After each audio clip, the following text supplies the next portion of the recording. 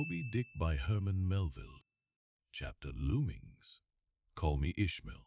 Some years ago, never mind how long precisely, having little or no money in my purse, and nothing particular to interest me on shore, I thought I would sail about a little and see the watery part of the world. It is a way I have of driving off the spleen and regulating the circulation.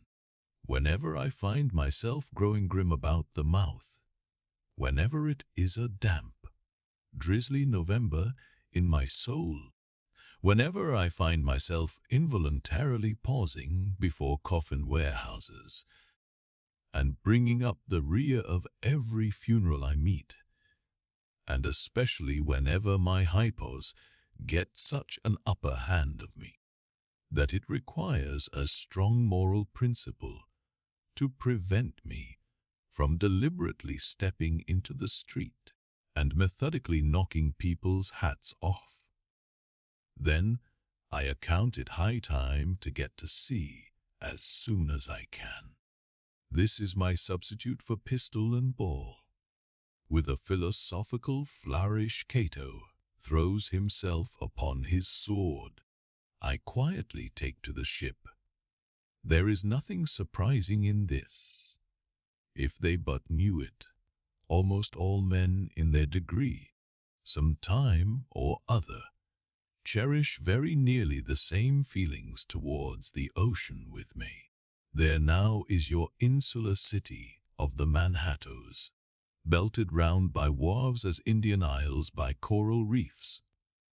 Commerce surrounds it with her surf. Right and left, the streets take you waterward. Its extreme downtown is the Battery, where that noble mole is washed by waves and cooled by breezes which a few hours previous were out of sight of land. Look at the crowds of water gazers there. Circumambulate the city of a dreamy Sabbath afternoon. Go from Corler's Hook to Cunty's Slip, and from thence, by Whitehall, northward. What do you see? Posted like silent sentinels all around the town, stand thousands upon thousands of mortal men, fixed in ocean reveries, some leaning against the spiles, some seated upon the pier, heads, some looking over the bulwarks of ships from China, some high aloft in the rigging, as if striving to get a still better seaward peep. But these are all landsmen of weekdays pent up in lath and plaster, tied to counters, nailed to benches, clinched to desks. How then is this? Are the green fields gone? What do they hear? But look, here come more crowds, pacing straight for the water, and seemingly bound for a dive. Strange, nothing will content them but the extremest limit of the land. Loitering under the shady lee of yonder warehouses will not suffice. No, they must get just as nigh the water as they possibly can without falling in. And there they stand, miles of them, leagues. Inlanders all, they come from lanes and alleys, streets and avenues, north, east, south, and west. Yet here they all unite. Tell me, does the magnetic virtue of the needles of the compasses to all those ships attract them thither? Once more, say you are in the country, in some high land of lakes. Take almost any path you please, and 10 to 1 it carries you down in a dale, and leaves you there by a pool in the stream. There is magic in it. Let the most absent-minded of men be plunged in his deepest reveries. Stand that man on his legs, set his feet a-going, and he will infallibly lead you to water, if water there be in all that region. Should you ever be athirst in the great American desert, try this experiment. If your caravan happen to be supplied with a metaphysical professor, yes, as everyone knows, meditation and water are wedded forever. But here is an artist. He desires to paint you the dreamiest, shadiest, quietest, most enchanting bit of romantic landscape in all the valley of the Saco. What is the chief element he employs? There stand his trees, each with a hollow trunk, as if a hermit and a crucifix were within. And here sleeps his meadow, and there sleep his cattle, and up from yonder cottage goes a sleepy smoke. Deep into distant woodlands winds a mazy way, reaching to overlapping spurs of mountains bathed in their hillside blue. But though the picture lies thus tranced, and though this pine tree shakes down its sighs like leaves upon this shepherd's head, yet all were vain, unless the shepherd's eye were fixed upon the magic stream before him. Go visit the prairies in June, when for scores on scores of miles you wade knee-deep among tiger lilies. What is the one charm wanting? Water. There is not a drop of water there. Were Niagara but a cataract of sand, would you travel your 1,000 miles to see it? Why did the poor poet of Tennessee, upon suddenly receiving 2 handfuls of silver, deliberate whether to buy him a coat, which he sadly needed, or invest his money in a pedestrian trip to Rockaway Beach? Why is almost every robust, healthy boy with a robust, healthy soul in him at some time or other crazy to go to sea? Why upon your first voyage as a passenger did you yourself feel such a mystical vibration when first told that you and your ship were now out of sight of land? Why did the old Persians hold the sea holy? Why did the Greeks give it a separate deity and own brother of Jove? Surely all this is not without meaning, and still deeper the meaning of that story of Narcissus, who, because he could not grasp the tormenting, mild image he saw in the fountain, plunged into it and was drowned. But that same image we ourselves see in all rivers and oceans. It is the image of the ungraspable phantom of life, and this is the key to it all. Now, when I say that I am in the habit of going to sea, whenever I begin to grow hazy about the eyes, and begin to be over-conscious of my lungs, I do not mean to have it inferred that I ever go to sea as a passenger.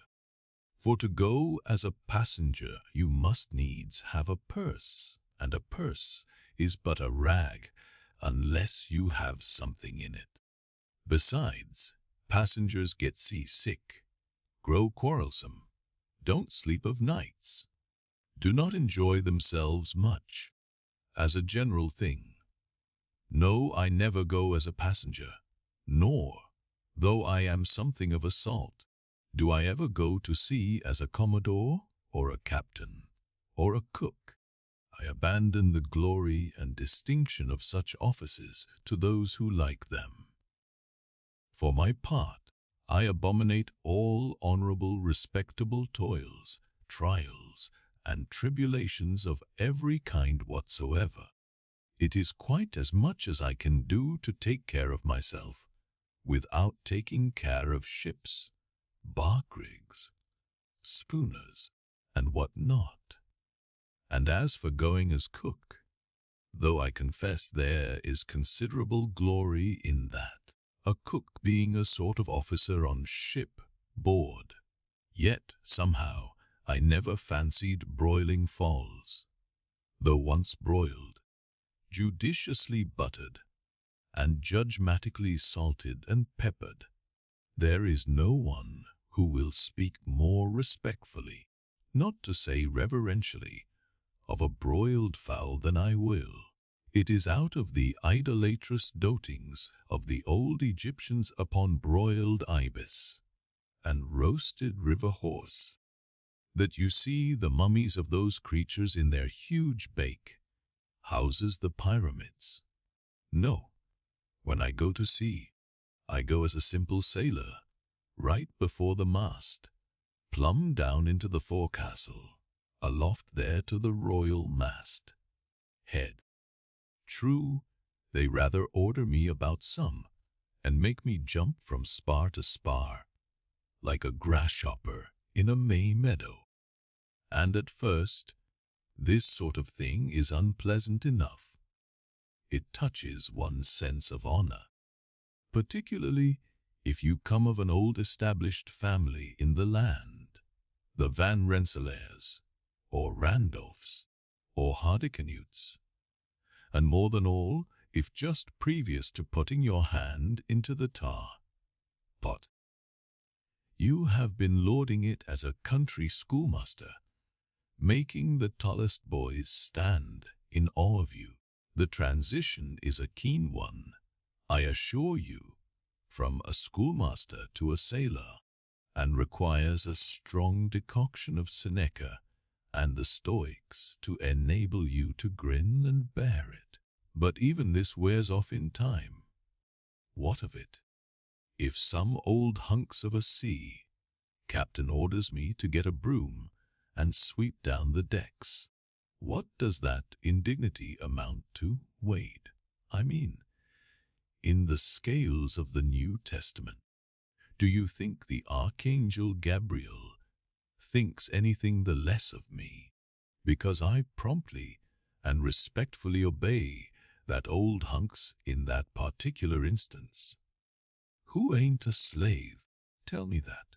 Well then, however the old sea captains may order me about, however they may thump and punch me about, I have the satisfaction of knowing that it is all right, that everybody else is one way or other served in much the same way, either in a physical or metaphysical point of view.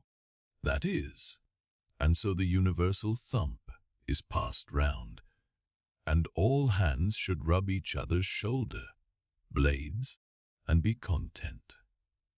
Again, I always go to sea as a sailor, because they make a point of paying me for my trouble, whereas they never pay passengers a single penny that I ever heard of. On the contrary, passengers themselves must pay, and there is all the difference in the world between paying and being paid. The act of paying is perhaps the most uncomfortable infliction that the two orchard thieves entailed upon us. But being paid, what will compare with it? The urbane activity with which a man receives money is really marvelous, considering that we so earnestly believe money to be the root of all earthly ills, and that on no account can a moneyed man enter heaven. Ah, how cheerfully we consign ourselves to perdition. Finally, I always go to sea as a sailor because of the wholesome exercise and pure air of the forecastle deck. For as in this world, head winds are far more prevalent than winds from astern. That is, if you never violate the Pythagorean maxim. So for the most part the Commodore on the quarter deck gets his atmosphere at second hand from the sailors on the forecastle. He thinks he breathes it first, but not so. In much the same way do the commonalty lead their leaders in many other things, at the same time that the leaders little suspect. But wherefore it was that after having repeatedly smelt the sea as a merchant sailor, I should now take it into my head to go on a whaling voyage. This the invisible police officer of the fates, who has the constant surveillance of me, and secretly dogs me, and influences me in some unaccountable way. He can better answer than any one else. And doubtless, my going on this whaling voyage formed part of the grand program of Providence that was drawn up a long time ago. It came in as a sort of brief interlude and solo between more extensive performances. I take it that this part of the bill must have run something like this. Ours, a grand contested election for the presidency of the United States. Whaling voyage by one Ishmael. Bloody battle in Afghanistan. Though I cannot tell why it was exactly that those stage managers, the fates, put me down for this shabby part of a whaling voyage, when others were set down for magnificent parts in high tragedies and short and easy parts in genteel comedies and jolly parts in farces. Though I cannot tell why this was exactly, yet, now that I recall all the circumstances, I think I can see a little into the springs and motives, which, being cunningly presented to me under various disguises, induced me to set about performing the part I did, besides cajoling me into the delusion that it was a choice resulting from my own unbiased free will and discriminating judgment. Chief among these motives was the overwhelming idea of the great whale himself. Such a portentous and mysterious monster roused all my curiosity. Then the wild and distant seas where he rolled his island bulk, the undeliverable, nameless perils of the whale. These, with all the attending marvels of 1,000 Patagonian sights and sounds, helped to sway me to my wish. With other men, perhaps, such things would not have been inducements. But as for me, I am tormented with an everlasting itch for things remote. I love to sail forbidden seas and land on barbarous coasts. Not ignoring what is good, I am quick to perceive a horror, and could still be social with it. Would they let me? Since it is but well to be on friendly terms with all the inmates of the place one lodges in. By reason of these things, then, the whaling voyage was welcome.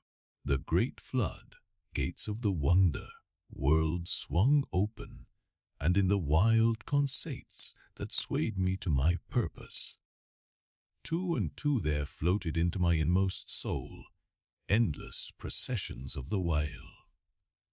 And midmost of them all, one grand hooded phantom, like a snow hill in the air.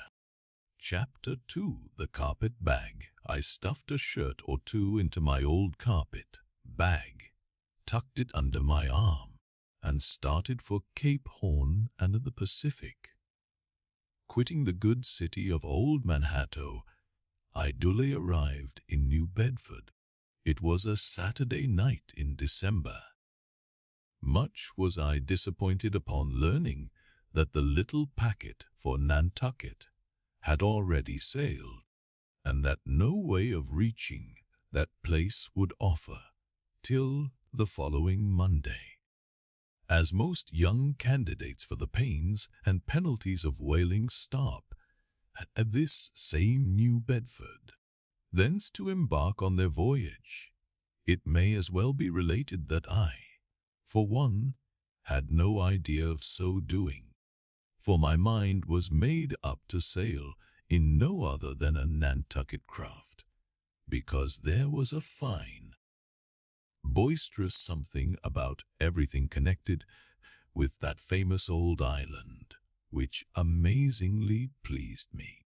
Besides, though New Bedford has of late been gradually monopolizing the business of whaling, and though in this matter poor old Nantucket is now much behind her, yet Nantucket was her great original, the Tyre of this Carthage, the place where the first dead American whale was stranded.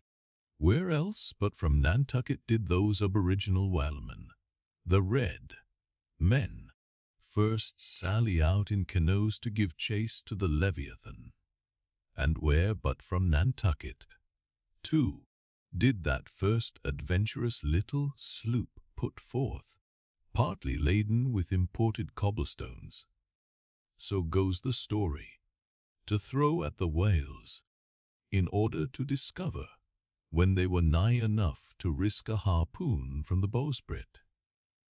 Now having a night, a day, and still another night following before me in New Bedford, ere I could embark for my destined port, it became a matter of concernment where I was to eat and sleep meanwhile. It was a very dubious looking, nay, a very dark and dismal night, bitingly cold and cheerless. I knew no one in the place. With anxious grapnels I had sounded my pocket and only brought up a few pieces of silver. So, wherever you go, Ishmael, said I to myself, as I stood in the middle of a dreary street, shouldering my bag, and comparing the gloom towards the north with the darkness towards the south. Wherever in your wisdom you may conclude to lodge for the night, my dear Ishmael, be sure to inquire the price, and don't be too particular. With halting steps I paced the streets, and passed the sign of the Crossed Harpoons, but it looked too expensive and jolly there. Further on, from the bright red windows of the Sword Fish Inn, there came such fervent rays that it seemed to have melted the packed snow and ice from before the house, for everywhere else the congealed frost lay 10 inches thick in a hard, asphaltic pavement, rather weary for me. When I struck my foot against the flinty projections, because from hard, remorseless service the soles of my boots were in a most miserable plight. Too expensive and jolly, again thought I, pausing one moment to watch the broad glare in the street, and hear the sounds of the tinkling glasses within. But go on, Ishmael, said I at last. Don't you hear? Get away from before the door. Your patched boots are stopping the way. So on I went.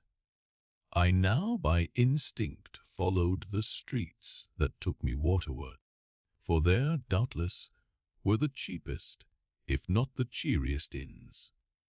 Such dreary streets, blocks of blackness, not houses, on either hand, and here and there a candle, like a candle moving about in a tomb.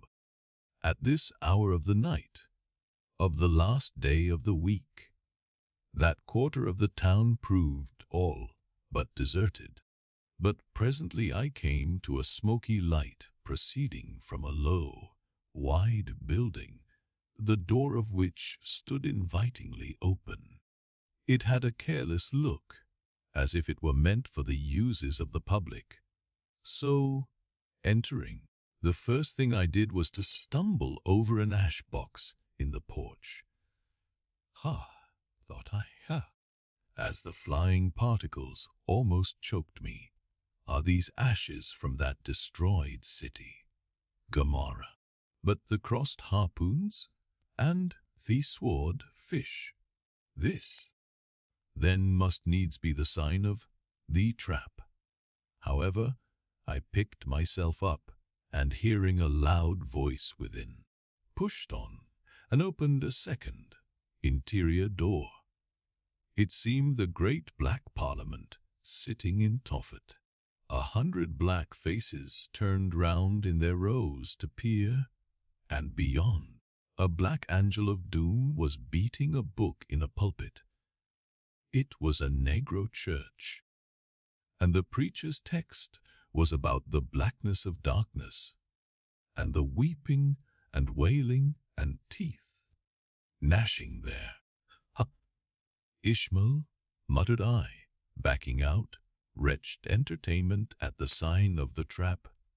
Moving on, I at last came to a dim sort of light not far from the docks, and heard a forlorn creaking in the air, and looking up, saw a swinging sign over the door, with a white painting upon it, faintly representing a tall straight jet of misty spray, and these words underneath: "The Spouter Ind, Peter Coffin." Spouter. Rather ominous in that particular connection, thought I. But it is a common name in Nantucket, they say, and I suppose this Peter here is an emigrant from there. As the light looked so dim, and the place, for the time, looked quiet enough, and the dilapidated little wooden house itself, as if it might have been carted here from the ruins of some burnt district, and as the swinging sign had a poverty-stricken sort of crate to it, I thought that here was the very spot for cheap lodgings and the best of pea coffee. It was a queer sort of place, a gable-ended old house, one side palsied as it were, and leaning over sadly. It stood on a sharp, bleak corner, where that tempestuous wind Euroclydon kept up a worse howling than ever it did about poor Paul's tossed craft. Euroclydon, nevertheless, is a mighty pleasant ziffer to anyone indoors, with his feet on the hob quietly toasting for bed. In judging of that tempestuous wind called Euroclydon, says an old writer, of whose works I possess the only copy extant, it maketh a marvellous difference whether thou lookest out at it from a glass window, where the frost is all on the outside, or whether thou observest it from that sashless window, where the frost is on both sides, and of which the white death is the only glazier. True enough, thought I, as this passage occurred to my mind. Old black letter, thou reasonest well. Yes, these eyes are windows, and this body of mine is the house.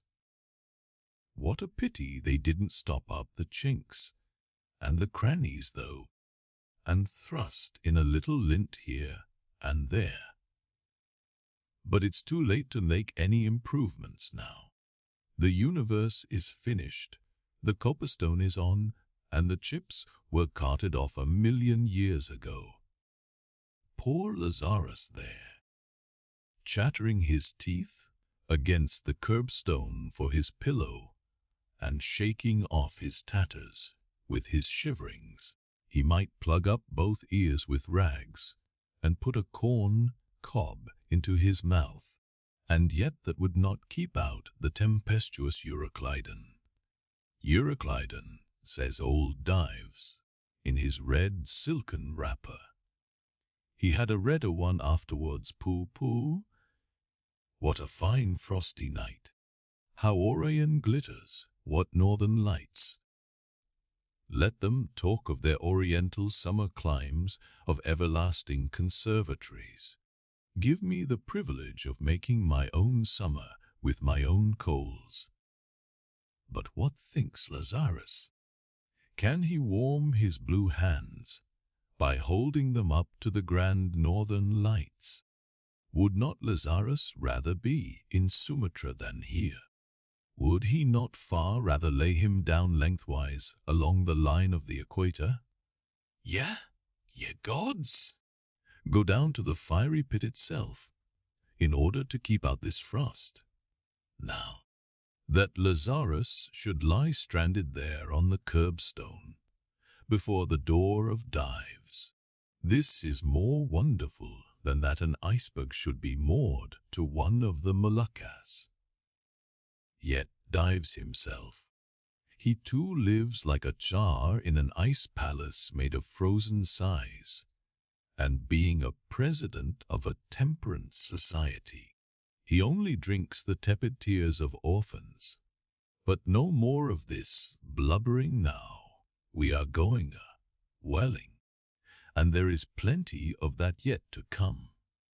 Let us scrape the ice from our frosted feet, and see what sort of a place this Spouter may be. Chapter 3. The Spouter Inn. Entering that gable-ended Spouter Inn, you found yourself in a wide, low, straggling entry with old-fashioned wainscots, reminding one of the bulwarks of some condemned old craft. On one side hung a very large oil painting so thoroughly besmoked and every way defaced that in the unequal cross-lights by which you viewed it, it was only by diligent study and a series of systematic visits to it and careful inquiry of the neighbors that you could anyway arrive at an understanding of its purpose. Such unaccountable masses of shades and shadows that at first you almost thought some ambitious young artist, in the time of the New England hags, had endeavored to delineate cows bewitched. But by dint of much and earnest contemplation, and oft-repeated ponderings, and especially by throwing open the little window towards the back of the entry, you at last come to the conclusion that such an idea, however wild, might not be altogether unwarranted. But what most puzzled and confounded you was a long, limber, portentous, black mass of something hovering in the center of the picture over three blue, dim, perpendicular lines floating in a nameless yeast. A boggy, soggy, squitchy picture truly, enough to drive a nervous man distracted. Yet was there a sort of indefinite, half-attained, unimaginable sublimity about it that fairly froze you to it, till you involuntarily took an oath with yourself to find out what that marvelous painting meant. Ever and anon a bright, but alas, deceptive idea would dart you through. It's the Black Sea in a midnight gale. It's the unnatural combat of the four primal elements. It's a hyperborean of the icebound stream of time. It's the breaking, it's a hyperborean winter scene. It's a blasted heath. But at last all these fancies yielded to that one portentous something in the picture's midst. That once found out, and all the rest were plain. But stop, does it not bear a faint resemblance to a gigantic fish, even the great Leviathan himself? In fact, the artist's design seemed this, a final theory of my own, partly based upon the aggregated opinions of many aged persons with whom I conversed upon the subject. The picture represents a Cape Horner in a great hurricane. The half-foundered ship weltering there, with its three dismantled masts alone visible, and an exasperated while, purposing to spring clean over the craft, is in the enormous act of impaling himself upon the three mast heads. The opposite wall of this entry was hung all over with a heathenish array of monstrous clubs and spears. Some were thickly set with glittering teeth, resembling ivory saws. Others were tufted with knots of human hair, and one was sickle-shaped, with a vast handle sweeping round like the segment made in the new mown grass by a long-armed mower. You shuddered as you gazed, and wondered what monstrous cannibal and savage could ever have gone a death, harvesting with such a hacking, horrifying implement. Mixed with these were rusty old whaling lances, and harpoons all broken and deformed. Some were storied weapons. With this once long lance, now wildly elbowed, 50 years ago did Nathan Swain kill 15 whales between a sunrise and a sunset. And that harpoon, so like a corkscrew now, was flung in Javan seas, and run away with by a whale, years afterwards slain off the Cape of Blanco.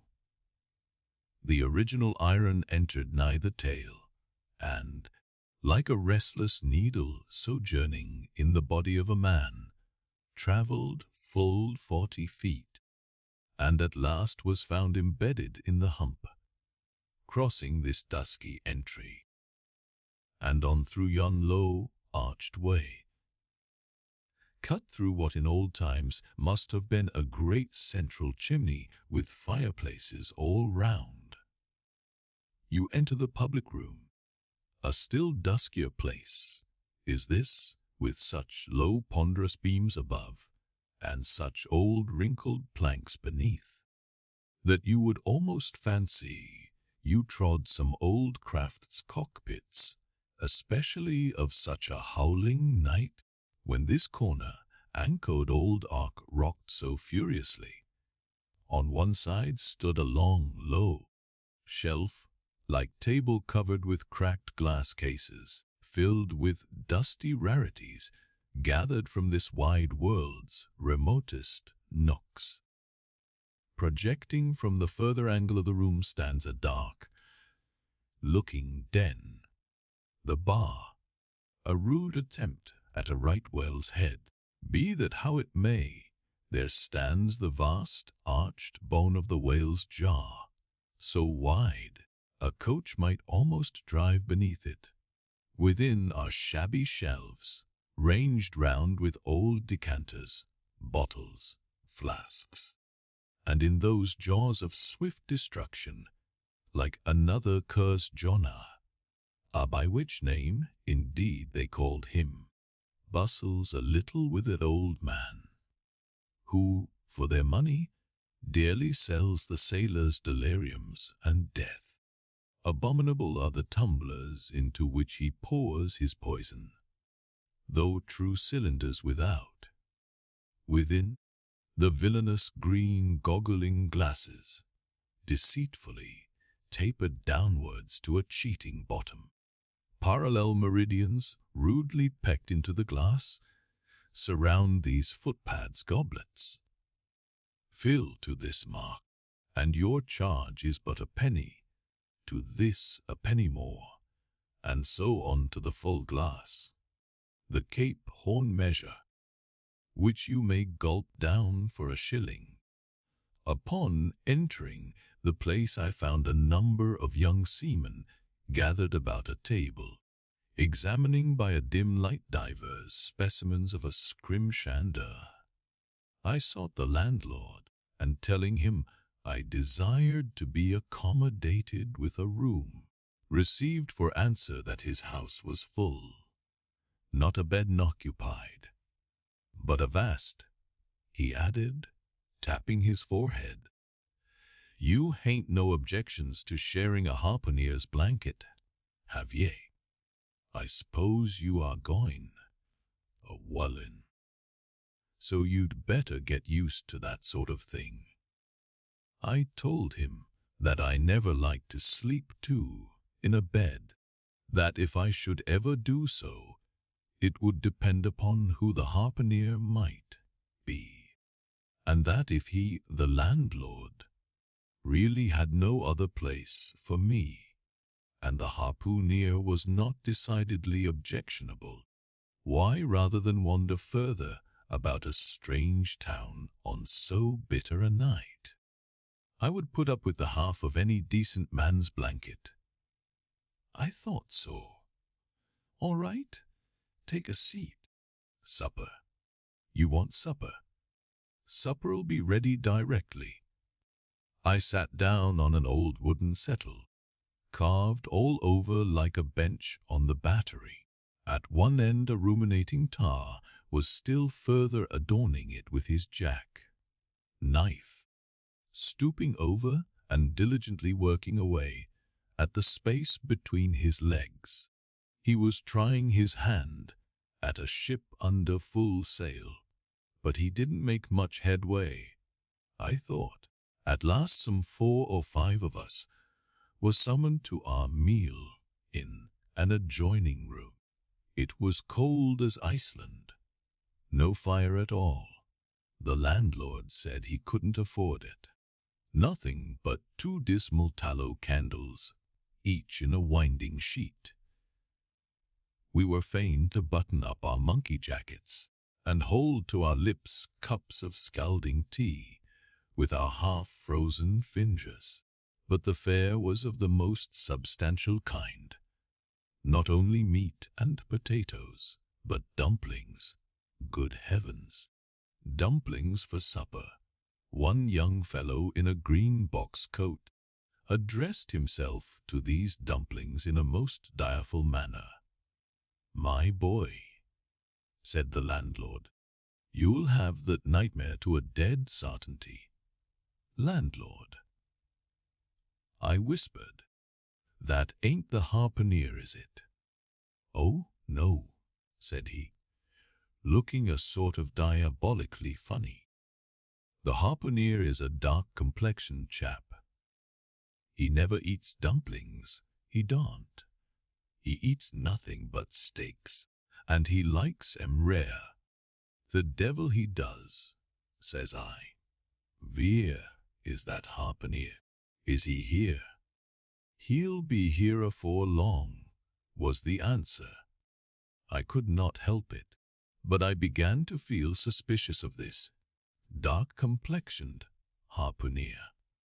At any rate, I made up my mind that, if it so turned out that we should sleep together, he must undress and get into bed before I did. Supper over, the company went back to the bar room, when, knowing not what else to do with myself, I resolved to spend the rest of the evening as a looker-on. Presently a rioting noise was heard without. Starting up, the landlord cried, "That's the Grampus's crew. I seed her reported in the offing this morning, a 3 years' voyage, and a full ship. Her boys. Now we'll have the latest news from the Fijis."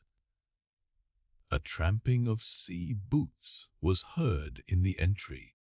The door was flung open, and in rolled a wild set of mariners enough, enveloped in their shaggy watch coats, and with their heads muffled in woolen comforters, all bedarned and ragged, and their beards stiff with icicles. They seemed an eruption of bears from Labrador. They had just landed from their boat, and this was the first house they entered. No wonder, then, that they made a straight wake for the whale's mouth, the bar, when the wrinkled little old Jonah, their officiating, soon poured them out brimmers all round. One complained of a bad cold in his head, upon which Jonah mixed him a pitch, like potion of gin and molasses, which he swore was a sovereign cure for all colds and catarrhs whatsoever, never mind of how long standing. or whether caught off the coast of Labrador, or on the weather side of an ice island. The liquor soon mounted into their heads, as it generally does even with the arrantest toppers newly landed from sea, and they began capering about most obstreperously. I observed, however, that one of them held somewhat aloof, and though he seemed desirous not to spoil the hilarity of his shipmates by his own sober face, yet upon the whole he refrained from making as much noise as the rest. This man interested me at once, and since the sea gods had ordained that he should soon become my shipmate, though but a sleeping partner one. So far as this narrative is concerned, I will here venture upon a little description of him. He stood full 6 feet in height, with noble shoulders, and a chest like a coffer dam. I have seldom seen such brawn in a man. His face was deeply brown and burnt, making his white teeth dazzling by the contrast, while in the deep shadows of his eyes floated some reminiscences that did not seem to give him much joy. His voice at once announced that he was a southerner, and from his fine stature, I thought he must be one of those tall mountaineers from the Alleghanian Ridge in Virginia. When the revelry of his companions had mounted to its height, this man slipped away unobserved, and I saw no more of him till he became my comrade on the sea. In a few minutes, however, he was missed by his shipmates, and being, it seems, for some reason a huge favorite with them, they raised a cry of "Bulkington! Bulkington! Where's Bulkington?" and darted out of the house in pursuit of him. It was now about 9 o'clock, and the room seeming almost supernaturally quiet after these orgies, I began to congratulate myself upon a little plan that had occurred to me just previous to the entrance of the seaman. No man prefers to sleep two in a bed. In fact, you would a good deal rather not sleep with your own brother. I don't know how it is, but people like to be private when they are sleeping, and when it comes to sleeping with an unknown stranger, in a strange inn, in a strange town, and that stranger a harpooner, then your objections indefinitely multiply. Nor was there any earthly reason why I as a sailor should sleep two in a bed more than anybody else, for sailors no more sleep two in a bed at sea than bachelor kings do ashore. To be sure, they all sleep together in one apartment, but you have your own hammock, and cover yourself with your own blanket, and sleep in your own skin. The more I pondered over this harpooner, the more I abominated the thought of sleeping with him. It was fair to presume that being a harpooner, his linen or woolen, as the case might be, would not be of the tidiest, certainly none of the finest. I began to twitch all over. Besides, it was getting late, and my decent harpooner ought to be home and going bedwards. Suppose now he should tumble in upon me at midnight. How could I tell from what vile hole he had been coming? Landlord, I've changed my mind about that harpooner. I shan't sleep with him. I'll try the bench here. Just as you please. I'm sorry I can't spare ye a tabla cloth for a mattress, and it's a plaguey rough board here. Feeling of the knots and notches. But wait a bit, Scrimshander. I've got a carpenter's plane there in the bar. Wait, I say, and I'll make ye snug enough. So saying, he procured the plane, and with his old silk handkerchief, first dusting the bench, vigorously set to planing away at my bed, the while grinning like an ape. The shavings flew right and left, till at last the plain iron came bump against an indestructible knot. The landlord was near spraining his wrist, and I told him for heaven's sake to quit. The bed was soft enough to suit me, and I did not know how all the planing in the world could make eider down of a pine plank.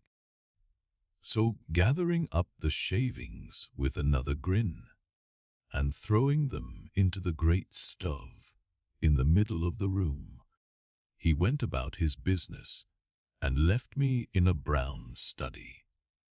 I now took the measure of the bench, and found that it was a foot too short, but that could be mended with a chair. But it was a foot too narrow, and the other bench in the room was about 4 inches higher than the planed one, so there was no yoking them. I then placed the first bench lengthwise, along the only clear space against the wall, leaving a little interval between, for my back to settle down in.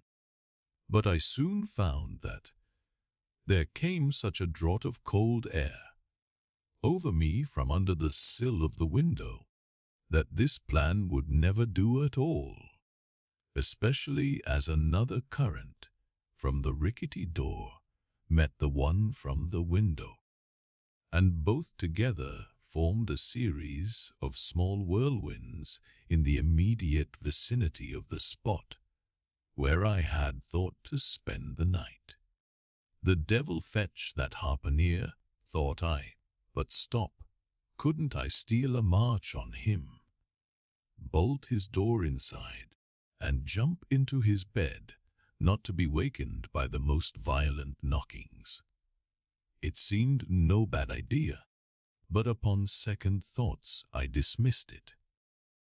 For who could tell but what the next morning, so soon as I popped out of the room, the harpooner might be standing in the entry, all ready to knock me down, still looking round me again, and seeing no possible chance of spending a sufferable night, unless in some other person's bed. I began to think that after all I might be cherishing unwarrantable prejudices against this unknown harpooner. Thinks I, I'll wait a while, he must be dropping in before long. I'll have a good look at him then, and perhaps we may become jolly good bedfellows after all. There's no telling. But though the other boarders kept coming in by 1s, 2s, and 3s, and going to bed, yet no sign of my harpooner. Landlord, said I, what sort of a chap is he? Does he always keep such late hours? It was now hard upon 12 o'clock. The landlord chuckled again with his lean chuckle, and seemed to be mightily tickled at something beyond my comprehension. No, he answered. Generally he's an early bird, early to bed and early to rise. Yes, he's the bird what catches the worm, but tonight he went out a-peddling, you see, and I don't see what on earth keeps him so late, unless, maybe, he can't sell his head. Can't sell his head? What sort of a bamboozingly story is this you are telling me? Getting into a towering rage. Do you pretend to say, landlord, that this harpooner is actually engaged this blessed Saturday night or rather Sunday morning, in peddling his head around this town." "That's precisely it," said the landlord. "And I told him he couldn't sell it here. The market's overstocked." "With what?" shouted I. "With heads, to be sure. Ain't there too many heads in the world?" "I tell you what it is, landlord," said I quite calmly. "You'd better stop spinning that yarn to me. I'm not green." "Maybe not," taking out a stick and whittling a toothpick. "But I rather guess you'll be done a brown, if that 'ere harpooneer hears you a slanderin' his head." "I'll break it for him," said I, now flying into a passion again at this unaccountable farrago of the landlord's. "It's broke already," said he. "Broke?" said I. "A brokey? Do you mean?" "Sartain. And that's the very reason he can't sell it, I guess." "Landlord," said I, going up to him as cool as tea, heckler in a snowstorm. "Landlord, stop whittling. You and I must understand one another, and that too without delay. I come to your house and want a bed. You tell me you can only give me half a one, that the other half belongs to a certain harpooneer. And about this harpooneer, whom I have not yet seen, you persist in telling me the most mystifying and exasperating stories, tending to beget in me an uncomfortable feeling towards the man whom you design for my bedfellow. A sort of connection, landlord, which is an intimate and confidential one in the highest degree. I now demand of you to speak out and tell me who and what this harpooneer is, and whether I shall be in all respects safe to spend the night with him. And in the first place, you will be so good as to unsay that story about selling his head, which if true I take to be good evidence that this harpooneer is stark mad, and I've no idea of sleeping with a madman. And you, sir, I mean landlord, you, sir, by trying to induce me to do so knowingly, would thereby render yourself liable to a criminal prosecution." "Boh, wall," said the landlord, fetching a long breath. "That's a purty long sarmon for a chap that rips a little now and then. But be easy, be easy. This here harpooneer I have been tellin' you of has just arrived from the South Seas, where he bought up a lot of bombed New Zealand heads, great curios, you know, and he's sold all on them but one, and that one he's trying to sell tonight, 'cause tomorrow's Sunday, and it would not do to be sellin' human heads about the streets when folks is going to churches. He wanted to last Sunday, but I stopped him just as he was going out of the door with 4 heads strung on a string, for all the earth like a string of Indians." This account cleared up the otherwise unaccountable mystery, and showed that the landlord, after all, had had no idea of fooling Meek. But at the same time, what could I think of a harpooneer who stayed out of a Saturday night, clean into the Holy Sabbath, engaged in such a cannibal business as selling the heads of dead idolaters? Depend upon it, landlord, that harpooneer is a dangerous man. "He pays reg'lar," was the rejoinder.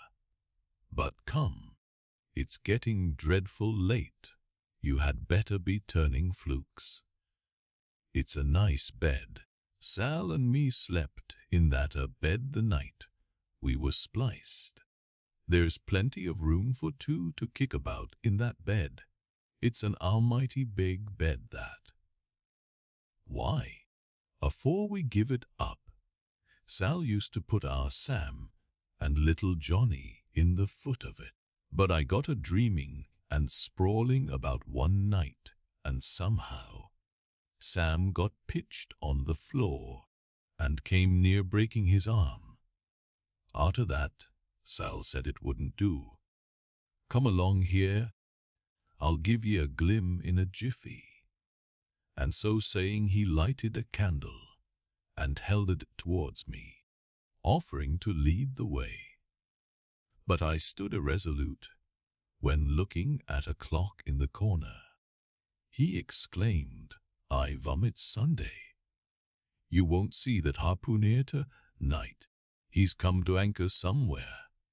Come along then, to do come, or won't ye come?"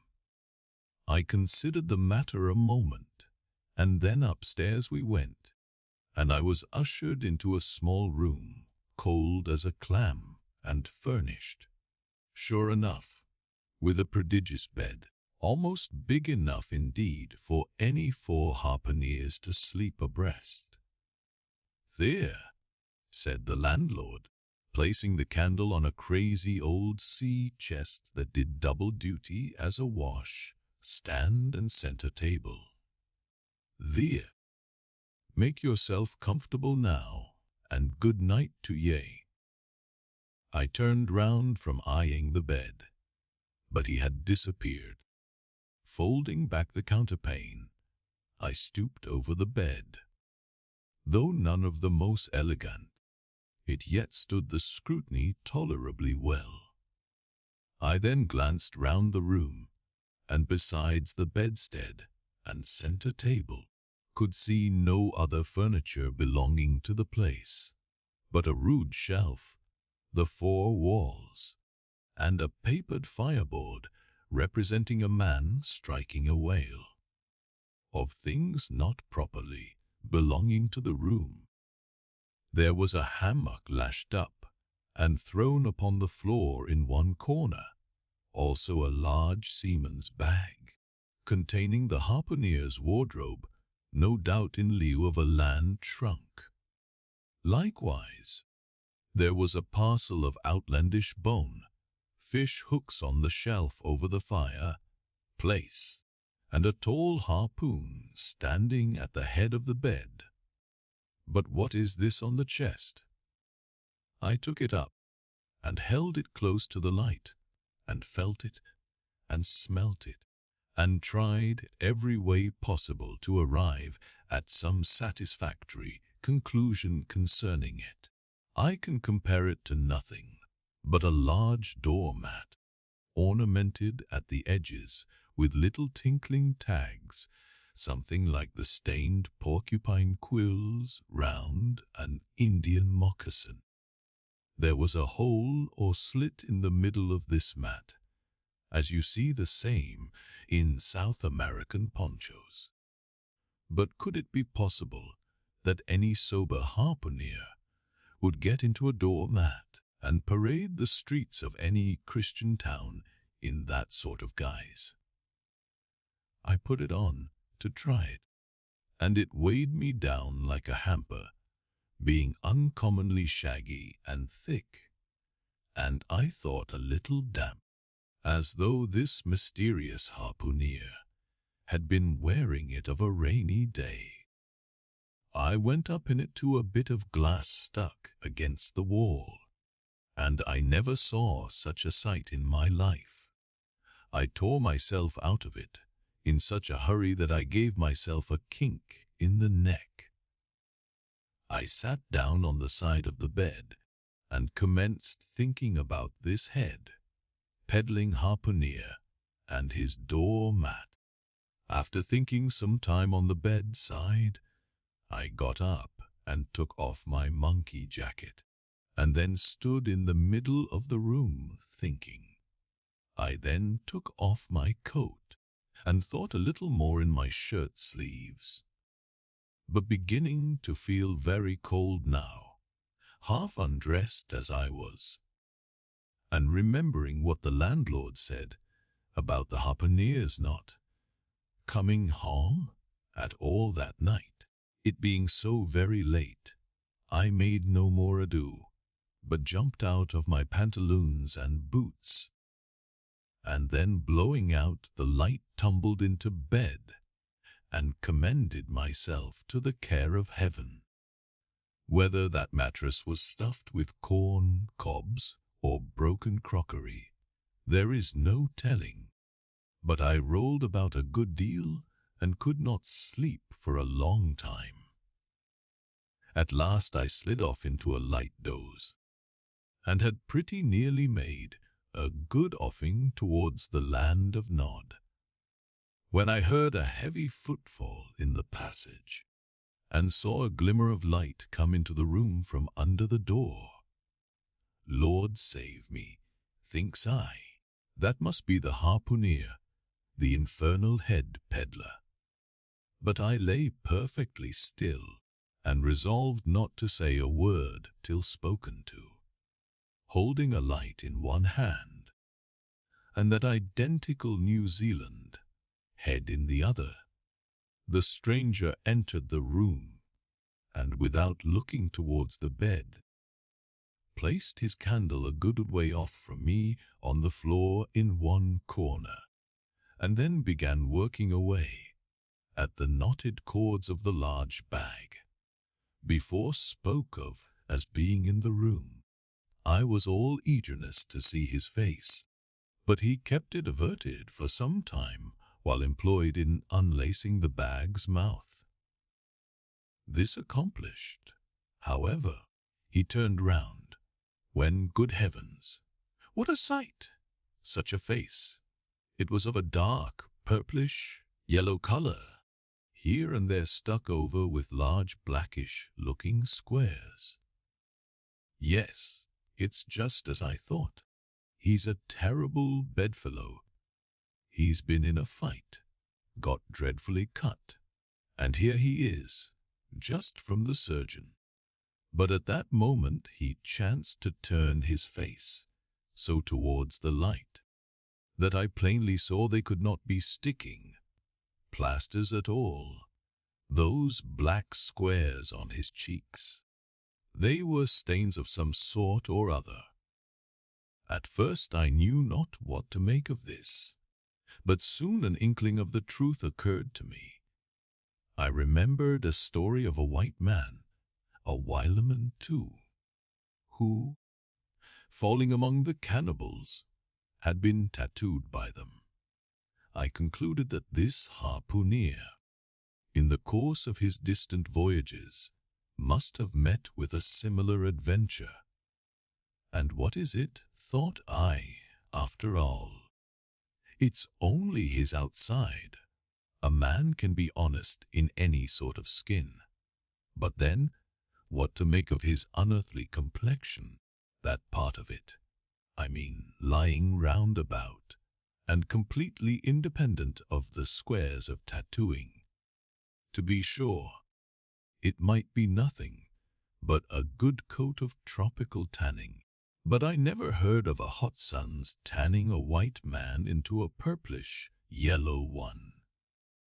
However, I had never been in the South Seas, and perhaps the sun there produced these extraordinary effects upon the skin. Now, while all these ideas were passing through me like lightning, this harpooneer never noticed me at all. But, after some difficulty, having opened his bag, he commenced fumbling in it, and presently pulled out a sort of tomahawk and a seal skin wallet with the hair on. Placing these on the old chest in the middle of the room, he then took the New Zealand head, a ghastly thing enough, and crammed it down into the bag. He now took off his hat, a new beaver hat, when I came nigh singing out with fresh surprise. There was no hair on his head, none to speak of at least. Nothing but a small scarp, not twisted up on his forehead. His bald purplish head now looked for all the world like a mildered skull.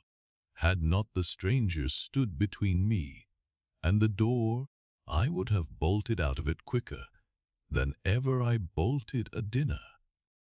Even as it was, I thought something of slipping out of the window, but it was the second floor back.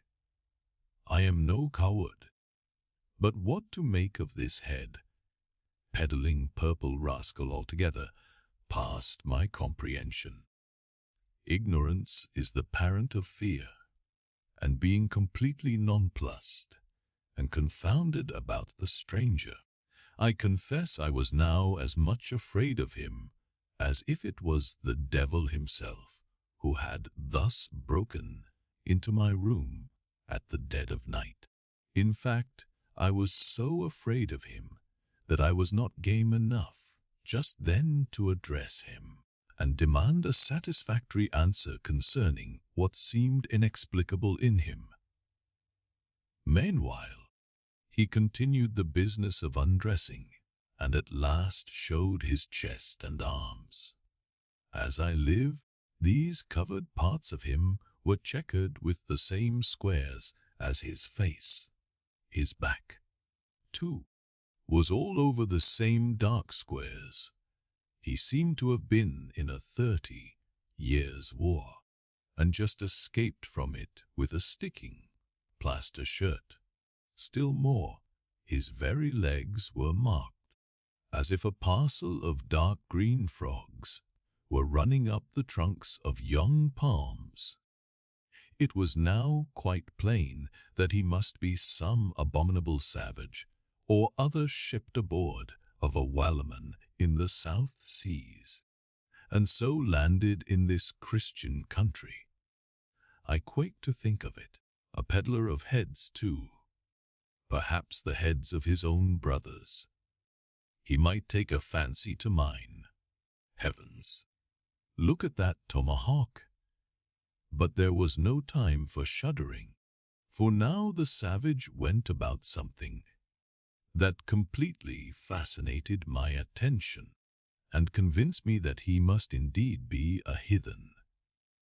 Going to his heavy grego, or rapal, or dreadnought, which he had previously hung on a chair, he fumbled in the pockets and produced at length a curious little deformed image with a hunch on its back and exactly the color of a 3 days old Congo baby.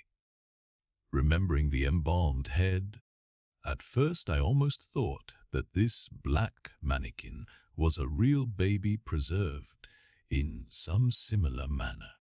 But seeing that it was not at all limber, and that it glistened a good deal like polished ebony, I concluded that it must be nothing but a wooden idol, which indeed it proved to be. For now the savage goes up to the empty fire-place, and removing the papered fire-board, sets up this little hunch-backed image like a tenpin between the andirons. The chimney jambs and all the bricks inside were very sooty, so that I thought this fire-place made a very appropriate little shrine or chapel for his Congo idol. I now screwed my eyes hard towards the half-hidden image, feeling but ill at ease meantime, to see what was next to follow.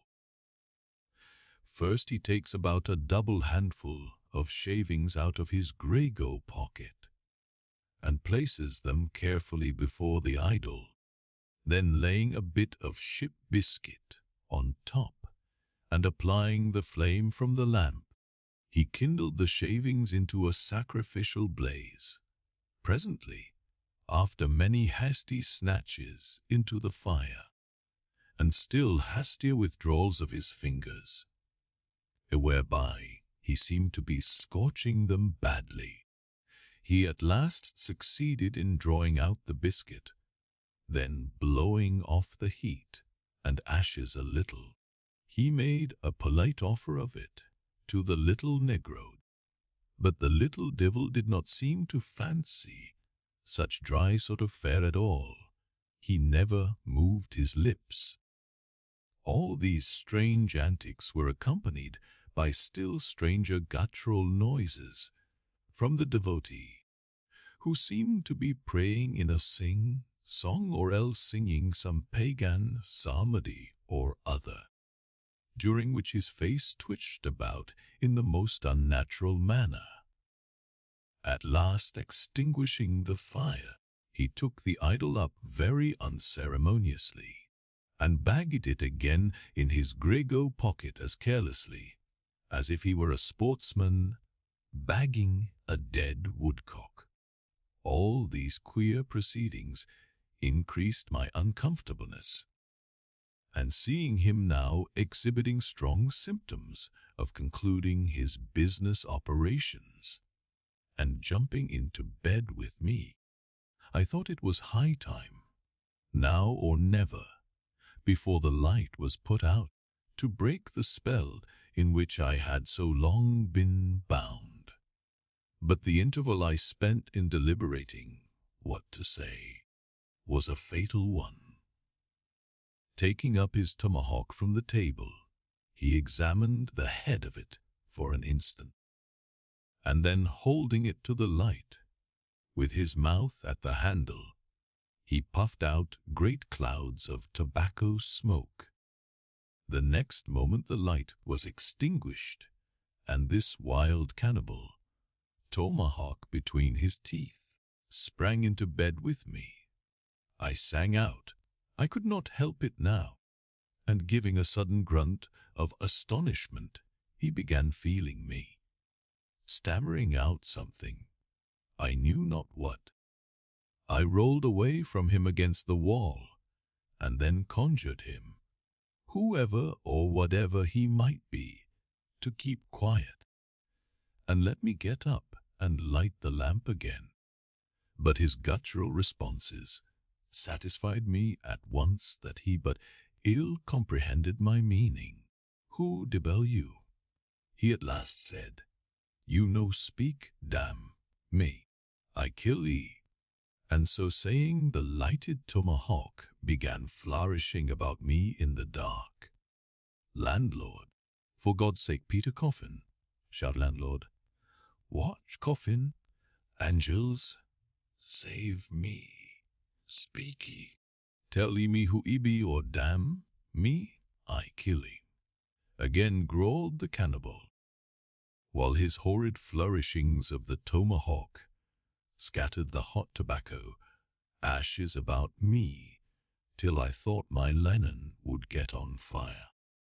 But thank heaven, at that moment the landlord came into the room light in hand, and leaping from the bed I ran up to him. Don't be afraid now, said he, grinning again. Queequeg here wouldn't harm a hair of your head. Stop your grinning, shouted I. And why didn't you tell me that infernal harpooner was a cannibal? I thought ye knowed it. Didn't I tell ye't?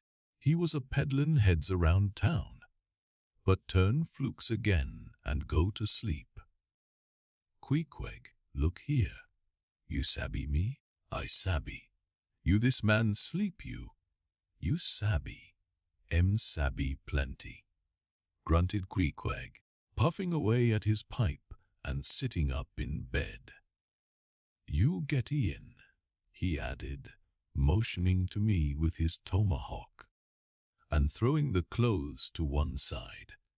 He really did this in not only a civil, but a really kind and charitable way. I stood looking at him a moment. For all his tattooings, he was on the whole a clean, comely-looking cannibal. What's all this fuss I have been making about? Thought I to myself. The man's a human being, just as I am. He has just as much reason to fear me as I have to be afraid of him. Better sleep with a sober cannibal than a drunken Christian." "Landlord," said I, "tell him to stash his tomahawk there, or pipe, or whatever you call it. Tell him to stop smoking, in short, and I will turn in with him. But I don't fancy having a man smoking in bed with me. It's dangerous. Besides, I ain't insured." This being told to Queequeg, he at once complied, and again politely motioned me to get into bed, rolling over to one side as much as to say, "I won't touch a leg of ye." "Good night, landlord," and said, "You may go." I turned in, and never slept better in my life. Chapter 4. The Counterpane. Upon waking next morning about daylight, I found Queequeg's arm thrown over me in the most loving and affectionate manner. You had almost thought I had been his wife. The counterpane was of patchwork, full of odd little party-colored squares and triangles, and this arm of his tattooed all over with an interminable cretin labyrinth of a figure, no two parts of which were of one precise shade, owing, I suppose, to his keeping his arm at sea, unmethodically in sun and shade, his shirt sleeves irregularly rolled up at various times. This same arm of his, I say, looked for all the world like a strip of that same patchwork quilt. Indeed, partly lying on it, as the arm did, when I first awoke, I could hardly tell it from the quilt. They so blended their hues together, and it was only by the sense of weight and pressure that I could tell that Queequeg was hugging me. My sensations were strange. Let me try to explain them. When I was a child, I well remember a somewhat similar circumstance that befell me. Whether it was a reality or a dream, I never could entirely settle. The circumstance was this. I had been cutting up some caper or other. I think it was trying to crawl up the chimney, as I had seen a little sweep do a few days previous, and my stepmother, who, somehow or other, was all the time whipping me, or sending me to bed supperless. My mother dragged me by the legs out of the chimney and packed me off to bed, though it was only 2 o'clock in the afternoon of the 21st June, the longest day in the year in our hemisphere.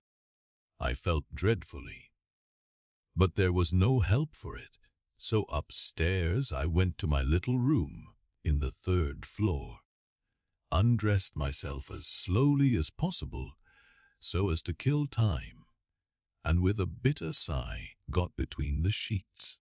I lay there dismally calculating that 16 entire hours must elapse before I could hope for a resurrection. 16 hours in bed. The small of my back ached to think of it, and it was so light too. The sun shining in at the window, and a great rattling of coaches in the streets, and the sound of gay voices all over the house. I felt worse and worse. At last I got up, dressed, and softly going down in my stockinged feet, sought out my stepmother, and suddenly threw myself at her feet, beseeching her as a particular favor to give me a good slippering for my misbehavior, anything indeed but condemning me to lie abed such an unendurable length of time. But she was the best and most conscientious of stepmothers, and back I had to go to my room. For several hours I lay there broad awake, feeling a great deal worse than I have ever done since, even from the greatest subsequent misfortunes. At last I must have fallen into a troubled nightmare of a doze, and slowly waking from it, half steeped in dreams, I opened my eyes, and the before sun-lit room was now wrapped in outer darkness. Instantly I felt a shock running through all my frame. Nothing was to be seen, and nothing was to be heard, but a supernatural hand seemed placed in mine. My arm hung over the counterpane, and the nameless, unimaginable, silent form or phantom to which the hand belonged seemed closely seated by my bedside. For what seemed ages piled on ages, I lay there, frozen with the most awful fears, not daring to drag away my hand, yet ever thinking that if I could but stir it 1 single inch, the horrid spell would be broken. I knew not how this consciousness at last glided away from me, but waking in the morning, I shudderingly remembered it all, and for days and weeks and months afterwards I lost myself in confounding attempts to explain the mystery. Nay, to this very hour, I often puzzle myself with it. Now, take away the awful fear, and my sensations at feeling the supernatural hand in mine were very similar in their strangeness to those which I experienced on waking up and seeing Queequeg's pagan arm thrown round me. But at length all the past night's events soberly recurred, one by one, in fixed reality, and then I lay only alive to the comical predicament. For though I tried to move his arm, unlock his bridegroom clasp, yet, sleeping as he was, he still hugged me tightly, as though naught but death should part us twain. I now strove to rouse him, Queequeg, but his only answer was a snore. I then rolled over, my neck feeling as if it were in a horse collar, and suddenly felt a slight scratch.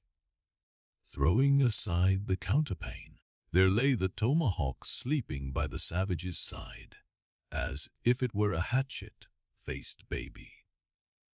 A pretty pickle, truly, thought I, a bed here in a strange house in the broad day, with a cannibal and a tomahawk. Queequeg, in the name of goodness, Queequeg, wake.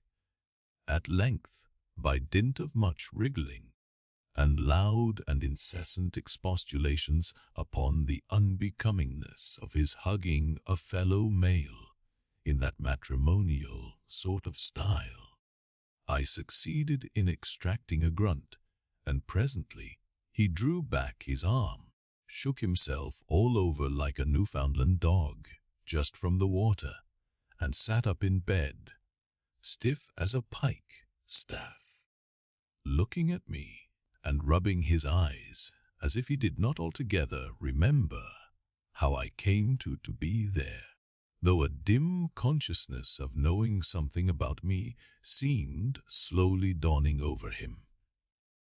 Meanwhile, I lay quietly eyeing him, having no serious misgivings now, and bent upon narrowly observing so curious a creature, when, at last, his mind seemed made up touching the character of his bedfellow, and he became, as it were, reconciled to the fact. He jumped out upon the floor, and by certain signs and sounds gave me to understand that, if it pleased me, he would dress first, and then leave me to dress afterwards, leaving the whole apartment to myself. Thinks I, Queequeg, under the circumstances, this is a very civilized overture, but the truth is These savages have an innate sense of delicacy. Say what you will. It is marvelous how essentially polite they are. I pay this particular compliment to Queequeg because he treated me with so much civility and consideration, while I was guilty of great rudeness, staring at him from the bed and watching all his toilet motions, for the time my curiosity getting the better of my breeding. Nevertheless, a man like Queequeg you don't see every day. He and his ways were well worth unusual regarding. He commenced dressing at top by donning his beaver hat, a very tall one, by the by, and then, still minus his trousers, he hunted up his boots. What under the heavens he did it for, I cannot tell, but his next movement was to crush himself, boots in hand and hat on, under the bed, when, from sundry violent gaspings and strainings, I inferred he was hard at work booting himself, though by no law of propriety that I ever heard of is any man required to be private when putting on his boots. But Queequeg, do you see, was a creature in the transition stage. Neither caterpillar nor butterfly. He was just enough civilized to show off his outlandishness in the strangest possible manners. His education was not yet completed. He was an undergraduate. If he had not been a small degree civilized, he very probably would not have troubled himself with boots at all. But then, if he had not been still a savage, he never would have dreamt of getting under the bed to put them on.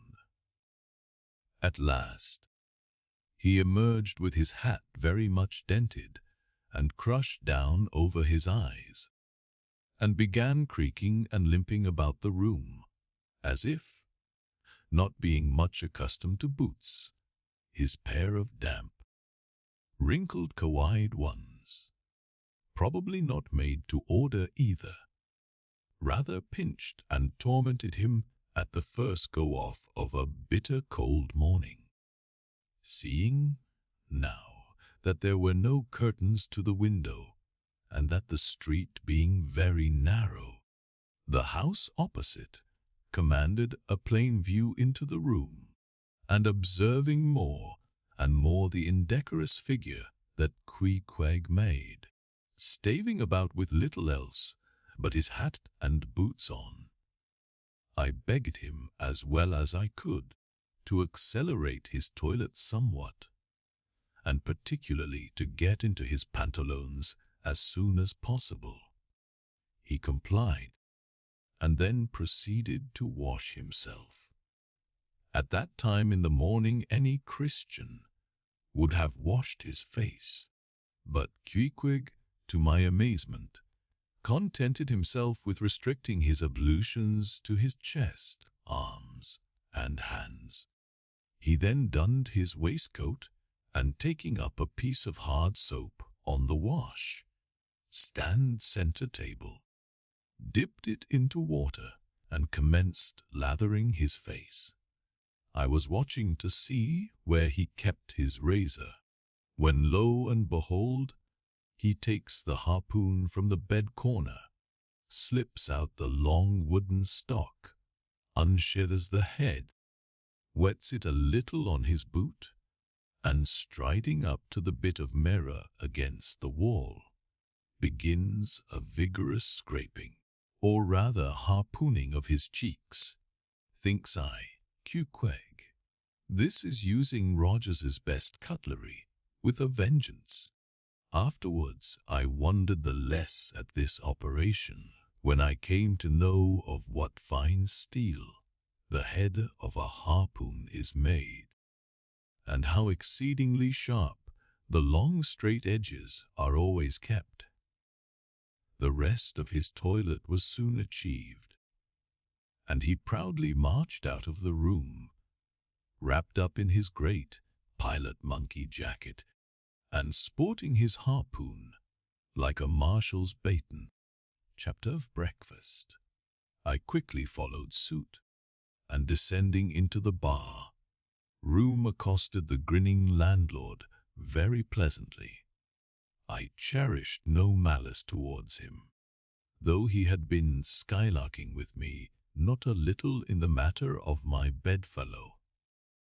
However, a good laugh is a mighty good thing, and rather too scarce a good thing, the more's the pity. So, if any one man, in his own proper person, affords stuff for a good joke to anybody, let him not be backward, but let him cheerfully allow himself to spend and be spent in that way. And the man that has anything bountifully laughable about him, be sure there is more in that man than you perhaps think for. The bar room was now full of the boarders who had been dropping in the night previous, and whom I had not as yet had a good look at. They were nearly all whalemen, chief mates, and second mates, and third mates, and sea carpenters, and sea coopers, and sea blacksmiths, and harpooneers, and ship keepers, a brown and brawny company, with bosky beards, and unshorn, shaggy set, all wearing monkey jackets for morning gowns. You could pretty plainly tell how long each one had been ashore.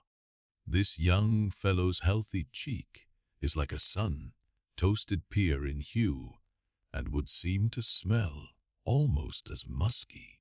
He cannot have been 3 days landed from his Indian voyage. That man next him looks a few shades lighter. You might say a touch of satin wood is in him. In the complexion of a thill lingers a tropic tone, but slightly bleached withal. He doubtless has tarried whole weeks ashore. But who could show a cheek like Queequeg, which, barred with various tints, seemed like the Andes' western slope, to show forth in one array, contrasting climates, zone by zone. Grub. Ho! Now cried the landlord, flinging open a door, and in we went to breakfast. They say that men who have seen the world thereby become quite at ease in manner, quite self-possessed in company. Not always, though Ledyard, the great New England traveller, and Mungo Park, the Scotch one, of all men, they possess the least assurance in the parlour. But perhaps the mere crossing of Siberia in a sledge drawn by dogs as Ledyard did, or the taking a long solitary walk on an empty stomach in the negro heart of Africa, which was the sum of poor Mungo's performances. This kind of travel, I say, may not be the very best mode of attaining a high social polish. Still, for the most part, that sort of thing is to be had anywhere. These reflections just here are occasioned by the circumstance that after we were all seated at the table, and I was preparing to hear some good stories about whaling, to my no small surprise, nearly every man maintained a profound silence. And not only that, but they looked embarrassed. Yes, here were a set of sea dogs, many of whom, without the slightest bashfulness, had boarded great whales on the high seas, entire strangers to them, and jeweled them dead without winking. And yet, here they sat at a social breakfast table, all of the same calling, all of kindred tastes, looking round as sheepishly at each other as though they had never been out of sight of some sheepfold among the green mountains. A curious sight, these bashful bears, these timid warrior Wallamen. But as for Queequeg, why, Queequeg sat there among them. At the head of the table, too, it so chanced, as cool as an icicle. To be sure, I cannot say much for his breeding. His greatest admirer could not have cordially justified his bringing his harpoon into breakfast with him, and using it there without ceremony, reaching over the table with it, to the imminent jeopardy of many heads, and grappling the beefsteaks towards him. But that was certainly very coolly done by him, and every one knows that in most people's estimation, to do anything coolly is to do it genteelly. We will not speak of all Queequeg's peculiarities here, how he eschewed coffee and hot rolls, and applied his undivided attention to beefsteaks done rare. Enough that when breakfast was over he withdrew like the rest into the public room, lighted his tomahawk pipe, and was sitting there quietly digesting and smoking with his inseparable hat on, when I sallied out for a stroll. Chapter 6. The Street. If I had been astonished at first catching a glimpse of so outlandish an individual as Queequeg circulating among the polite society of a civilized town, that astonishment soon departed upon taking my first daylight stroll through the streets of New Bedford, in thoroughfares nigh the docks. Any considerable seaport will frequently offer to view the curious-looking nondescripts from foreign parts. Even in Broadway and Chestnut streets, Mediterranean mariners will sometimes jostle the affrighted ladies. Regent Street is not unknown to Lascars and Malays, and at Bombay, in the Apollo Green, live Yankees have often scared the natives. But New Bedford beats all Water Street and Wapping.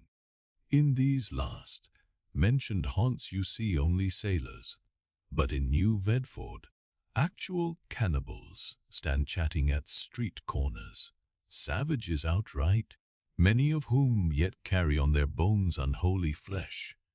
It makes a stranger stare. But, besides the Fijians, Tongataboas, Erromangones, Penangans and Brijans, and, besides the wild specimens of the whaling craft, which unheeded reel about the streets, you will see other sights still more curious, certainly more comical. There weekly arrive in this town scores of green Vermonters and New Hampshire men, all athirst for gain and glory in the fishery. They are mostly young, of stalwart frames, fellows who have felled forests, and now seek to drop the axe and snatch the whale lance. Many are as green as the green mountains whence they came. In some things you would think them but a few hours old. Look there, that chap strutting round the corner. He wears a beaver hat and swallow-tailed coat, girdled with a sailor belt and sheath knife. Here comes another with a sou'wester and a bombazine cloak. No town-bred dandy will compare with a country-bred one.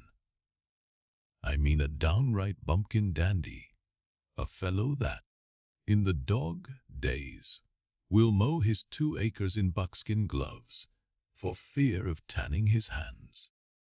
Now when a country dandy like this takes it into his head to make a distinguished reputation, and joins the great whale fishery, you should see the comical things he does upon reaching the seaport. In bespeaking his sea outfit, he orders bell buttons to his waistcoats, straps to his canvas trousers. Poor hayseed, how bitterly will burst those straps in the first howling gale, when thou art driven, straps, buttons, and all, down the throat of the tempest. But think not that this famous town has only harpooneers, cannibals, and bumpkins to show her visitors. Not at all. Still, New Bedford is a queer place. Had it not been for us Wellerman, that tract of land would this day, perhaps, have been in as howling condition as the coast of Labrador. As it is, parts of her back country are enough to frighten one. They look so bonny.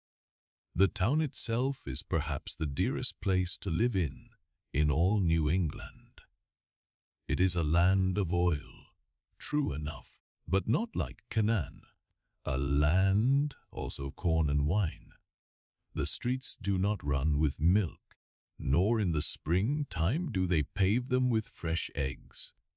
Yet, in spite of this, nowhere in all America will you find more patrician-like houses, parks and gardens more opulent than in New Bedford. Whence came they? How planted upon this once scraggy scoria of a country? Go and gaze upon the iron emblematical harpoons round yonder lofty mansion, and your question will be answered. Yes, all these brave houses and flowery gardens came from the Atlantic, Pacific, and Indian Oceans. One and all. They were harpooned and dragged up hither from the bottom of the sea. Can Herr Alexander perform a feat like that? In New Bedford, fathers, they say, give whales for dowers to their daughters, and portion off their nieces with a few porpoises apiece. You must go to New Bedford to see a brilliant wedding, for they say they have reservoirs of oil in every house, and every night recklessly burn their lengths in spermaceti candles.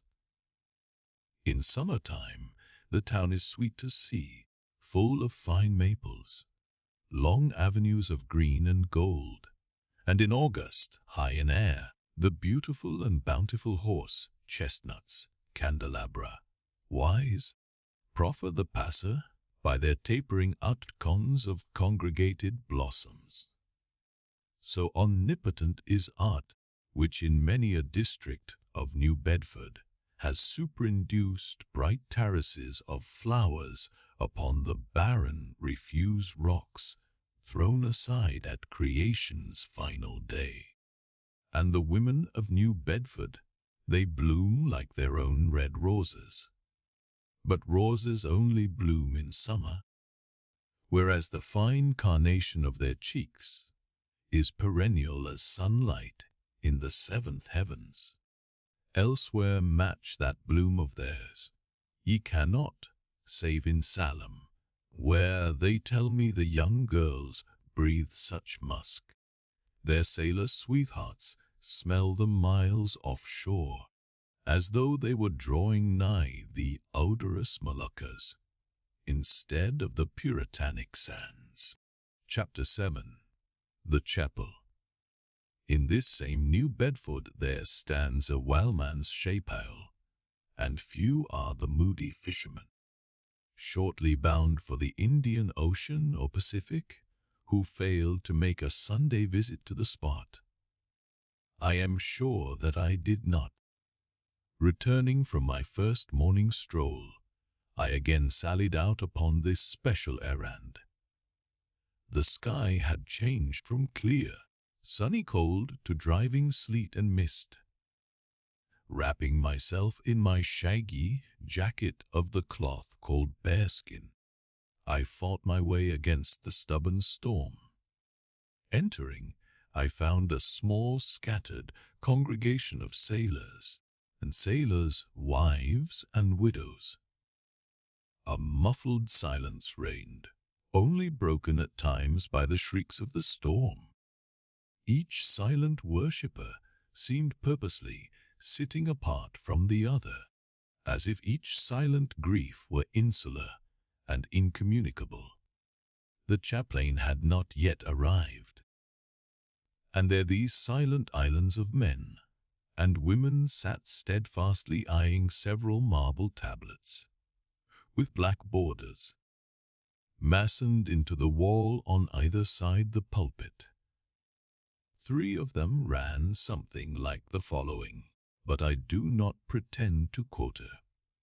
Sacred to the memory of John Talbot, who, at the age of 18, was lost overboard near the Isle of Desolation off Patagonia, November Lunst 1836. This tablet is erected to his memory by his sister. Sack to the memory of Robert Long, Willis Ellery, Nathan Coleman, Walter Kenny, Seth Macy, and Samuel Glegg, forming one of the boat's crews of the ship Eliza, who were towed out of sight by a whale on the offshore ground of the Pacific, December 31, 1839. This marble is here placed by their surviving shipmates. Sacred to the memory of the late Captain Ezekiel Hardy, who in the bows of his boat was killed by a sperm whale on the coast of Japan, August 3d, 1833. This tablet is erected to his memory by his widow. Shaking off the sleet from my ice, glazed hat and jacket, I seated myself near the door, and turning sideways was surprised to see Queequeg near me. Affected by the solemnity of the scene, there was a wondering gaze of incredulous curiosity in his countenance.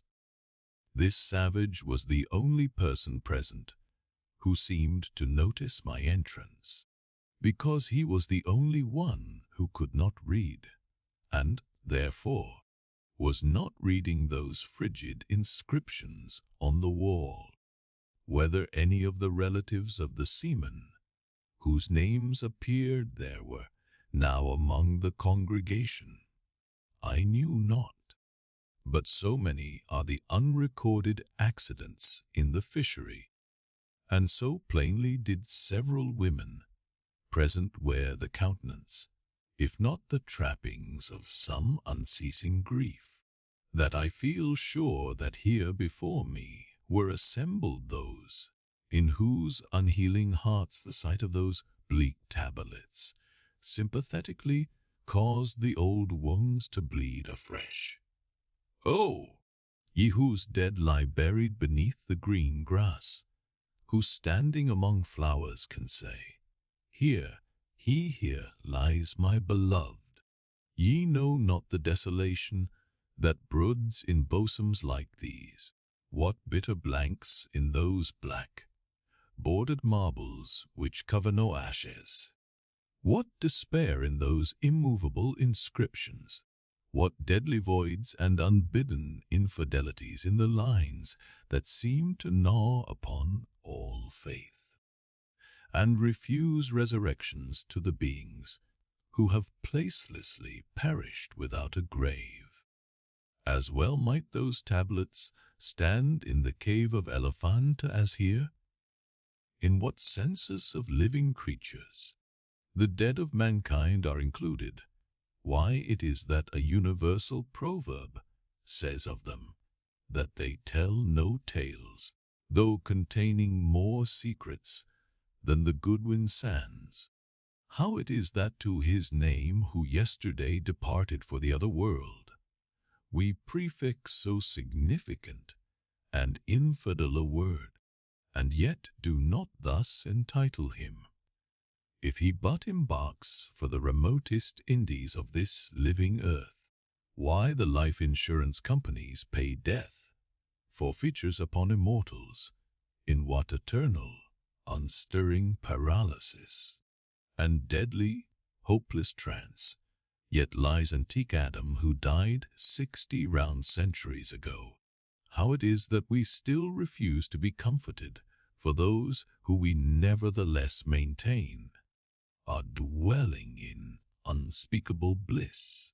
Why all the living so strive to hush all the dead? Wherefore but the rumor of a knocking in a tomb will terrify a whole city? All these things are not without their meanings. But faith, like a jackal, feeds among the tomes, and even from these dead doubts she gathers her most vital hope. It needs scarcely to be told with what feelings. On the eve of a Nantucket voyage, I regarded those marble tablets, and by the murky light of that darkened, doleful day read the fate of the wellman who had gone before me. Yes, Ishmael, the same fate may be thine, but somehow I grew merry again. Delightful inducements to embark, fine chance for promotion it seems. Aye, a stove boat will make me an immortal by brevet. Yes, there is death in this business of whaling, a speechlessly quick, chaotic bundling of a man into eternity. But what then? Methinks we have hugely mistaken this matter of life and death. Methinks that what they call my shadow here on earth is my true substance. Methinks that in looking at things spiritual, we are too much like oysters, observing the sun through the water, and thinking that thick water the thinnest of air. Methinks my body is but the lees of my better being. In fact, take my body who will. Take it, I say, it is not me. And therefore 3 cheers for Nantucket, and come a stove boat and stove body when they will. For stave my soul, Jove himself cannot. Chapter 8. The Pulpit. I had not been seated very long ere a man of a certain venerable robustness entered. Immediately as the storm-pelted door flew back upon admitting him, a quick regardful eyeing of him by all the congregation sufficiently attested that this fine old man was the chaplain. Yes, it was the famous Father Maple, so called by the whalemen, among whom he was a very great favorite. He had been a sailor and a harpooner in his youth, but for many years past had dedicated his life to the ministry. At the time I now write of, Father Maple was in the hardy winter of a healthy old age. That sort of old age which seems merging into a second flowering youth. For among all the fissures of his wrinkles, there shone certain mild gleams of a newly developing bloom, the spring verdure peeping forth even beneath February's snow. No one having previously heard his history could for the first time behold Father Maple without the utmost interest, because there were certain engrafted clerical peculiarities about him, imputable to that adventurous maritime life he had led. When he entered, I observed that he carried no umbrella, and certainly had not come in his carriage, for his tarpaulin had ran down with melting sleet, and his great pilot cloth jacket seemed almost to drag him to the floor with the weight of the water it had absorbed. However, hat and coat and overshoes were one by one removed and hung up in a little space in an adjacent corner. When arrayed in a decent suit, he quietly approached the pulpit. Like most old-fashioned pulpits, it was a very lofty one, and since a regular stairs to such a height would, by its long angle with the floor, seriously contract the already small area of the chapel, their architect, it seemed, had acted upon the hint of Father Maple and finished the pulpit without a stairs, substituting a pendicular side ladder, like those used in mounting a ship from a boat at sea. The wife of a whaling captain had provided the chapel with a handsome pair of red worsted ropes for this ladder, which, being itself nicely headed and stained with a mahogany color, the whole contrivance, considering what manner of chapel it was, seemed by no means in bad taste. Halting for an instant at the foot of the ladder, and with both hands grasping the ornamental knobs of the ropes, Father Mapple cast a look upwards, and then with a truly sailor-like but still reverential dexterity, hand over hand, mounted the steps as if ascending the main top of his vessel. The perpendicular parts of this side ladder, as is usually the case with swinging ones, were of cloth-covered rope, only the rounds were of wood, so that at every step there was a joint. At my first glimpse of the pulpit, it had not escaped me that, however convenient for a ship, these joints in the present instance seemed unnecessary, for I was not prepared to see Father Mapple, after gaining the height, slowly turn round, and stooping over the pulpit, deliberately drag up the ladder step by step, till the whole was deposited within, leaving him impregnable in his little Quebec. I pondered some time, without fully comprehending the reason for this. Father Mapple enjoyed such a wide reputation for sincerity and sanctity, that I could not suspect him of courting notoriety by any mere tricks of the stage. No, thought I, there must be some sober reason for this thing. Furthermore, it must symbolize something unseen. Can it be, then, that by that act of physical isolation, he signifies his spiritual withdrawal for the time from all outward worldly ties and connections? Yes, for replenished with the meat and wine of the word, to the faithful man of God, this pulpit, I see, is a self-containing stronghold, a lofty Ehrenbreitstein, with a perennial well of water within the walls. But the side ladder was not the only strange feature of the place. Borrowed from the chaplain's former sea-farings, between the marble cenotaphs on either hand of the pulpit, the wall which formed its back was adorned with a large painting, representing a gallant ship beating against a terrible storm off a lee coast of black rocks and snowy breakers.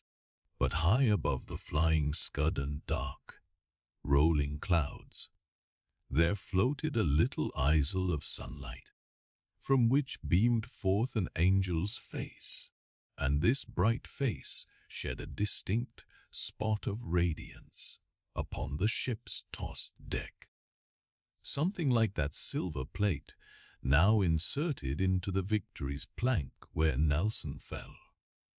Ah, noble ship, the angel seemed to say, beat on, beat, noble ship, and bear a hardy helm, for lo, the sun is breaking through, the clouds are rolling off, serenest azure is at hand. Nor was the pulpit itself without a trace of the same sea taste that had achieved the ladder and the picture. Its panelled front was in the likeness of a ship's bluff bows, and the Holy Bible rested on a projecting piece of scroll work, fashioned after a ship's fiddle-headed beak.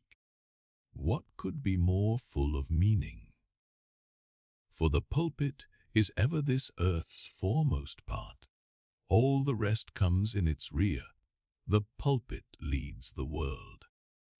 From thence it is the storm of God's quick wrath is first descried, and the ball must bear the earliest brunt. From thence it is the god of breezes fair or foul is first invoked for favorable winds.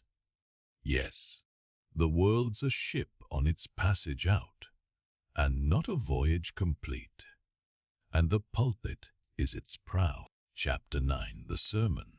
Father Mapple rose, and in a mild voice of unassuming authority ordered the scattered people to condense. Starboard gangway, there, side away to larboard, larboard gangway to starboard, midships, midships. There was a low rumbling of heavy sea, boots among the benches, and a still slighter shuffling of women's shoes, and all was quiet again, and every eye on the preacher. He paused a little, then kneeling in the pulpit's bows, folded his large brown hands across his chest, uplifted his closed eyes, and offered a prayer so deeply devout that he seemed kneeling and praying at the bottom of the sea. This ended in prolonged solemn tones, like the continual tolling of a bell in a ship that is foundering at sea in a fog. In such tones he commenced reading the following hymn, but changing his manner towards the concluding stanzas, burst forth with appealing exultation and joy. Theribs and taras in the whale arched over me a dismal gloom, while all God's sun-lit waves rolled by and lift me dippening down to doom.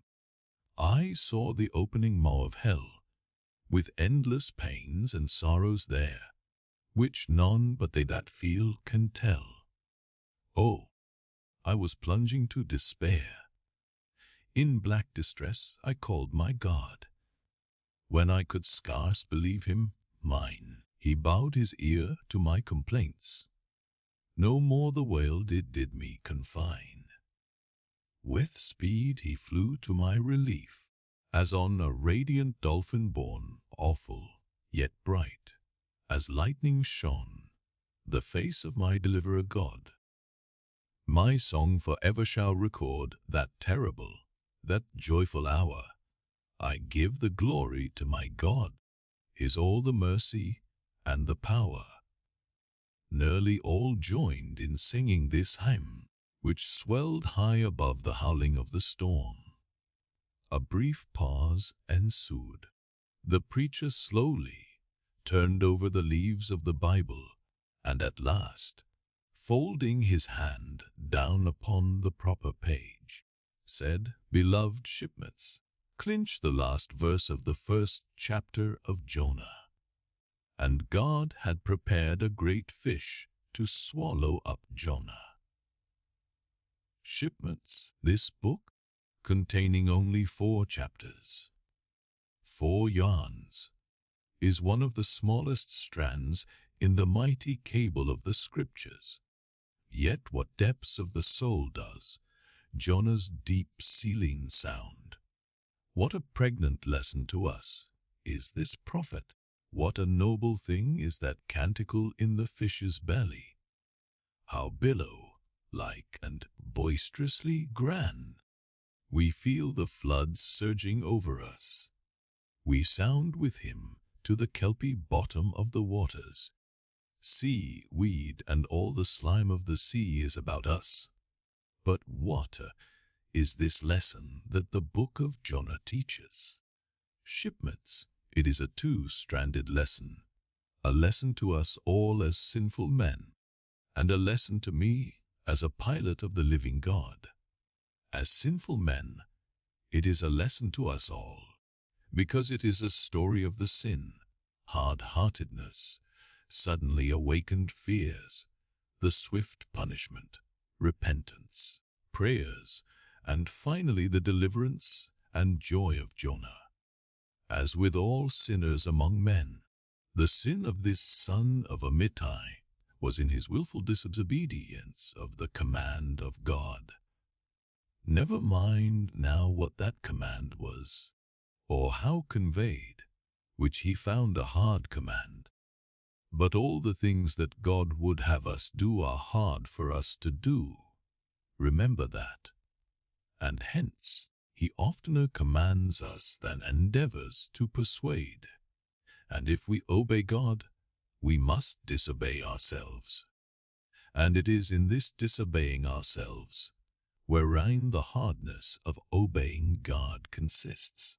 With this sin of disobedience in him, Jonah still further flouts at God by seeking to flee from him. He thinks that a ship made by men will carry him into countries where God does not reign, but only the captains of this earth. He skulks about the wharves of Joppa and seeks a ship that's bound for Tarshish. There lurks, perhaps, a hitherto unheeded meaning here. By all accounts, Tarshish could have been no other city than the modern Cadiz. That's the opinion of learned men. And where is Cadiz? Shipments. Cadiz is in Spain, as far by water from Joppa as Jonah could possibly have sailed in those ancient days when the Atlantic was an almost unknown sea. Because Joppa, the modern Jaffa, shipmates, is on the most easterly coast of the Mediterranean, the Syrian, and Tarshish, or Cadiz, more than 2,000 miles to the westward from that, just outside the Straits of Gibraltar. See ye not then shipments that Jonah sought to flee worldwide from God? Miserable man! Oh, most contemptible and worthy of all scorn, with slouched hat and guilty eye, skulking from his God, prowling among the shipping like a vile burglar hastening to cross the seas.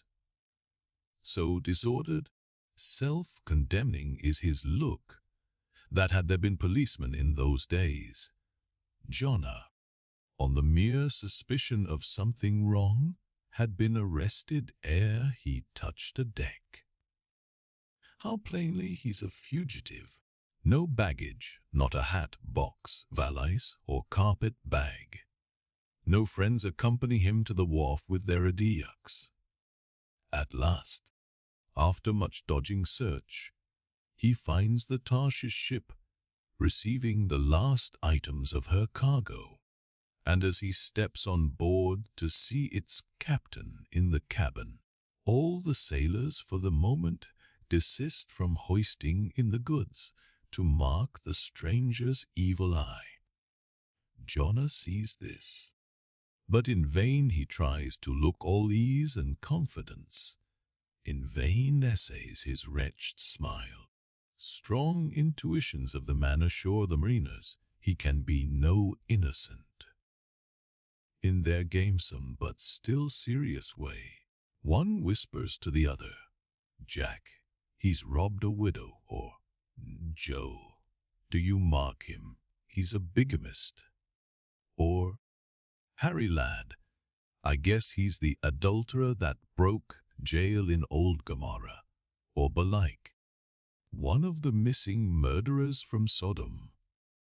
Another runs to read the bill that's stuck against the spile upon the wharf to which the ship is moored, offering 500 gold coins for the apprehension of a parricide, and containing a description of his person. He reads and looks from Jonah to the bill, while all his sympathetic shipmates now crowd round Jonah, prepared to lay their hands upon him. Frighted Jonah trembles, and summoning all his boldness to his face, only looks so much the more a coward. He will not confess himself suspected, but that itself is strong suspicion. So he makes the best of it, And when the sailors find him not to be the man that is advertised, they let him pass, and he descends into the cabin. "Who's there?" cries the captain at his busy desk, hurriedly making out his papers for the customs. "Who's there?" Oh, how that harmless question mangles Jonah. For the instant he almost turns to flee again. But he rallies. "I seek a passage in this ship to Tarshish. How soon sail ye, sir?" Thus far the busy captain had not looked up to Jonah, though the man now stands before him. But no sooner does he hear that hollow voice than he darts a scrutinizing glance. "We sail with the next coming tide," at last he slowly answered, still intently eyeing him. "No sooner, sir, soon enough for any honest man that goes a passenger." "Ha, Jonah, that's another stab." But he swiftly calls away the captain from that scent. "I'll sail with ye," he says. "The passage money, how much is that?" "I'll pay now, for it is particularly written. Shipmates, as if it were a thing not to be overlooked in this history, that he paid the fare thereof, other craft did sail, and taken with the context, this is full of meaning. No Jonah's captain, shipmates, was one whose discernment detects crime in any, but whose cupidity exposes it only in the penniless. In this world, shipmates, sin that pays its way can travel freely and without a passport, whereas virtue, if a pauper, is stopped at all frontiers. So Jonah's captain prepares to test the length of Jonah's purse. He judge him openly. He charges him thrice the usual sum, and it's assented to. Then the captain knows that Jonah is a fugitive, but at the same time resolves to help a flight that paves its rear with gold. Yet when Jonah fairly takes out his purse, prudent suspicions still molest the captain. He rings every coin to find a counterfeit. "Not a forger, anyway," he mutters, and Jonah is put down for his passage. "Point out my state room, sir," says Jonah. "Now I'm travel weary. I need sleep." "Thou lookest like it," says the captain. "There's thy room." Jonah enters and would lock the door, but the lock contains no key. Hearing him foolishly fumbling there, the captain laughs lowly to himself and mutters something about the doors of convicts' cells being never allowed to be locked within. All dressed and dusty as he is, Jonah throws himself into his berth and finds the little state room ceiling almost resting on his forehead. The air is close, and Jonah gasps. Then, in that contracted hole, sunk too, beneath the ship's water line, Jonah feels the heralding presentiment of that stifling hour, when the whale shall hold him in the smallest of his bowels wards. Screwed at its axis against the side, a swinging lamp slightly oscillates in Jonah's room, and the ship, heeling over towards the wharf with the weight of the last bales received, the lamp, flame and all, though in slight motion, still maintains a permanent obliquity with reference to the room, though, in truth, infallibly straight itself. It but made obvious the false, lying levels among which it hung. The lamp alarms and frightens Jonah, as lying in his berth his tormented eyes roll round the place, And this thus far successful fugitive finds no refuge for his restless glance. But that contradiction in the lamp more and more appals him. The floor, the ceiling, and the side are all awry. Oh, so my conscience hangs in me. He groans straight upwards, so it burns, but the chambers of my soul are all in crookedness. Like one who after a night of drunken reverie hies to his bed, still reeling, but with conscience yet pricking him, as the plungings of the Roman race, hoarse but so much the more strike his steel tags into him, as one who in that miserable plight still turns and turns in giddy anguish, praying God for annihilation, until the fit be past, and at last amid the whirl of woe he feels, a deep stupor steals over him, as over the man who bleeds to death, for conscience is the wound, and there's naught to staunch it. So, after sore wrestlings in his birth, Jonah's prodigy of ponderous misery drags him drowning down to sleep. And, now the time of tide has come, the ship casts off her cables, and from the deserted wharf the uncheered ship, for Tarshish, all careening, glides to sea. That ship, my friends, was the first of recorded smugglers. The contraband was Jonah, but the sea rebels he will not bear the wicked burden.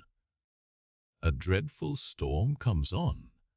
The ship is like to break, but now when the boatswain calls all hands to lighten her, when boxes, bales, and jars are clattering overboard, when the wind is shrieking, and the men are yelling, and every plank thunders with trampling feet right over Jonah's head. In all this raging tumult, Jonah sleeps his hideous sleep. He sees no black sky and raging sea, feels not the reeling timbers, and little hears he or heeds he the far rush of the mighty whale, which even now with open mouth is cleaving the seas after him. Aye, shipmates, Jonah was gone down into the sides of the ship, a berth in the cabin as I have taken it, and was fast asleep. But the frightened master comes to him, and shrieks in his dead ear, "What meanest thou? O sleeper, arise!" Startled from his lethargy by that direful cry, Jonah staggers to his feet, and stumbling to the deck, grasps a shroud, to look out upon the sea. But at that moment he is sprung upon by a panther billow leaping over the bulwarks. Wave after wave thus leaps into the ship, and finding no speedy vent runs roaring fore and aft, till the mariners come nigh to drowning while yet afloat. And ever, as the white moon shows her affrighted face from the steep gullies in the blackness overhead, aghast Jonah sees the rearing bowsprit pointing high upward, but soon beat downward again towards the tormented deep. Terrors upon terrors run shouting through his soul. In all his cringing attitudes, the god fugitive is now too plainly known. The sailors mark him more and more certain, grow their suspicions of him, and at last, fully to test the truth, by referring the whole matter to high heaven, they fall to casting lots, to see for whose cause this great tempest was upon them. The lot is Jonah's, that discovered. Then how furiously they mob him with their questions. What is thine occupation? Whence comest thou? Thy country? What people? But mark now, my shipmates, the behavior of poor Jonah. The eager mariners but ask him who he is, and where from, whereas they not only receive an answer to those questions, but likewise another answer to a question not put by them. But the unsolicited answer is forced from Jonah by the hard hand of God that is upon him. "I am a Hebrew," he cries, and then, "I fear the Lord, the God of heaven, who hath made the sea and the dry land. Fear him, O Jonah." Aye, well mightest thou fear the Lord God. Then, straightway, he now goes on to make a full confession, whereupon the mariners became more and more appalled, but still are pitiful. For when Jonah, not yet supplicating God for mercy, since he but too well knew the darkness of his deserts, when wretched Jonah cries out to them to take him, and cast him forth into the sea, for he knew that for his sake this great tempest was upon them, they mercifully turn from him, and seek by other means to save the ship. But all in vain. The indignant gale howls louder.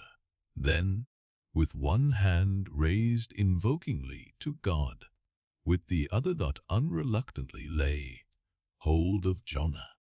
And now behold Jonah taken up as an anchor, and dropped into the sea, when instantly an oily calmness floats out from the east, and the sea is still, as Jonah carries down the gale with him, leaving smooth water behind. He goes down in the whirling heart of such a masterless commotion that he scarce heeds the moment when he drops, seething into the yawning jaws awaiting him, and the whale shoots to all his ivory teeth, like so many white bolts, upon his prison. Then Jonah prayed unto the Lord out of the fish's belly. But observe his prayer, and learn a weighty lesson. For sinful as he is, Jonah does not weep and wail for direct deliverance. He feels that his dreadful punishment is just.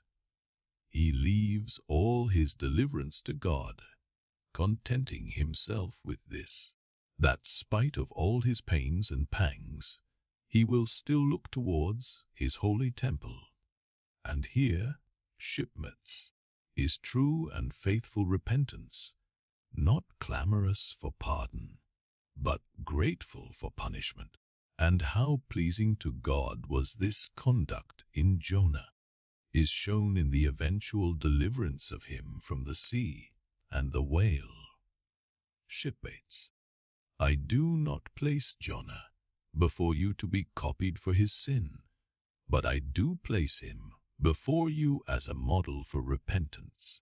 Sin not, but if you do, take heed to repent of it like Jonah. While he was speaking these words, the howling of the shrieking, slanting storm without seemed to add new power to the preacher, who, when describing Jonah's sea storm, seemed tossed by a storm himself. His deep chest heaved as with a ground swell. His tossed arms seemed the warring elements at work, and the thunders that rolled away from off his swarthy brow, and the light leaping from his eye, made all his simple hearers look on him with a quick fear that was strange to them. There now came a lull in his look, as he silently turned over the leaves of the book once more, and, at last, standing motionless, with closed eyes for the moment, seemed communing with God and himself. But again he leaned over towards the people, and bowing his head lowly, with an aspect of the deepest yet manliest humility, he spake these words: Shipmates, God has laid but one hand upon you, both his hands press upon me. I have rid ye by what murky light may be mine the lesson that Jonah teaches to all sinners, and therefore to ye, and still more to me, for I am a greater sinner than ye.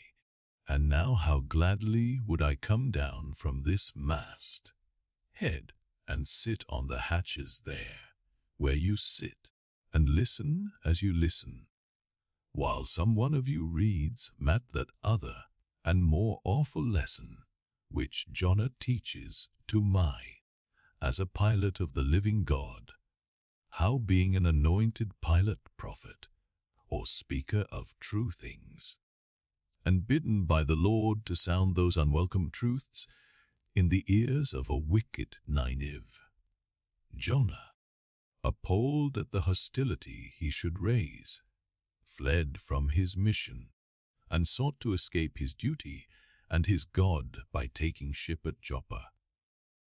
But God is everywhere. Tarshish he never reached. As we have seen, God came upon him in the whale, and swallowed him down to living gulfs of doom, and with swift slantings tore him along into the midst of the seas, where the eddying depths sucked him 10,000 fathoms down, and the weeds were wrapped about his head, and all the watery world of walled bowled over him. Yet even then, beyond the reach of any plummet, out of the belly of hell, when the whale grounded it upon the ocean's utmost bones, even then God heard the engulfed, repenting prophet when he cried. Then God spake unto the fish, and from the shuddering cold and blackness of the sea, the whale came breaching up towards the warm and pleasant sun, and all the delights of air and earth, and vomited out Jonah upon the dry land. When the word of the Lord came a second time, and Jonah, bruised and beaten, his ears like two sea shells, still multitudinously murmuring of the ocean. Jonah did the Almighty's bidding, and what was that? Shipmates, to preach the truth to the face of falsehood. That was it. This, shipmates, this is that other lesson, and woe to that pilot of the living God who slights it. Woe to him whom this world charms from gospel duty. Woe to him who seeks to pour oil upon the waters, when God has brewed them into a gale. Woe to him who seeks to please rather than to appall. Woe to him whose good name is more to him than goodness. Woe to him who, in this world, courts not dishonor. Woe to him who would not be true, even though to be false were salvation. Yea, woe to him who, as the great pilot Paul has it, while preaching to others, is himself a castaway. He dropped and fell away from himself for a moment, then lifting his face to them again, showed a deep joy in his eyes, as he cried out with a heavenly enthusiasm. But oh, shipmates, on the starboard hand of every woe, there is a sure delight, and higher the top of that delight than the bottom of the woe is deep. Is not the main truck higher than the kelson is low? Delight is to him a far, far upward and inward delight, who against the proud gods and commodores of this earth ever stands forth his own inexorable self. Delight is to him whose strong arms yet support him, when the ship of this base treacherous world has gone down beneath him.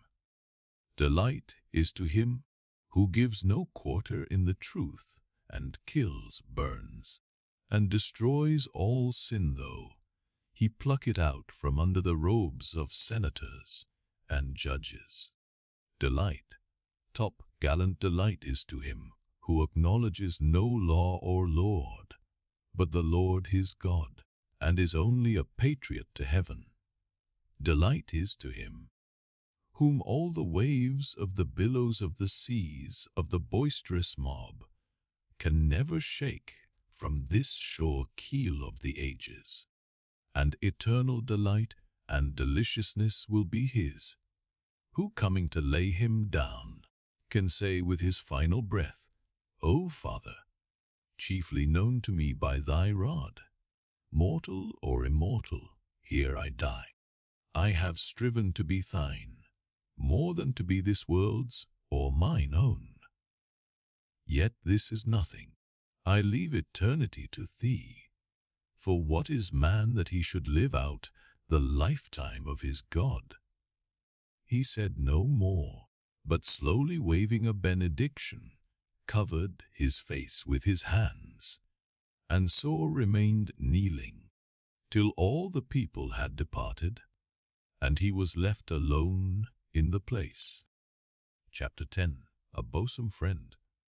Returning to the Spouter, in from the chapel, I found Queequeg there quite alone, he having left the chapel before the benediction some time. He was sitting on a bench before the fire, with his feet on the stove hearth, and in one hand was holding close up to his face that little negro idol of his, peering hard into its face, and with a jack-knife gently whittling away at its nose, meanwhile humming to himself in his heathenish way. But being now interrupted, he put up the image, and pretty soon, going to the table, took up a large book there, and placing it on his lap, began counting the pages with deliberate regularity, at every 50th page, as I fancied, stopping a moment, looking vacantly around him, and giving utterance to a long, drawn, gurgling whistle of astonishment. He would then begin again at the next 50, seeming to commence at number 1 each time, as though he could not count more than 50, and it was only by such a large number of 50s being found together that his astonishment at the multitude of pages was excited. With much interest I sat watching him, savage though he was, and hideously marred about the face, at least to my taste. His countenance yet had a something in it which was by no means disagreeable. You cannot hide the soul. Through all his unearthly tattooings, I thought I saw the traces of a simple, honest heart, and in his large, deep eyes, fiery black and bold, there seemed tokens of a spirit that would dare 1,000 devils. And besides all this, there was a certain lofty bearing about the pagan, which even his uncouthness could not altogether maim. He looked like a man who had never cringed and never had had a creditor. Whether it was, too, that his head being shaved, his forehead was drawn out in freer and brighter relief, and looked more expansive than it otherwise would. This I will not venture to decide, but certain it was his head was phrenologically an excellent one. It may seem ridiculous, but it reminded me of General Washington's head, as seen in the popular busts of him. It had the same long, regularly graded, retreating slope from above the brows, which were likewise very projecting, like 2 long promontories thickly wooded on top. Queequeg was George Washington, cannibalistically developed. Whilst I was thus closely scanning him, half pretending meanwhile to be looking out at the storm from the casement, he never heeded my presence, never troubled himself with so much as a single glance, but appeared wholly occupied with counting the pages of the marvelous book, considering how sociably we had been sleeping together the night previous, and especially considering the affectionate arm I had found thrown over me upon waking in the morning. I thought this indifference of his very strange. But savages are strange beings. At times you do not know exactly how to take them. At first they are overawing. Their calm self, collectedness of simplicity, seems a Socratic wisdom. I had noticed also that Queequeg never consorted at all, or but very little, with the other seamen in the inn. He made no advances whatever, appeared to have no desire to enlarge the circle of his acquaintances. All this struck me as mighty singular, yet, upon second thoughts, there was something almost sublime in it. Here was a man some 20,000 miles from home, by the way of Cape Horn, that is, which was the only way he could get there, thrown among people as strange to him as though he were in the planet Jupiter, and yet he seemed entirely at his ease, preserving the utmost serenity, content with his own companionship, always equal to himself. Surely this was a touch of fine philosophy, though no doubt he had never heard there was such a thing as that. But, perhaps, to be true philosophers, we mortals should not be conscious of so living or so striving. So soon as I hear that such or such a man gives himself out for a philosopher, I conclude that, like the dyspeptic old woman, he must have broken his digester. As I sat there in that now lonely room, the fire burning low in that mild stage when, after its first intensity has warmed the air, it then only glows to be looked at, the evening shades and phantoms gathering round the casements, and peering in upon us silent, solitary twain, the storm booming without in solemn swells, I began to be sensible of strange feelings. I felt a melting in me. No more my splintered heart and maddened hand were turned against the wolfish world. This soothing savage had redeemed it. There he sat, his very indifference speaking a nature in which there lurked no civilized hypocrisies and bland deceits. While he was a very sight of sights to see, yet I began to feel myself mysteriously drawn towards him. And those same things that would have repelled most others, they were the very magnets that thus drew me. I'll try a pagan friend, thought I, since Christian kindness has proved but hollow courtesy. I drew my bench near him, and made some friendly signs and hints, doing my best to talk with him meanwhile. At first he little noticed these advances, but presently, upon my referring to his last night's hospitalities, he made out to ask me whether we were again to be bedfellows. I told him yes, whereat I thought he looked pleased, perhaps a little complimented. We then turned over the book together, and I endeavored to explain to him the purpose of the printing and the meaning of the few pictures that were in it. Thus I soon engaged his interest, and from that we went to jabbering the best we could about the various outer sights to be seen in this famous town. Soon I proposed a social smoke, and producing his pouch and tomahawk, he quietly offered me a puff. And then we sat exchanging puffs from that wild pipe of his, and keeping it regularly passing between us. If there yet lurked any ice of indifference towards me in the pagan's breast, this pleasant, genial smoke we had soon thawed it out and left us cronies. He seemed to take to me quite as naturally and unbiddenly as I to him, and when our smoke was over, he pressed his forehead against mine, clasped me round the waist, and said that henceforth we were married, meaning, in his country's phrase, that we were bosom friends. He would gladly die for me, if need should be.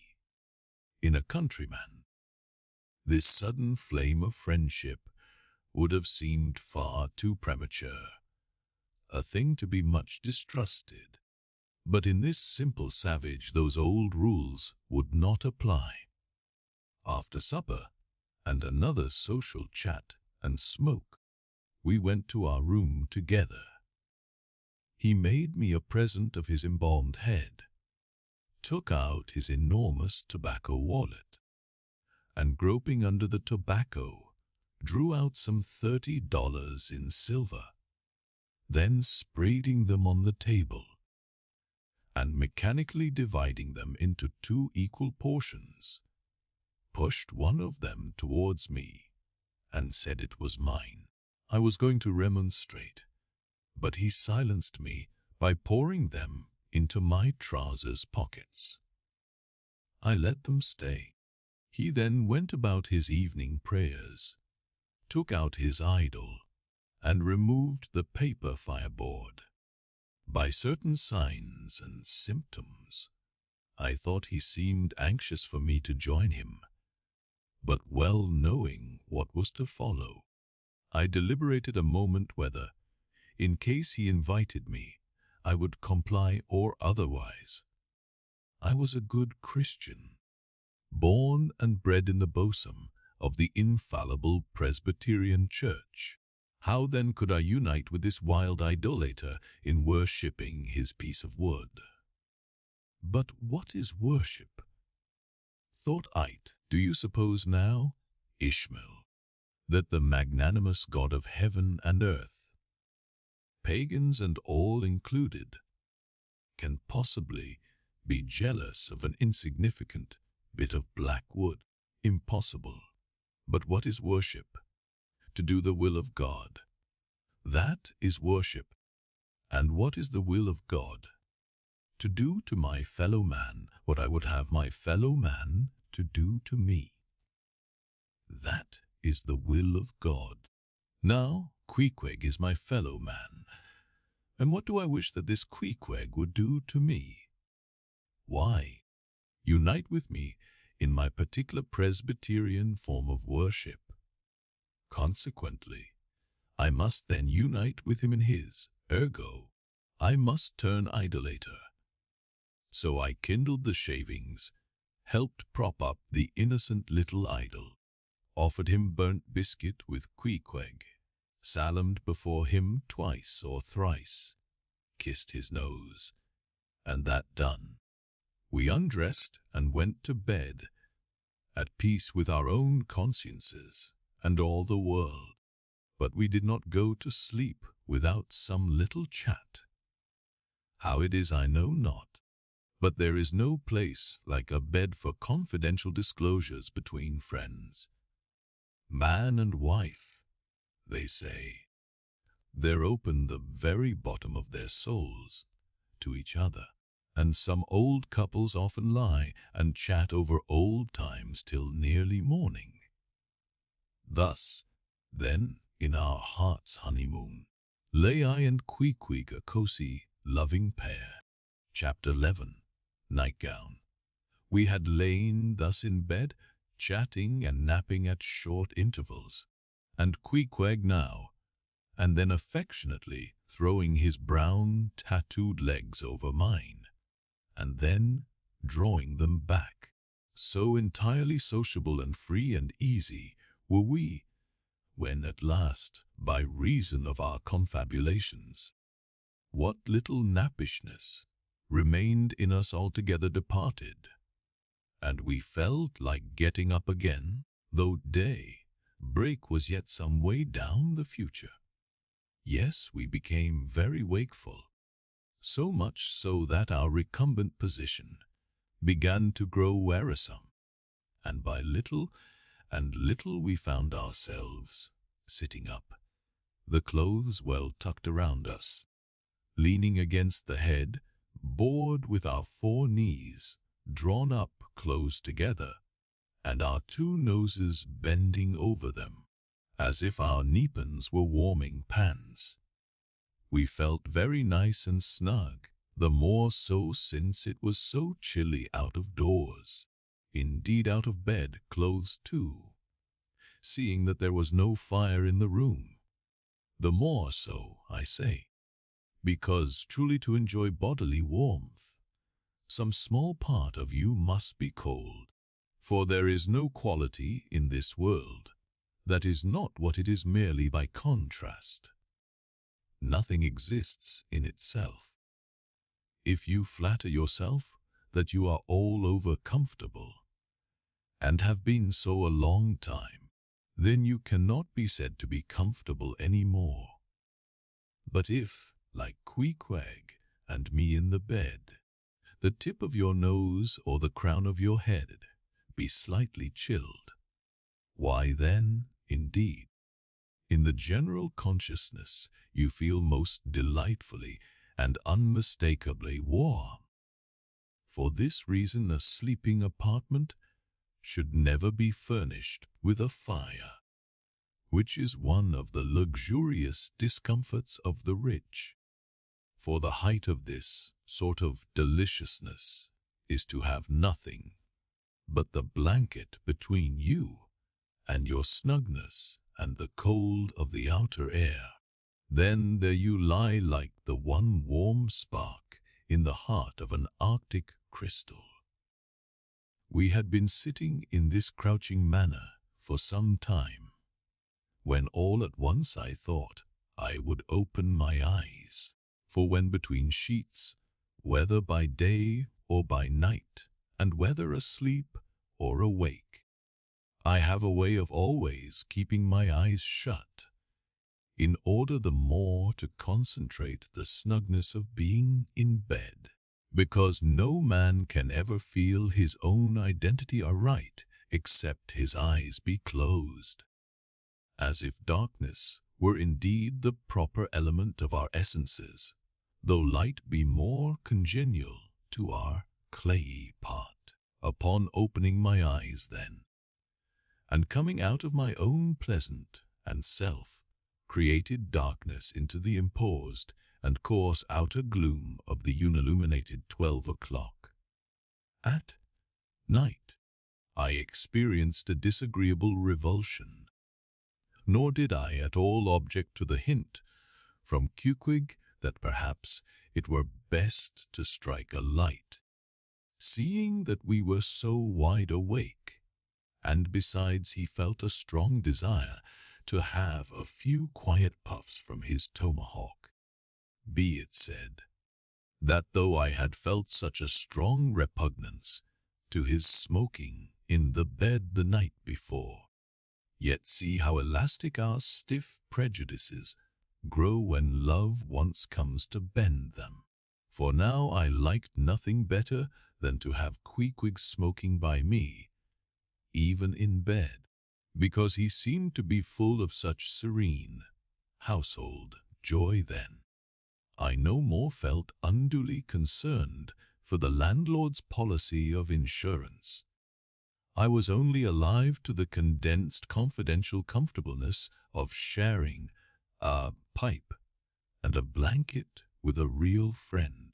With our shaggy jackets drawn about our shoulders, we now passed the tomahawk from one to the other, till slowly there grew over us a blue hanging tester of smoke, illuminated by the flame of the new lit lamp. Whether it was that this undulating tester rolled the savage away to far distant scenes, I know not. But he now spoke of his native island, and eager to hear his history, I begged him to go on and tell it. He gladly complied, though at the time I but ill comprehended not a few of his words. Yet subsequent disclosures, when I had become more familiar with his broken phraseology, now enable me to present the whole story such as it may prove in the mere skeleton I give. Chapter 12. Biographical. Queequeg was a native of Rocavolco, an island far away to the west and south. It is not down in any map. True places never are. When a new, hatched savage running wild about his native woodlands in a grass clout, followed by the nibbling goats, as if he were a green sapling, even then, in Queequeg's ambitious soul, lurked a strong desire to see something more of Christendom than a specimen whaler or two. His father was a high chief, a king, his uncle a high priest, and on the maternal side he boasted aunts who were the wives of unconquerable warriors. There was excellent blood in his veins, royal stuff, though sadly vitiated, I fear, by the cannibal propensity he nourished in his untutored youth. A Sag Harbor ship visited his father's bay, and Queequeg sought a passage to Christian lands. But the ship, having her full complement of seamen, spurned his suit, and not all the king his father's influence could prevail. But Queequeg vowed a vow. Alone in his canoe, he paddled off to a distant strait, which he knew the ship must pass through when she quitted the island. On one side was a coral reef, on the other a low tongue of land, covered with mangrove thickets that grew out into the water. Hiding his canoe, still afloat among these thickets, with its prow seaward, he sat down in the stern, paddle low in hand, and when the ship was gliding by, like a flash he darted out, gained her side, with one backward dash of his foot capsized, and sank his canoe, climbed up the chains, and throwing himself at full length upon the deck, grappled a ring bolt there, and swore not to let it go, though hacked in pieces. In vain the captain threatened to throw him overboard, suspended a cutlass over his naked wrists. Queequeg was the son of a king, and Queequeg budged not. Struck by his desperate dauntlessness and his wild desire to visit Christendom, the captain at last relented and told him he might make himself at home. But this fine young savage, this sea prince of Wales, never saw the captain's cabin. They put him down among the sailors and made a whaleman of him, but like Tsar Peter content to toil in the shipyards of foreign cities, Queequeg disdained no seeming ignominy, if thereby he might happily gain the power of enlightening his untutored countrymen. For at bottom, so he told me, he was actuated by a profound desire to learn among the Christians the arts whereby to make his people still happier than they were, and more than that, still better than they were. But, alas, the practices of Wellerman soon convinced him that even Christians could be both miserable and wicked, infinitely more so than all his father's heathens. Arrived at last in old Sag Harbor, and seeing what the sailors did there, and then going on to Nantucket, and seeing how they spent their wages in that place also, poor Queequeg gave it up for lost. Thought he, it's a wicked world in all meridians, I'll die a pagan, and thus an old idolater at heart. He yet lived among these Christians, wore their clothes, and tried to talk their gibberish. Hence the queer ways about him, though now some time from home. By hence, I asked him whether he did not propose going back and having a coronation, since he might now consider his father dead and gone, he being very old and feeble at the last accounts. He answered no, not yet, and added that he was fearful Christianity, or rather Christians, had unfitted him for ascending the pure and undefiled throne of 30 pagan kings before him. But by and by, he said, he would return, as soon as he felt himself baptized again. For the nonce, however, he proposed to sail about and sow his wild oats in all 4 oceans. They had made a harpooner of him, and that barbed iron was in lieu of a scepter now. I asked him what might be his immediate purpose touching his future movements. He answered, to go to sea again in his old vocation.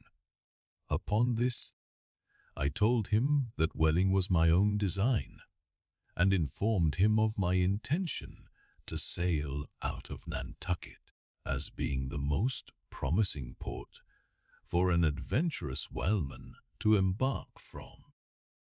He at once resolved to accompany me to that island, ship aboard the same vessel, get into the same watch, the same boat, the same mess with me, in short to share my every hap, with both my hands in his, boldly dip into the pot of both worlds. To all this I joyously assented, for besides the affection I now felt for Queequeg, he was an experienced harpooner, and as such, could not fail to be of great usefulness to one who, like me, was wholly ignorant of the mysteries of whaling. Though well acquainted with the sea, as known to merchant seamen, his story being ended with his pipe's last dying puff, Queequeg embraced me, pressed his forehead against mine, and blowing out the light, we rolled over from each other, this way and that, and very soon was sleeping. Chapter 13. Wheelbarrow. Next morning, Monday, after disposing of the embalmed, head to a barber for a block. I settled my own and comrade's bill, using, however, my comrade's money. The grinning landlord, as well as the boarders, seemed amazingly tickled at the sudden friendship which had sprung up between me and Queequeg, especially as Peter Coffin's cock and bull stories about him, the person whom I now compare me previously so much alarmed me concerning him had previously amuffed the venue with. We borrowed a wheelbarrow, and embarking our things, including my own poor carpet, bag, and Queeg's canvas, sack, and hammock, away we went down to the Moss. The little Nantucket packet schooner moored at the wharf. As we were going along, the people stared, not at Queequeg so much, for they were used to seeing cannibals like him in their streets, but at seeing him and me upon such confidential terms. But we heeded them not, going along wheeling the barrow by turns, and Queequeg now and then stopping to adjust the sheath on his harpoon barbs. I asked him why he carried such a troublesome thing with him ashore, and whether all whaling ships did not find their own harpoons. To this, in substance, he replied, that though what I hinted was true enough, yet he had a particular affection for his own harpoon, because it was of assured stuff, well tried in many a mortal combat, and deeply intimate with the hearts of whales. In short, like many inland reapers and mowers, who go into the farmers' meadows armed with their own scythes, though in no wise obliged to furnish them. Even so, Queequeg, for his own private reasons, preferred his own harpoon. Shifting the barrow from my hand to his, he told me a funny story about the first wheelbarrow he had ever seen. It was in Sag Harbor. The owners of his ship, it seems, had lent him one, in which to carry his heavy chest to his boarding house, not to seem ignorant about the thing, though in truth he was entirely so, concerning the precise way in which to manage the barrow. Queequeg puts his chest upon it, lashes it fast, and then shoulders the barrow and marches up the wharf. Said I, Queequeg, you might have known better than that, one would think. Didn't the people laugh? Upon this, he told me another story. The people of his island of Rokovoko, it seems, at their wedding feasts express the fragrant water of young coconuts into a large stained calabash, like a punch bowl. And this punch bowl always forms the great central ornament on the braided mat, where the feast is held. Now a certain grand merchant ship once touched at Rokovoko, and its commander, from all accounts, a very stately punctilious gentleman, at least for a sea captain. This commander was invited to the wedding feast of Queequeg's sister, a pretty young princess just turned of 10. Well, when all the wedding guests were assembled at the bride's bamboo cottage, this captain marches in, and being assigned the post of honor, placed himself over against the punch bowl, and between the high priest and His Majesty the King, Queequeg's father, grace being said. For those people have their grace as well as we. Though Queequeg told me that unlike us, who at such times look downwards to our platters, they, on the contrary, copying the ducks, glance upwards to the great giver of all feasts. Grace, I say, being said, the high priest opens the banquet by the immemorial ceremony of the island, that is, dipping his consecrated and consecrating fingers into the bowl before the blessed beverage circulates. Seeing himself placed next the priest, and noting the ceremony, and thinking himself, being captain of a ship, as having plain precedence over a mere island king, especially in the king's own house, the captain coolly proceeds to wash his hands in the punch bowl, taking it, I suppose, for a huge finger. Glass. No, said Queequeg, what you think now? Didn't our people laugh? At last, passage paid, and luggage safe, we stood on board the schooner. Hoisting sail, it glided down the Acushnet River. On one side, New Bedford rose in terraces of streets, their ice-covered trees all glittering in the clear, cold air. Huge hills and mountains of casks on casks were piled upon her wharves, and side by side the world. Wandering whale ships lay silent and safely moored at last, while from others came a sound of carpenters and coopers, with blended noises of fires and forges to melt the pitch, all betokening that new cruises were on the start, that one most perilous and long voyage ended, only begins a second, and a second ended, only begins a third, and so on, for ever and for aye.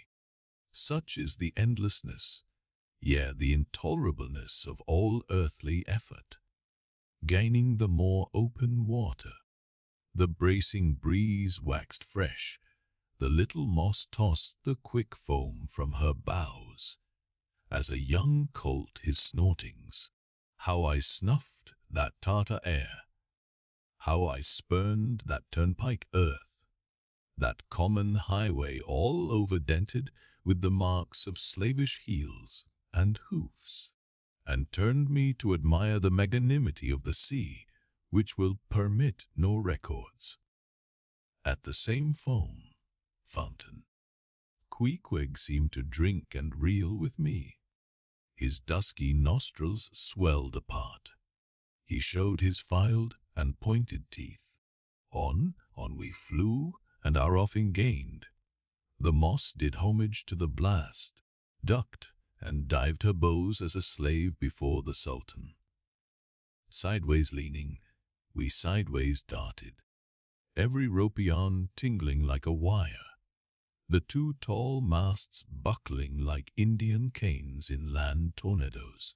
So full of this reeling scene were we, as we stood by the plunging bowsprit, that for some time we did not notice the jeering glances of the passengers, a lubber like assembly, who marveled that two fellow beings should be so companionable, as though a white man were anything more dignified than a whitewashed negro.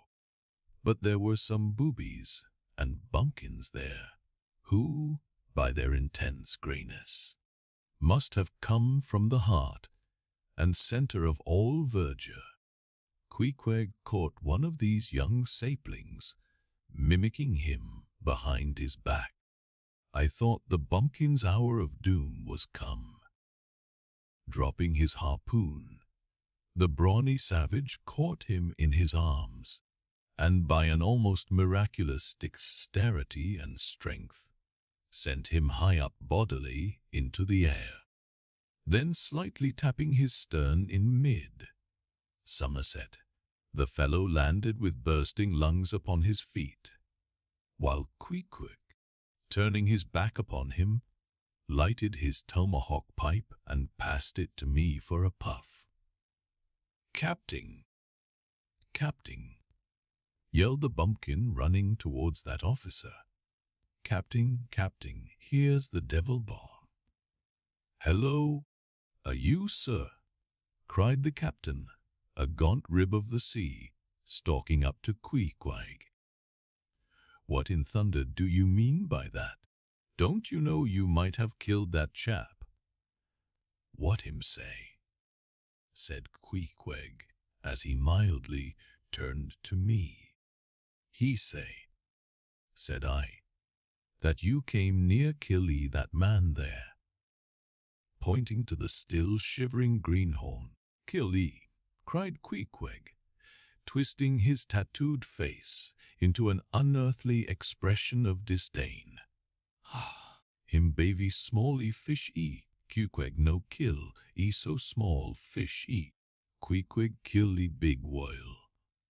"Look you," roared the captain, "I'll kill you, you cannibal, if you try any more of your tricks aboard here, so mind your eye." But it so happened just then that it was high time for the captain to mind his own eye.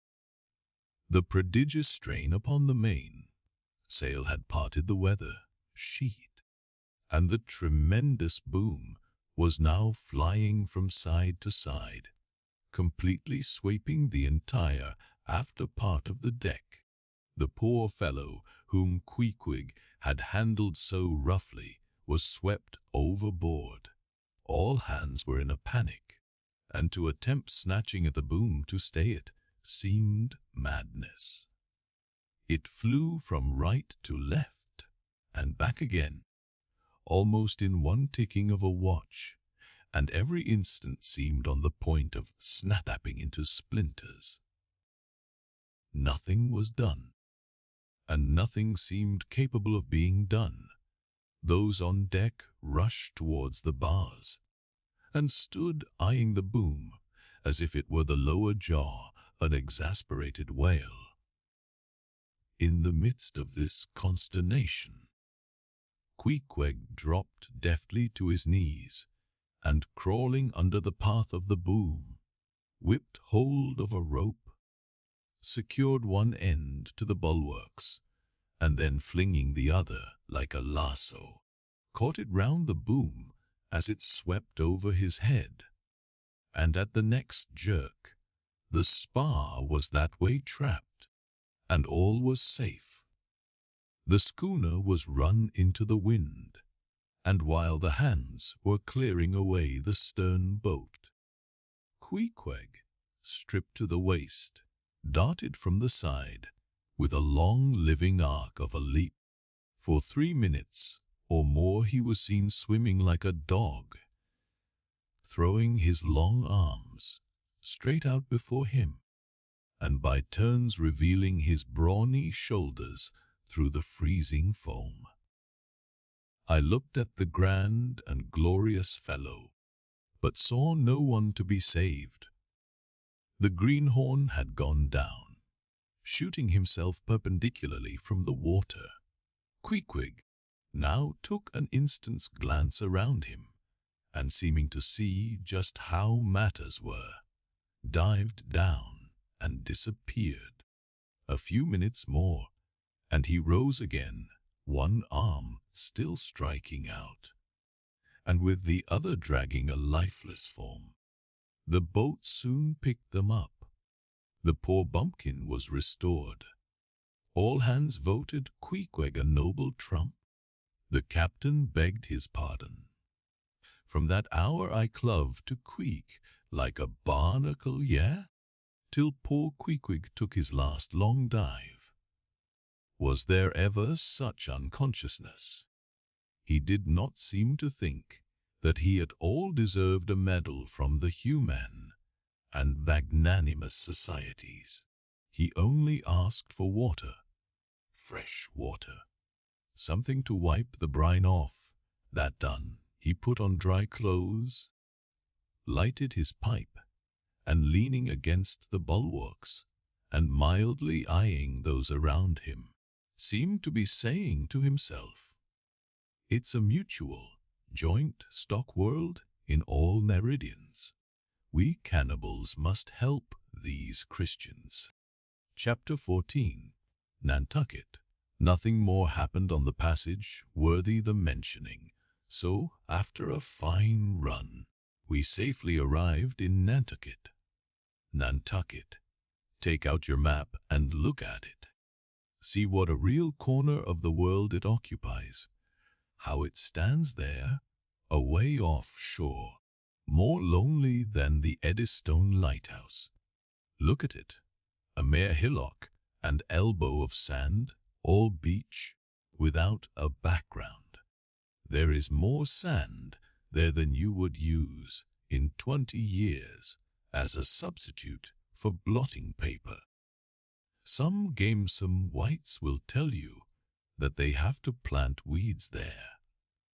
They don't grow naturally, that they import Canada thistles, that they have to send beyond seas for a spile to stop a leak in an oil cask, that pieces of wood in Nantucket are carried about like bits of the true cross in Rome, that people there plant toadstools before their houses to get under the shade in summertime, that one blade of grass makes an oasis, 3 blades in a day's walk a prairie, that they wear Quixon shoes, something like Laplander snowshoes, that they are so shut up, belted about, every way enclosed, surrounded, and made an utter island of by the ocean, that to their very chairs and tables small clams will sometimes be found adhering, as to the backs of sea turtles. But these extravaganzas only show that Nantucket is no Illinois. Look now at the wondrous traditional story of how this island was settled by the red men. Thus goes the legend. In olden times an eagle swooped down upon the New England coast and carried off an infant Indian in his talons. With loud lament the parents saw their child borne out of sight over the wide waters. They resolved to follow in the same direction. Setting out in their canoes, after a perilous passage, they discovered the island, and there they found an empty ivory casket. The poor little Indian skeleton. What wonder, then, that these Nantucketers, born on a beach, should take to the sea for a livelihood. They first caught crabs and quahogs in the sand-grown boulder. They waded out with nets for mackerel. More experienced, they pushed off in boats and captured cod, and at last, launching a navy of great ships on the sea, explored this watery world, put an incessant belt of circumnavigations round it, peeped in at Bering Straits, and in all seasons and all oceans declared everlasting war with the mightiest animated mass that has survived the flood, most monstrous and most mountainous, that Himalayan sought sea mastodon, clothed with such portentousness of unconscious power that his very panics are more to be dreaded than his most fearless and malicious assaults. And thus have these naked Nantucketers, these sea hermits, issuing from their ant hill in the sea, overrun and conquered the watery world like so many Alexanders, parceling out among them the Atlantic, Pacific, and Indian Oceans, as the three pirate powers did Poland. Let America add Mexico to Texas, and pile Cuba upon Canada. Let the English overswarm all India, and hang out their blazing banner from the sun. 2/3 of this terraqueous globe are the Nantucketers. For the sea is his, he owns it, as emperors own empires, other seamen having but a right of way through it. Merchant ships are but extension bridges, armed ones but floating forts. Even pirates and privateers, though following the sea as highwaymen the road, they but plunder other ships, other fragments of the land like themselves, without seeking to draw their living from the bottomless deep itself. The Nantucketer, he alone resides and riots on the sea. He alone, in Bible language, goes down to it in ships, to and fro ploughing it as his own special plantation. There is his home, there lies his business, which a Noah's flood would not interrupt, though it overwhelmed all the millions in China. He lives on the sea, as prairie cocks in the prairie. He hides among the waves. He climbs them as chamois hunters climb the Alps. For years he knows not the land, so that when he comes to it at last, it smells like another world, more strangely than the moon would to an earthsman. With the landless gull, that at sunset folds her wings, and is rocked to sleep between billows, so at nightfall, the Nantucketer, out of sight of land, furls his sails, and lays him to his rest, while under his very pillow rush herds of walruses and whales. Chapter 15. Choda. It was quite late in the evening when the little moss came snugly to anchor, and Queequeg and I went ashore, so we could attend to no business that day, at least none but a supper and a bed. The landlord of the Spouter Inn had recommended us to his cousin, Hosea Hussey of the Tripods, whom he asserted to be the proprietor of one of the best-kept hotels in all Nantucket. And moreover, he had assured us that Cousin Hosea, as he called him, was famous for his chowders. In short, he plainly hinted that we could not possibly do better than try pot. Luck at the Tripods. But the directions he had given us about keeping a yellow warehouse on our starboard hand till we opened a white church to the larboard, and then keeping that on the larboard hand till we made a corner 3 points to the starboard, and that done, then asked the first man we met where the place was. These crooked directions of his very much puzzled us at first, especially as, at the outset, Queequeg insisted that the yellow warehouse, our first point of departure, must be left on the larboard hand, whereas I had understood Peter Coffin to say it was on the starboard. However, by dint of beating about a little in the dark, and now and then knocking up a peaceable inhabitant to inquire the way, we at last came to something which there was no mistaking. 2 enormous wooden pots painted black, and suspended by asses' ears, swung from the cross trees of an old top mast, planted in front of an old doorway. The horns of the cross trees were sawed off on the other side, so that this old top mast looked not a little like a gallows. Perhaps I was oversensitive to such impressions at the time, but I could not help staring at this gallows with a vague misgiving. A sort of crick was in my neck as I gazed up the 2 remaining horns. Yes, up 2 of them, one for Queequeg and one for me. It's ominous, thinks I, a coffin my innkeeper upon landing in my first dwelling port, tombstones staring at me in the Whalman's chapel, and here a gallows, and a pair of prodigious black pots too. Are these last throwing out oblique hints touching Tophet?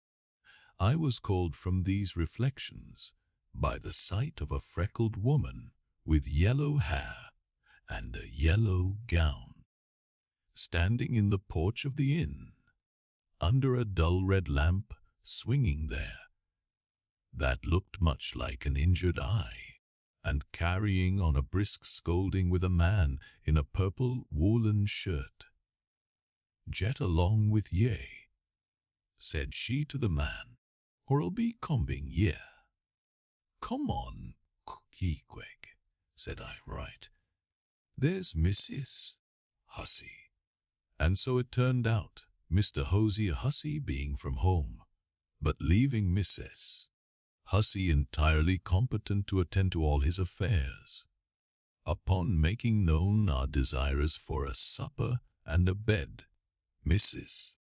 Hussey, postponing further scolding for the present, ushered us into a little room, and seating us at a table spread with the relics of a recently concluded repast, turned round to us and said, "Clam or cod?"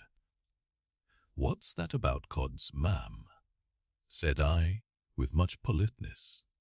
"Clam or," she repeated, "a clam for supper.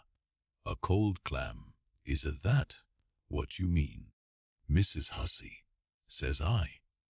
But that's a rather cold and clammy reception in the winter time, ain't it, Mrs. Hussey? But being in a great hurry to resume scolding the man in the purple shirt, who was waiting for it in the entry and seeming to hear nothing the word clam. Mrs. Hussey hurried towards an open door leading to the kitchen and bawling out, "Clam for two," disappeared. "Queequeg," said I, "do you think that we can make out a supper for us both on one clam?" However, a warm, savory steam from the kitchen served to belie the apparently cheerless prospect before us. But when that smoking chowder came in, the mystery was delightfully explained. "Oh, sweet friends, hearken to me. It was made of small, juicy clams, scarcely bigger than hazelnuts, mixed with pounded ship biscuit and salted pork cut up into little flakes, the whole enriched with butter, and plentifully seasoned with pepper and salt. Our appetites being sharpened by the frosty voyage, and in particular, Queequeg seeing his favorite fishing food before him, and the chowder being surpassingly excellent, we dispatched it with great expedition, when leaning back a moment, and bethinking me of Mrs. Hussey's clam and cod announcement, I thought I would try a little experiment. Stepping to the kitchen door, I uttered the word cod with great emphasis, and resumed my seat. In a few moments the savory steam came forth again, but with a different flavor, and in good time a fine cod chowder was placed before us. We resumed business, and while plying our spoons in the bowl, thinks I to myself, I wonder now if this here has any effect on the head. What's that stultifying saying about chowder-headed people? But look, Queequeg, ain't that a live eel in your bowl? Where's your harpoon? Fishiest of all fishy places was the try-pots, which well deserved its name, for the pots there were always boiling chowders. Chowder for breakfast, and chowder for dinner, and chowder for supper, till you began to look for fish, bones coming through your clothes. The area before the house was paved with clam shells. Mrs. Hussey wore a polished necklace of codfish vertebra, and Hosey Hussey had his account books bound in superior old shark skin. There was a fishy flavor to the milk, too, which I could not at all account for, till one morning happening to take a stroll along the beach among some fishermen's boats, I saw Hosey's brindled cow feeding on fish remnants, and marching along the sand with each foot in a cod's decapitated head, looking very slip-shod, I assure ye. Supper concluded, we received a lamp and directions from Mrs. Hussey concerning the nearest way to bed. But as Queequeg was about to precede me up the stairs, the lady reached forth her arm and demanded his harpoon. She allowed no harpoon in her chambers. "Why not?" said I. "Every true whaleman sleeps with his harpoon. But why not?" "Because it's dangerous," says she. Ever since young Stig's coming from that unfortunate voyage of his, when he was gone 4 years and a half, with only 3 barrels of fingale, was found dead in my first floor back, with his harpoon in his side. Ever since then I allow no boarders to take such dangerous weapons in their rooms at night. So, Queequeg, for she had learned his name, I will just take this here iron and keep it for you till morning. But the chowder, clam or cod, tomorrow for breakfast, man. Both, says I. And let's have a couple of smoked herring, by way of variety. Chapter 16. The ship. In bed we concocted our plans for the morrow. But to my surprise and no small concern, Queequeg now gave me to understand that he had been diligently consulting Yojo, the name of his black little god, and Yojo had told him 2 or 3 times over, and strongly insisted upon it every way, that instead of our going together among the whaling fleet in harbor, and in concert selecting our craft, instead of this, I say, Yojo earnestly enjoined that the selection of the ship should rest wholly with me, inasmuch as Yojo purposed befriending us, and, in order to do so, had already pitched upon a vessel, which, if left to myself, I, Ishmael, should infallibly light upon, for all the world as though it had turned out by chance. And in that vessel I must immediately ship myself, for the present irrespective of Queequeg. I have forgotten to mention that, in many things, Queequeg placed great confidence in the excellence of Yojo's judgment and surprising forecast of things, and cherished Yojo with considerable esteem as a rather good sort of god, who perhaps meant well enough upon the whole, but in all cases did not succeed in his benevolent designs. Now, this plan of Queequeg's, or rather Yojo's, touching the selection of our craft, I did not like that plan at all. I had not a little relied upon Queequeg's sagacity to point out the whaler best fitted to carry us and our fortunes securely. But as all my remonstrances produced no effect upon Queequeg, I was obliged to acquiesce, and accordingly prepared to set about this business with a determined rushing sort of energy and vigor that should quickly settle that trifling little affair. Next morning early, leaving Queequeg shut up with Yojo in our little bedroom, for it seemed that it was some sort of Lent or Ramadan, or day of fasting, humiliation, and prayer with Queequeg and Yojo that day.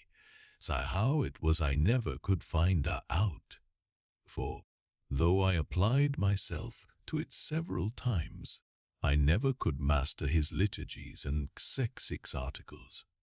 Leaving Queequeg, then, fasting on his tomahawk pipe, and Yojo warming himself at his sacrificial fire of shavings, I sallied out among the shipping. After much prolonged sauntering and many random inquiries, I learnt that there were 3 ships up for 3 years' voyages. The Devil Dam, the Tit, Bit, and the Pequod. Devil Dam. I do not know the origin of ha tit. Bit is obvious. Ha Pequod, you will no doubt remember, was the name of a celebrated tribe of Massachusetts Indians, now extinct as the ancient Maids. I peered and pried about the Devil Dam. From her, hopped over to the Tit, Bit, and finally, going on board the Pequod, looked around her for a moment, and then decided that this was the very ship for us. You may have seen many a quaint craft in your day, for aught I know. Square-toed luggers, mountainous Japanese junks, butter, box galleots, and what not. But take my word for it, you never saw such a rare old craft as this same rare old Pequod. She was a ship of the old school, rather small if anything, with an old-fashioned claw-footed look about her, long seasoned in weather, stained in the typhoons and calms of all four oceans. Her old hull's complexion was darkened like a French grenadier's, who has alike fought in Egypt and Siberia. Her venerable bows looked bearded, her masts cut somewhere on the coast of Japan, where her original ones were lost overboard in a gale. Her masts stood stiffly up like the spines of the three old kings of Cologne.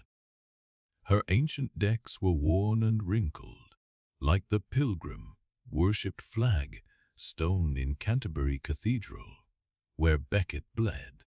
But to all these her old antiquities were added new and marvelous features, pertaining to the wild business that for more than half a century she had followed. Old Captain Peleg, many years her chief mate, before he commanded another vessel of his own, and now a retired seaman, and one of the principal owners of the Pequod. This old Peleg, during the term of his chief mateship, had built upon her original grotesqueness, and inlaid it all over with a quaintness both of material and device, unmatched by anything except it be Thorkill, Hake's carved buckler or bedstead. She was apparelled like any barbaric Ethiopian emperor, his neck heavy with pendants of polished ivory. She was a thing of trophies, a cannibal of a craft, tricking herself forth in the chased bones of her enemies. All round, her unpanelled, open bulwarks were garnished like one continuous jaw, with the long sharp teeth of the sperm whale, inserted there for pins, to fasten her old hempen thews and tendons to. Those thews ran not through base blocks of land wood, but deftly travelled over shaves of sea, ivory. Scorning a turnstile wheel at her reverend helm, she sported there a tiller, and that tiller was in one mass, curiously carved from the long, narrow lower jaw of her hereditary foe. The helmsman who steered by that tiller in a tempest felt like the Tartar when he holds back his fairy steed by clutching its jaw. A noble craft, but somehow a most melancholy.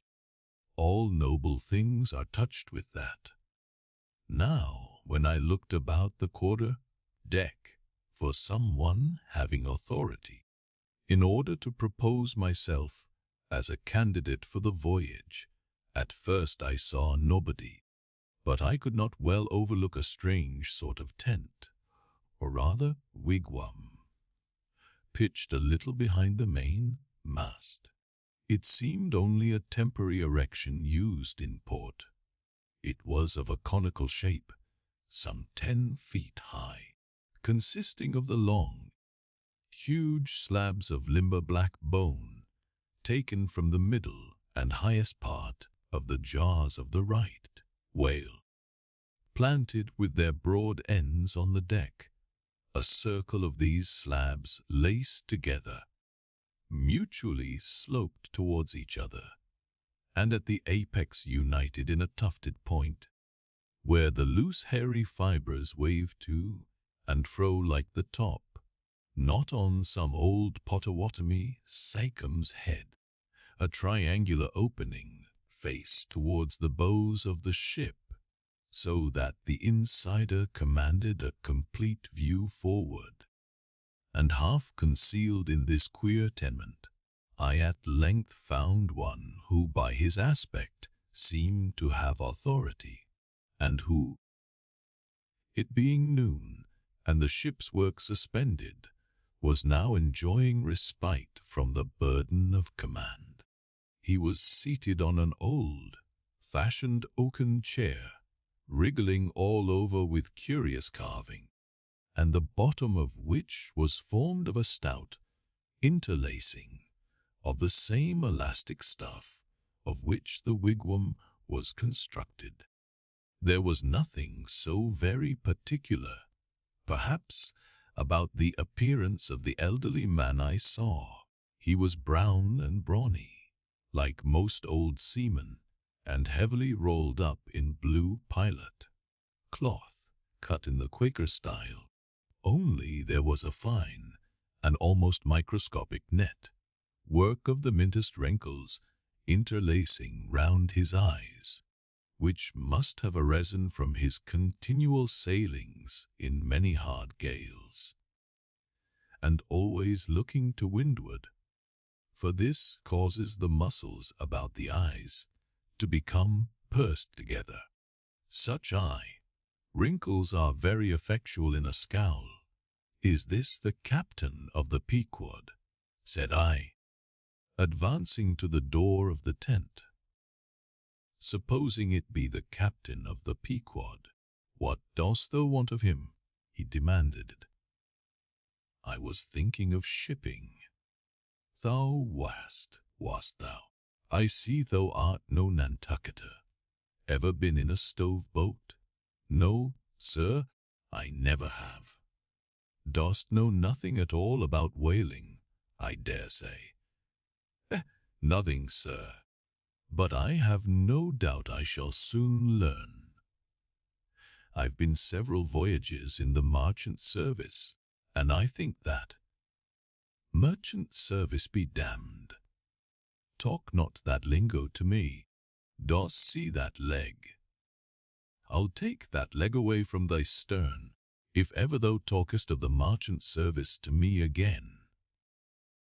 "Merchant service indeed.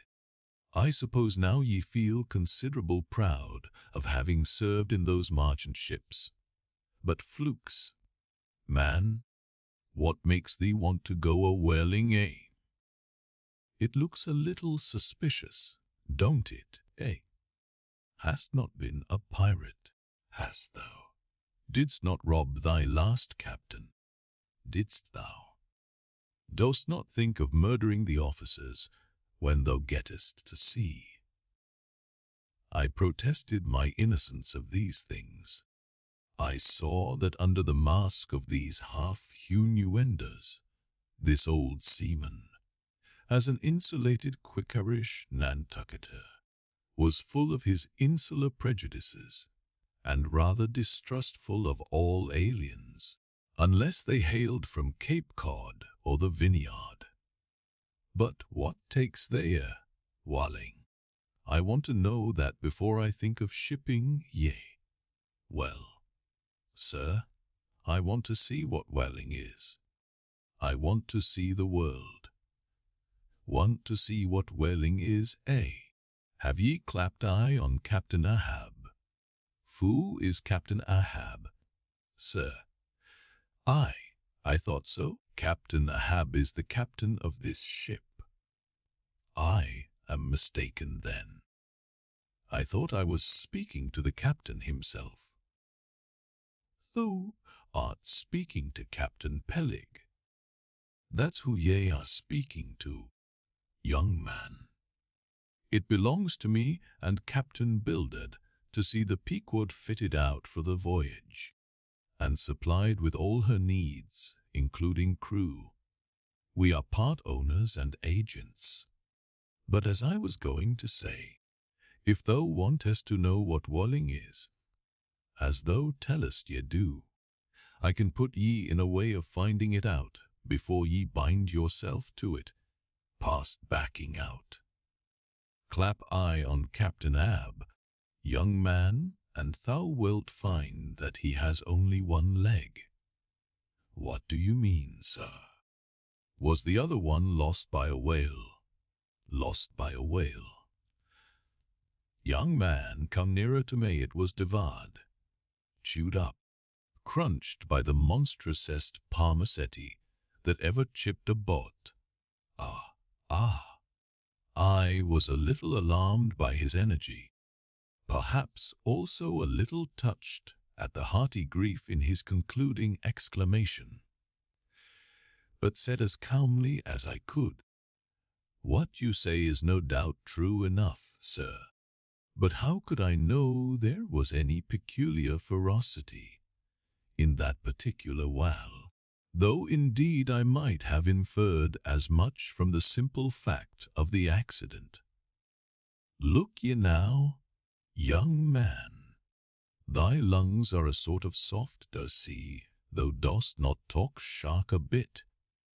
'S sure ye've been to sea before now." "See there," said I. "I thought I told you that I had been 4 voyages in the Merchant. Hard down out of that. Mind what I said about the merchant service. Don't aggravate me. I won't have it. But let us understand each other. I have given thee a hint about what whaling is. Do ye yet feel inclined for it?" "I do, sir." "Very good. Now, art thou the man to pitch a harpoon down a live whale's throat, and then jump after it? Answer, quick." "I am, sir, if it should be positively indispensable to do so, not to be got rid of, that is, which I don't take to be the fact." "Good again. Now then, thou not only wantest to go whaling, to find out by experience what whaling is, but ye also want to go in order to see the world. Was not that what ye said?" "I thought so." "Well then, just step forward there, and take a peep over the weather bow, and then back to me and tell me what ye see there."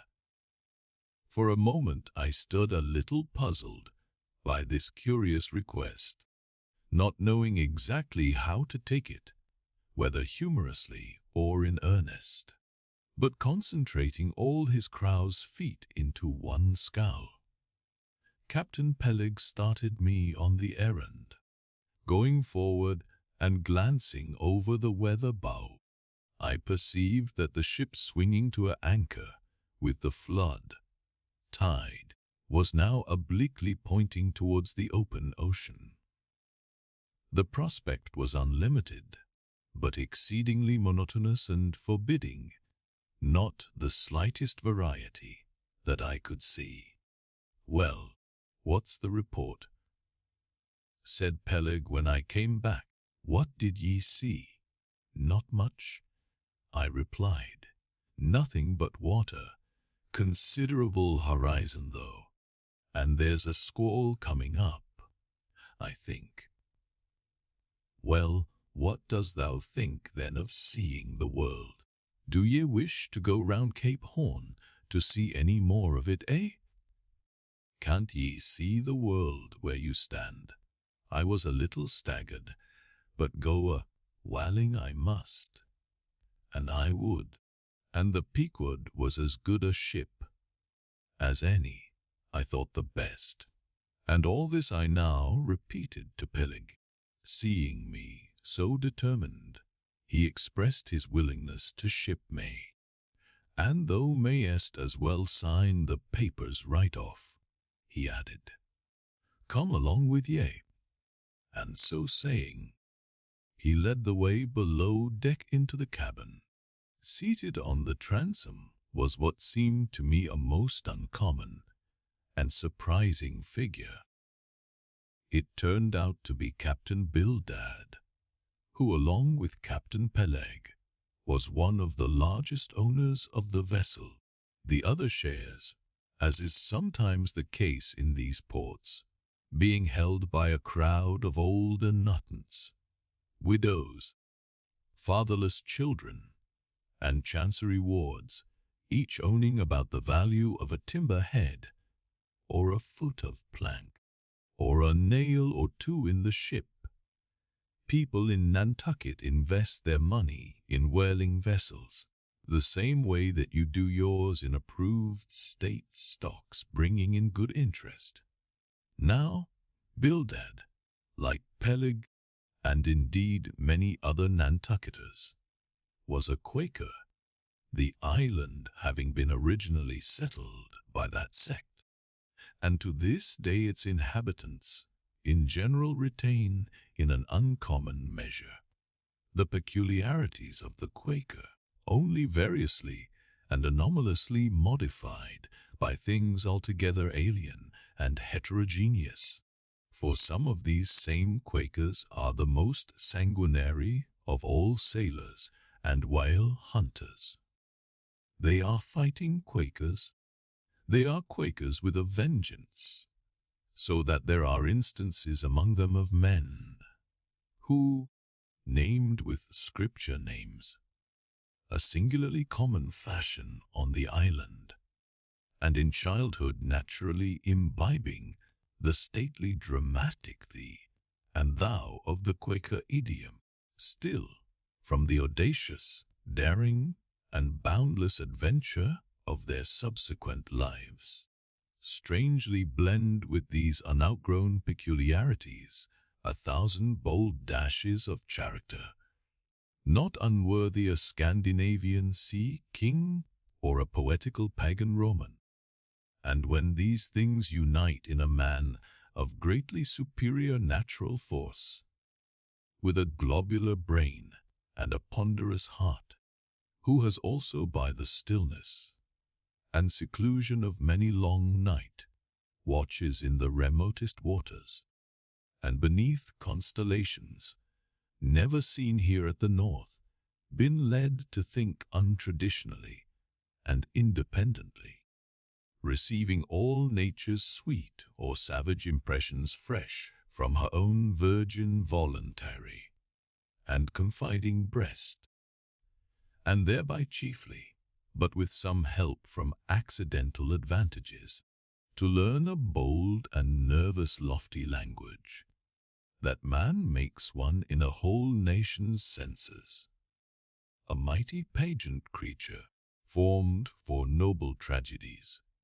nor will it at all detract from him, dramatically regarded, if either by birth or other circumstances he have what seems a half-willful, overruling morbidness at the bottom of his nature. For all men tragically great are made so through a certain morbidness. Be sure of this, O young ambition, all mortal greatness is but disease. But, as yet we have not to do with such an one, but with quite another, and still a man, who, if indeed peculiar, it only results again from another phase of the Quaker, modified by individual circumstances. Like Captain Peleg, Captain Bildad was a well-to-do, retired whaleman. But unlike Captain Peleg, who cared not a rush for what are called serious things, and indeed deemed those same serious things the veriest of all trifles, Captain Bildad had not only been originally educated according to the strictest sect of Nantucket Quakerism, but all his subsequent ocean life, and the sight of many unclad, lovely island creatures round the Horn, all that had not moved this native-born Quaker one single jot, had not so much as altered one angle of his vest. Still, for all this immutableness, was there some lack of common consistency about worthy Captain Bildad, though refusing, from conscientious scruples, to bear arms against land invaders, yet himself had illimitably invaded the Atlantic and Pacific, and though a sworn foe to human bloodshed, yet had he in his straight-bodied coat spilled tons upon tons of Leviathan gore.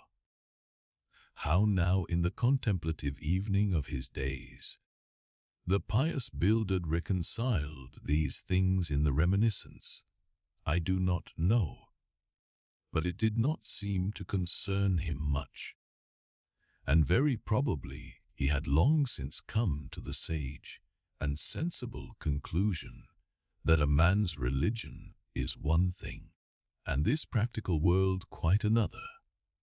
This world pays dividends.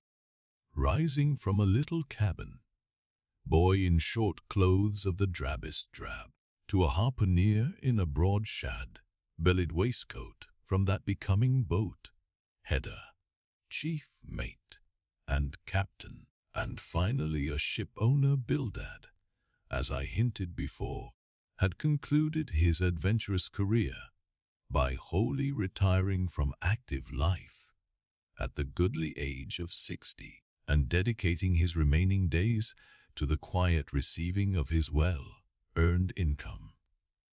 Now, Bildad, I am sorry to say, had the reputation of being an incorrigible old hunks, and in his sea-going days a bitter, hard task-master. They told me in Nantucket, though it certainly seems a curious story, that when he sailed the old Cattegat Wallaman, his crew, upon arriving home, were mostly all carried ashore to the hospital, sore exhausted and worn out. For a pious man, especially for a Quaker, he was certainly rather hard-hearted, to say the least. He never used to swear, though at his men, they said, but somehow he got an inordinate quantity of cruel, unmitigated hard work out of them. When Bildad was a chief mate, to have his drab-colored eye intently looking at you made you feel completely nervous, till you could clutch something, a hammer or a marling spike, and go to work like mad at something or other. Never mind what. Indolence and idleness perished before him. His own person was the exact embodiment of his utilitarian character. On his long, gaunt body, he carried no spare flesh, no superfluous beard, his chin having a soft, economical nap to it, like the worn nap of his broad-brimmed hat. Such, then, was the person that I saw seated on the transom when I followed Captain Peleg down into the cabin. The space between the decks was small, and there, bolt upright, sat old Bildad, who always sat so, and never leaned, and this to save his coat tails. His broad brim was placed beside him. His legs were stiffly crossed. His drab vesture was buttoned up to his chin, and spectacles on nose. He seemed absorbed in reading from a ponderous volume. "Bildad," cried Captain Peleg. "At it again, Bildad. Ah, ye have been studying those scriptures, now, for the last 30 years, to my certain knowledge. How far ye got, Bildad?" As if long habituated to such profane talk from his old shipmate, Bildad, without noticing his present irreverence, quietly looked up, and seeing me, glanced again inquiringly towards Peleg. "He says he's our man Bildad," said Peleg. "He wants to ship." "Dost they?" said Bildad, in a hollow tone, and turning round to me. "I dost," said I unconsciously. He was so intense a Quaker. "What do ye think of him, Bildad?" said Peleg. "He'll do," said Bildad, eyeing me, and then went on spelling away at his book in a mumbling tone, quite audible. I thought him the queerest old Quaker I ever saw, especially as Peleg, his friend and old shipmate, seemed such a blusterer. But I said nothing, only looking round me sharply. Peleg now threw open a chest, and drawing forth the ship's articles, placed pen and ink before him, and seated himself at a little table. I began to think it was high time to settle with myself at what terms I would be willing to engage for the voyage. I was already aware that in the whaling business they paid no wages, but all hands, including the captain, received certain shares of the profits called lays, and that these lays were proportioned to the degree of importance pertaining to the respective duties of the ship's company. I was also aware that being a green hand at whaling, my own lay would not be very large, but considering that I was used to the sea, could steer a ship, splice a rope, and all that, I made no doubt that from all I had heard I should be offered at least the 1275th lay. That is, the 275th part of the clear net proceeds of the voyage, whatever that might eventually amount to. And though the 275th lay was what they call a rather long lay, yet it was better than nothing. And if we had a lucky voyage, might pretty nearly pay for the clothing I would wear out on it. Not to speak of my 3 years' beef and board, for which I would not have to pay 1 stiver. It might be thought that this was a poor way to accumulate a princely fortune. And so it was, a very poor way indeed.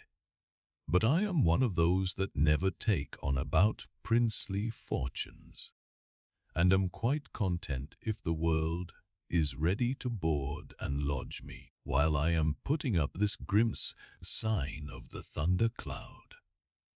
Upon the whole, I thought that the 275th lay would be about the fair thing, but would not have been surprised had I been offered the 200th, considering I was of a broad, shouldered make. But one thing, nevertheless, that made me a little distrustful about receiving a generous share of the profits was this.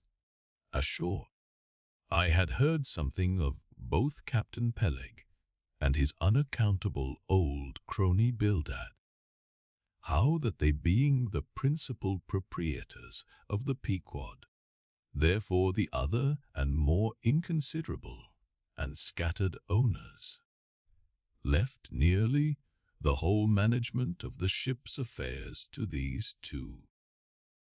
And I did not know but what the stingy old Bildad might have a mighty deal to say about shipping hands, especially as I now found him on board the Pequod, quite at home there in the cabin, and reading his Bible as if at his own fireside. Now while Peleg was vainly trying to mend a pen with his jack-knife, old Bildad, to my no small surprise, considering that he was such an interested party in these proceedings, Bildad never heeded us, but went on mumbling to himself out of his book, "Lay not up for yourselves treasures upon earth, where moth." "Well, Captain Bildad," interrupted Peleg, "what I say? What lay shall we give this young man?" "Thou knowest best," was the sepulchral reply. "The 777th wouldn't be too much, would it? Where moth and rust do corrupt.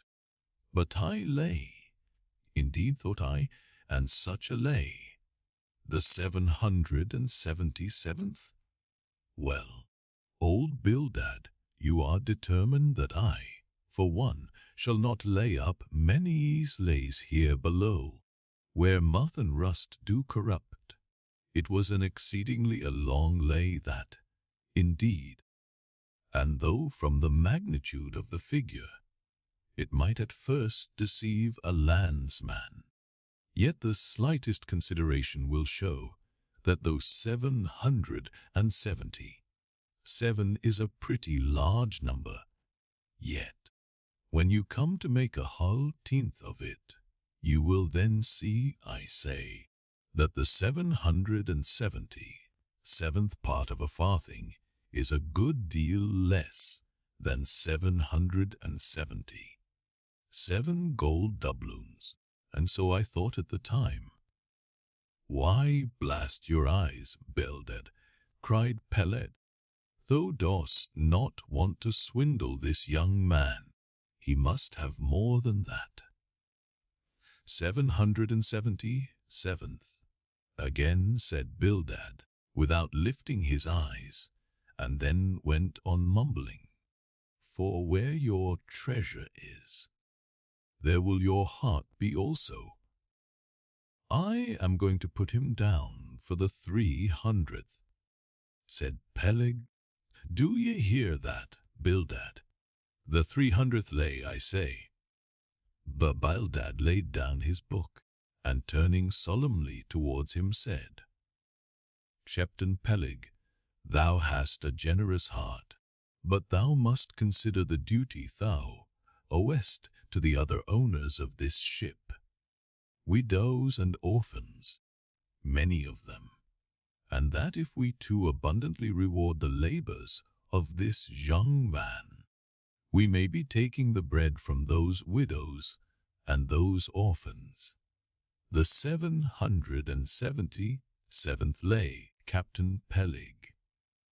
Though Bildad, roared Peleg, starting up and clattering about the cabin.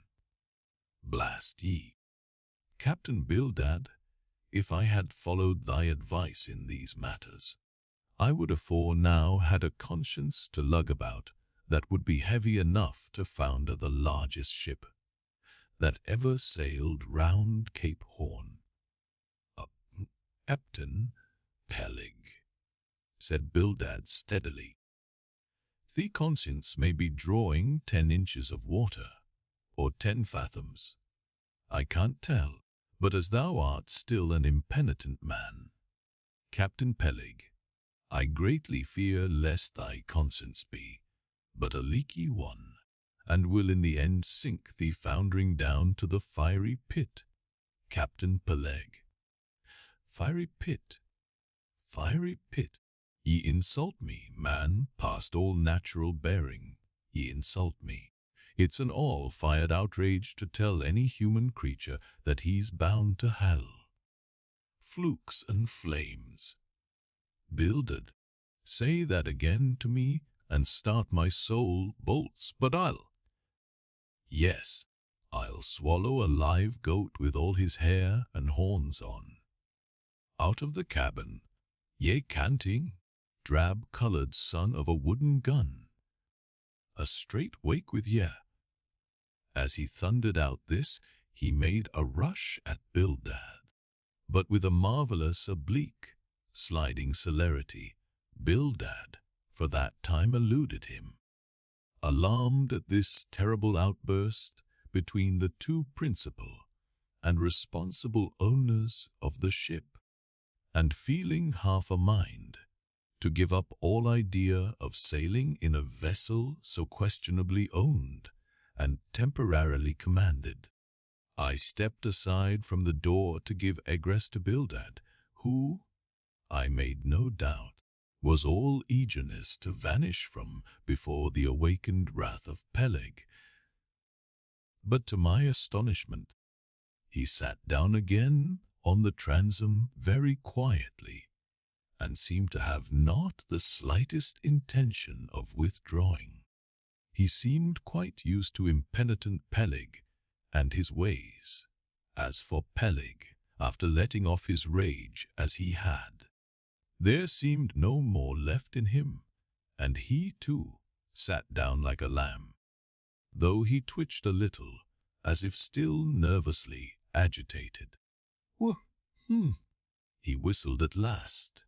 The squall's gone off to leeward, I think.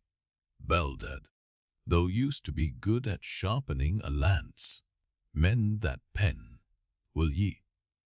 My jackknife here needs the grindstone. That's he, thank ye, Bildad. Now then, my young man, Ishmael's thy name, didn't ye say? Well then, down ye go here, Ishmael, for the 300th lay. Captain Peleg, said I have a friend with me who wants to ship too. Shall I bring him down tomorrow? To be sure, said Peleg. Fetch him along, and we'll look at him. What lay does he want? Groaned Bildad, glancing up from the book in which he had again been burying himself. Oh, never thee mind about that, Bildad, said Peleg. Has he ever whaled any? Turning to me. Killed more whales than I can count. Captain Peleg. Well, bring him along then. And after signing the papers, off I went, nothing doubting but that I had done a good morning's work, and that the Pequod was the identical ship that Yojo had provided to carry Queequeg and me round the Cape. But I had not proceeded far, when I began to bethink me that the captain with whom I was to sail yet remained unseen by me, though, indeed, in many cases, a whale ship will be completely fitted out, and receive all her crew on board. The captain makes himself visible by arriving to take command. For sometimes these voyages are so prolonged, and the shore intervals at home so exceedingly brief, that if the captain have a family, or any absorbing concernment of that sort, he does not trouble himself much about his ship in port, but leaves her to the owners till all is ready for sea. However, it is always as well to have a look at him before irrevocably committing yourself into his hands. Turning back, I accosted Captain Peleg, inquiring where Captain Ahab was to be found. And what dost thou want of Captain Ahab? It's all right enough, thou art shipped. Oh, Wes, but I should like to see him. But I don't think thou wilt be able to at present. I don't know exactly what's the matter with him, but he keeps close inside the house, a sort of sick, and yet he don't look so. In fact, he ain't sick, but no, he isn't well either. Anyhow, young man, he won't always see me, so I don't suppose he will thee. He's a queer man, Captain Ahab, so some think, but a good one. Oh, thou'lt like him well enough, no fear, no fear. He's a grand, ungodly, god-like man. Captain Ahab doesn't speak much, but when he does speak, then you may well listen. Mark ye, be forewarned, Ahab's above the common. Ahab's been in colleges, as well as 'mong the cannibals, been used to deeper wonders than the waves, fixed his fiery lance in mightier, stranger foes than whales. His lance, aye, the keenest and the surest that out of all our isle. Oh, he ain't Chaptran Bildad. No, and he ain't Captain Peleg.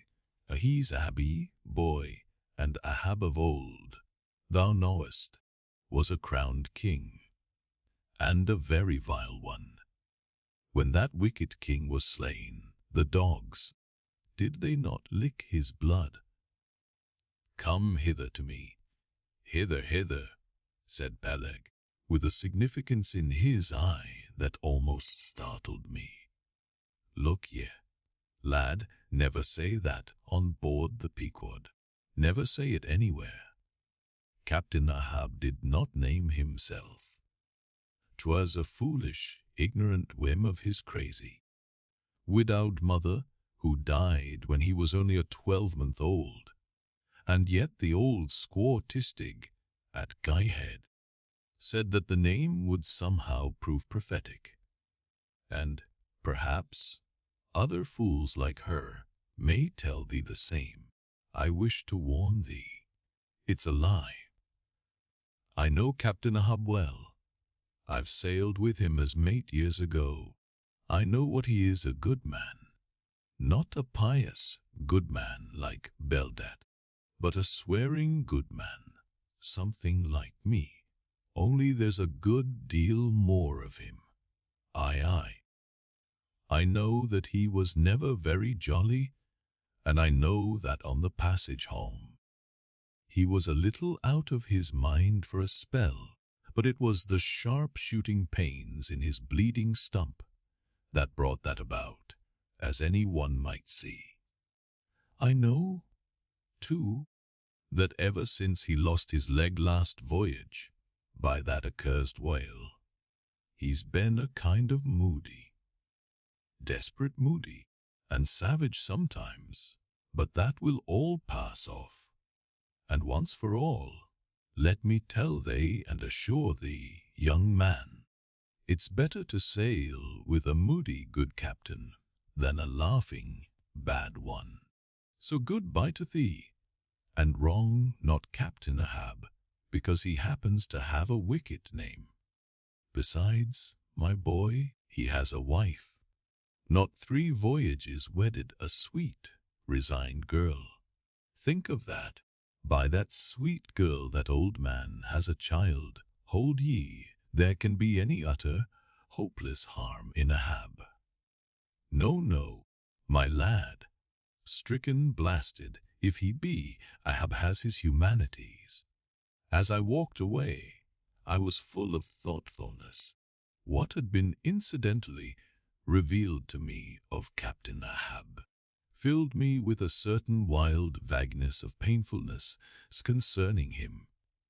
And somehow, at the time, I felt a sympathy and a sorrow for him, but for I don't know what, unless it was the cruel loss of his leg. And yet I also felt a strange awe of him, but that sort of awe, which I cannot at all describe, was not exactly awe. I do not know what it was, but I felt it, and it did not disincline me towards him, though I felt impatience at what seemed like mystery in him, so imperfectly as he was known to me then.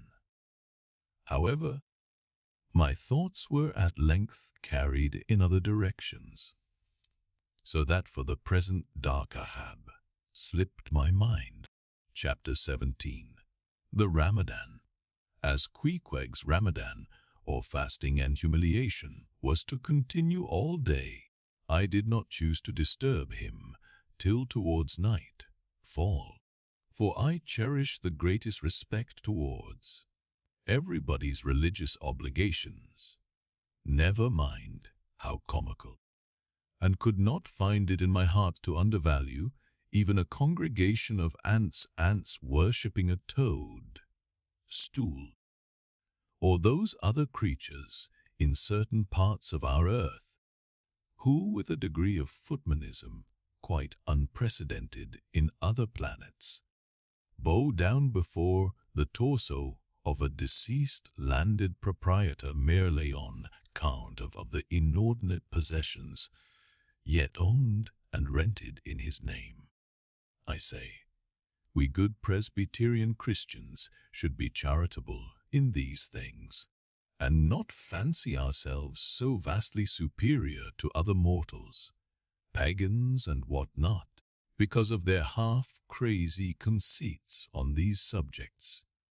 There was Queequeg, now, certainly entertaining the most absurd notions about Yojo and his Ramadan. But what of that? Queequeg thought he knew what he was about. I suppose he seemed to be content, and there let him rest. All our arguing with him would not avail. Let him be, I say, and heaven have mercy on us all, Presbyterians and pagans alike, for we are all somehow dreadfully cracked about the head. and sadly need mending. Towards evening, when I felt assured that all his performances and rituals must be over, I went up to his room and knocked at the door, but no answer. I tried to open it, but it was fastened inside. "Queequeg," said I softly through the keyhole. All silent. "I say, Queequeg, why don't you speak?" "It's I, Ishmael." But all remained still as before. I began to grow alarmed. I had allowed him such abundant time. I thought he might have had an apoplectic fit. I looked through the keyhole, but the door opening into an odd corner of the room, the whole prospect was but a crooked and sinister one. I could only see part of the foot, board of the bed, and a line of the wall, but nothing more. I was surprised to behold, resting against the wall, the wooden shaft of Queequeg's harpoon, which the landlady the evening previous had taken from him before our mounting to the chamber. "That's strange," thought I, but at any rate, since the harpoon stands yonder, and he seldom or never goes abroad without it, therefore he must be inside here, and no possible mistake. Queequeg, all still. Something must have happened. Apoplexy? I tried to burst open the door, but it stubbornly resisted. Running downstairs, I quickly stated my suspicions to the first person I met, the chambermaid. "La! La!" she cried. I thought something must be the matter. I went to make the bed after breakfast, and the door was locked, and not a mouse to be heard, and it's been just so silent ever since. But I thought, maybe you had both gone off and locked your baggage in for safekeeping. "La, ma'am, mistress, murder, Mrs. Hussey, apoplexy." And with these cries, she ran towards the kitchen, I following. Mrs. Hussey soon appeared, with a mustard pot in one hand and a vinegar crute in the other, having just broken away from the occupation of attending to the castors, and scolding her little black boy meantime. "Woodhouse," cried I, "fitch way to it. Run for God's sake, and fetch something to pry open the door. The axe, he's had a stroke, depend upon it." And so saying, I was unmethodically rushing upstairs again empty-handed, when Mrs. Hussey interposed the mustard, pot and vinegar, crute, and the entire castor of her countenance. "What's the matter with you, young man? Jet the axe.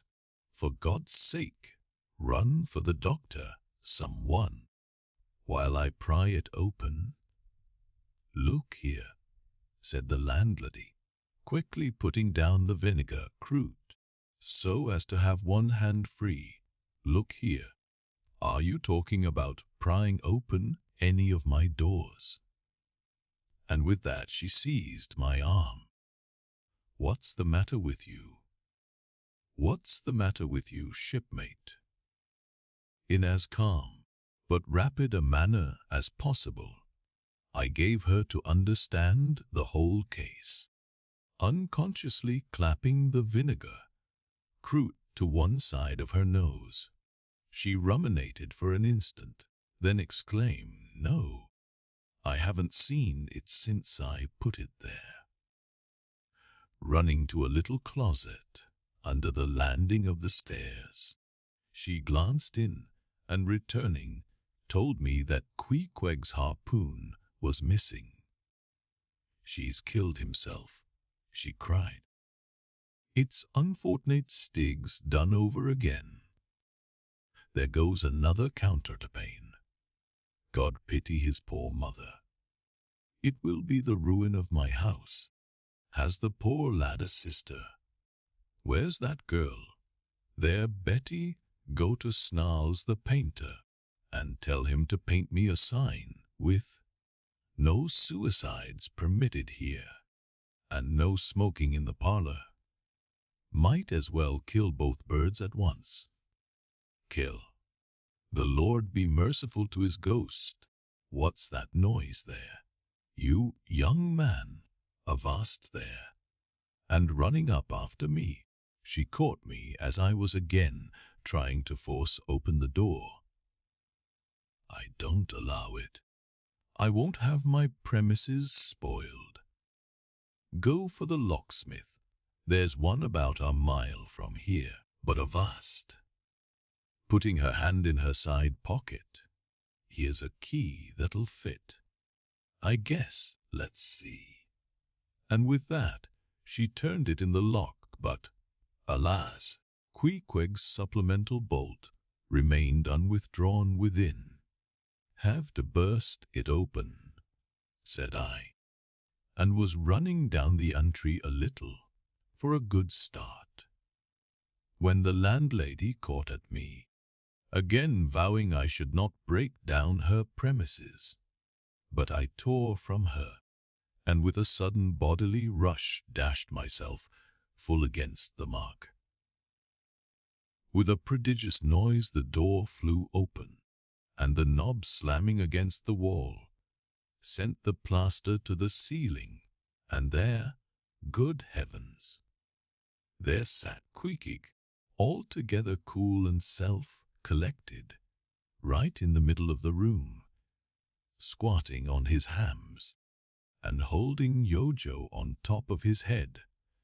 He looked neither one way nor the other way, but sat like a carved image with scarce a sign of active life. Queequeg, said I, going up to him. Queequeg, what's the matter with you? He hain't been a-sittin' so all day, has he? Said the landlady, but all we said, not a word could we drag out of him. I almost felt like pushing him over so as to change his position, for it was almost intolerable. It seemed so painfully and unnaturally constrained, especially as in all probability he had been sitting so for upwards of 8 or 10 hours, going to without his regular meals. Mrs. Hussey, said I, he's all alive at all events, so leave us, if you please, and I will see to this strange affair myself. Closing the door upon the landlady, I endeavored to prevail upon Queequeg to take a chair, but in vain. There he sat, and all he could do, for all my polite arts and blandishments, he would not move a peg, nor say a single word, nor even look at me, nor notice my presence in the slightest way. I wonder, thought I, if this can possibly be a part of his Ramadan. Do they fast on their hams that way in his native island? It must be so. Yes, it's part of his creed, I suppose. Well then, let him rest. He'll get up sooner or later, no doubt. It can't last forever, thank God, and his Ramadan only comes once a year, and I don't believe it's very punctual then. I went down to supper. After sitting a long time listening to the long stories of some sailors who had just come from a plum pudding voyage, as they called it, that is, a short whaling voyage in a schooner or brig confined to the north of the line, in the Atlantic Ocean only. After listening to these plum puddingers till nearly 11 o'clock, I went upstairs to go to bed, feeling quite sure by this time Queequeg must certainly have brought his Ramadan to a termination. But no, there he was just where I had left him. He had not stirred an inch. I began to grow vexed with him. It seemed so downright senseless and insane to be sitting there all day and half the night on his hams in a cold room, holding a piece of wood on his head. For heaven's sake, Queequeg, get up and shake yourself. Get up and have some supper. You'll starve, you'll kill yourself, Queequeg. But not a word did he reply. Despairing of him, therefore, I determined to go to bed and to sleep, and no doubt, before a great while, he would follow me. But previous to turning in, I took my heavy bearskin jacket and threw it over him, as it promised to be a very cold night, and he had nothing but his ordinary round jacket on. For some time, do all I would, I could not get into the faintest doze. I had blown out the candle, and the mere thought of Queequeg, not 4 feet off, sitting there in that uneasy position, stark alone in the cold and dark, this made me really wretched. Think of it, sleeping all night in the same room, with a wide-awake pagan on his hams in this dreary, unaccountable Ramadan. But somehow I dropped off at last, and knew nothing more till break of day, when, looking over the bedside, there squatted Queequeg, as if he had been screwed down to the floor. But as soon as the first glimpse of sun entered the window, up he got, with stiff and grating joints, but with a cheerful look, limped towards me where I lay, pressed his forehead again against mine, and said his Ramadan was over. Now, as I before hinted, I have no objection to any person's religion, be it what it may, so long as that person does not kill or insult any other person, because that other person don't believe it also. But when a man's religion becomes really frantic, when it is a positive torment to him, and in fine makes this earth of ours an uncomfortable inn to lodge in, then I think it high time to take that individual aside and argue the point with him. And just so I now did with Queequeg. Queequeg, said I, get into bed now, and lie and listen to me. I then went on, beginning with the rise and progress of the primitive religions, and coming down to the various religions of the present time, during which time I labored to show Queequeg that all these Lents, Ramadans, and prolonged squattings in cold, cheerless rooms were stark nonsense, bad for the health, useless for the soul, opposed, in short, to the obvious laws of hygiene and common sense. I told him, too, that he being in other things such an extremely sensible and sagacious savage, it pained me, very badly pained me, to see him now so deplorably foolish about this ridiculous Ramadan of his. Besides, argued I, fasting makes the body cave in, hence the spirit caves in, and all thoughts born of a fast must necessarily be half starved. This is the reason why most dyspeptic religionists cherish such melancholy notions about their hereafters. In one word, Queequeg, said I, rather digressively, hell is an idea first born on an undigested apple dumpling, and since then perpetuated through the hereditary dyspepsias nurtured by Ramadans. I then asked Queequeg whether he himself was ever troubled with dyspepsia, expressing the idea very plainly, so that he could take it in. He said no, only upon one memorable occasion. It was after a great feast given by his father the king, on the gaining of a great battle, wherein 50 of the enemy had been killed by about 2 o'clock in the afternoon, and all cooked and eaten that very evening. No more Queequeg, said I, shuddering. That will do, for I knew the inferences without his further hinting them.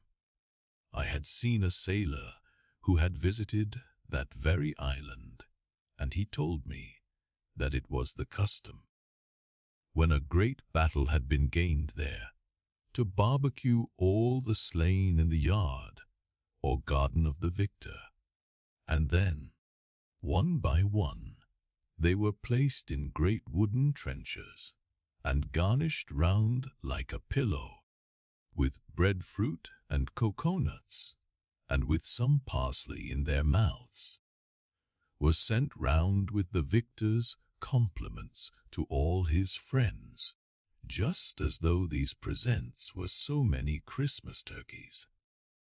After all, I do not think that my remarks about religion made much impression upon Queequeg, because, in the first place, he somehow seemed dull of hearing on that important subject, unless considered from his own point of view, and, in the second place, he did not more than 1/3 understand me, catch my ideas simply as I would, and, finally, he no doubt thought he knew a good deal more about the true religion than I did. He looked at me with a sort of condescending concern and compassion, as though he thought it a great pity that such a sensible young man should be so hopelessly lost to evangelical pagan piety. At last we rose and dressed, and Queequeg, taking a prodigiously hearty breakfast of chowders of all sorts, so that the landlady should not make much profit by reason of his Ramadan, we sallied out to board the Pequod, sauntering along and picking our teeth with halibut bones. Chapter 18. His Mark. As we were walking down the end of the wharf towards the ship, Queequeg carrying his harpoon, Captain Peleg in his gruff voice loudly hailed us from his wigwam, saying he had not suspected my friend was a cannibal, and furthermore announcing that he let no cannibals on board that craft, unless they previously produced their papers. What do you mean by that, Captain Peleg? Said I, now jumping on the bulwarks and leaving my comrades standing on the wharf. Mean, he replied. He must show his papers. Wes, said Captain Bildad in his hollow voice, sticking his head from behind Peleg's out of the wigwam. He must show that he's converted, son of darkness, he added, turning to Queequeg. Art thou at present in communion with any Christian church? Why, said I, he's a member of the First Congregational Church. Here be it said that many tattooed savages sailing in Nantucket ships at last come to be converted into the churches. First Congregational Church, cried Bildad. What? That worships in Deacon Deuteronomy Coleman's meeting house. And so saying, taking out his spectacles, he rubbed them with his great yellow bandana handkerchief, and putting them on very carefully, came out of the wigwam, and leaning stiffly over the bulwarks, took a good long look at Quee. How long hath he been a member? He then said, turning to me. Not very long, I rather guess, young man. No, said Peleg, and he hasn't been baptized right either, or it would have washed some of that devil's blue off his face. Do tell now, cried Bildad. Is this Philistine a regular member of Deacon Deuteronomy's meeting? I never saw him going there, and I pass it every Lord's Day. I don't know anything about Deacon Deuteronomy or his meeting, said I. All I know is that Queequeg here is a born member of the First Congregational Church. He is a deacon himself. Queequeg is. Young man, said Bildad sternly, thou art skylarking with me. Explain thyself, thou young Hittite. What church dost thee mean? On finding myself thus hard pushed, I replied, I mean, sir, the same ancient Catholic church to which you and I, and Captain Peleg there, and Queequeg here, and all of us, and every mother's son, and soul of us belong, the great and everlasting first congregation of this whole worshipping world. We all belong to that. Only some of us cherish some queer crotchets, no ways touching the grand belief. In that we all join hands. Splice, thou meanst to splice us hands, cried Peleg, drawing nearer. Young man, you'd better ship for a missionary instead of a fore-mast hand. I never heard a better sermon. Deacon Deuteronomy. Why, Father Mapple himself couldn't beat it, and he's reckoned something. Come aboard, never mind about the papers. I say, tell Quahog there. What's that you call him? Tell Quahog to step along. By the great anchor, what a harpoon he's got there. Looks like good stuff, that, and he handles it about right, I say. Quahog, or whatever your name is. Did you ever stand in the head of a whale boat? Did you ever strike a fish? Without saying a word, Queequeg, in his wild sort of way, jumped upon the bulwarks, from thence into the bows of one of the whale boats hanging to the side, and then bracing his left knee, and poising his harpoon, cried out in some such way as this, saying, You see him small drop tar on water, dear. You see him well. Spose him one while I, well, den, and taking sharp aim at it, he darted the iron right over old Bildad's broad brim, clean across the ship's decks, and struck the glistening tar spot out of sight. Now, said Queequeg, quietly hauling in the line, s'pose him well why, dad well dead. Quick, Bildad, said Peleg, his partner, who, aghast at the close vicinity of the flying harpoon, had retreated towards the cabin gangway.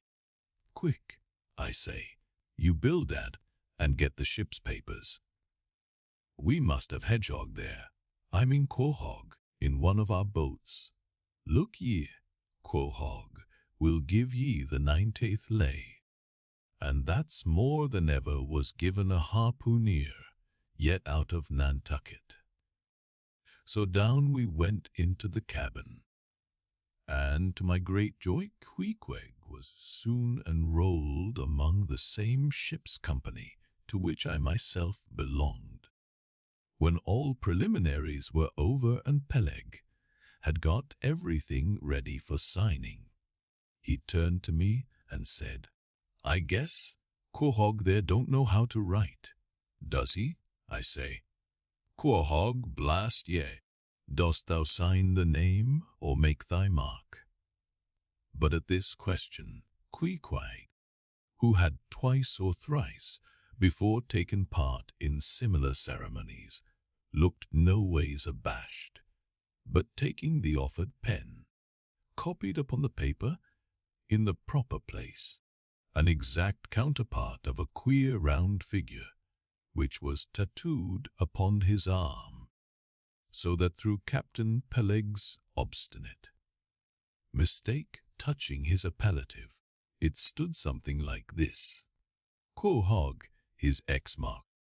Meanwhile Captain Bildad sat earnestly and steadfastly eyeing Queequeg, and at last rising solemnly, and fumbling in the huge pockets of his broad, skirted drab coat, took out a bundle of tracts, and selecting one entitled, "The Latter Day Coming, or No Time to Lose," placed it in Queequeg's hands, and then grasping them, and the book with both his, looked earnestly into his eyes, and said, "Son of darkness, I must do my duty by thee. I am part owner of this ship, and feel concerned for the souls of all its crew.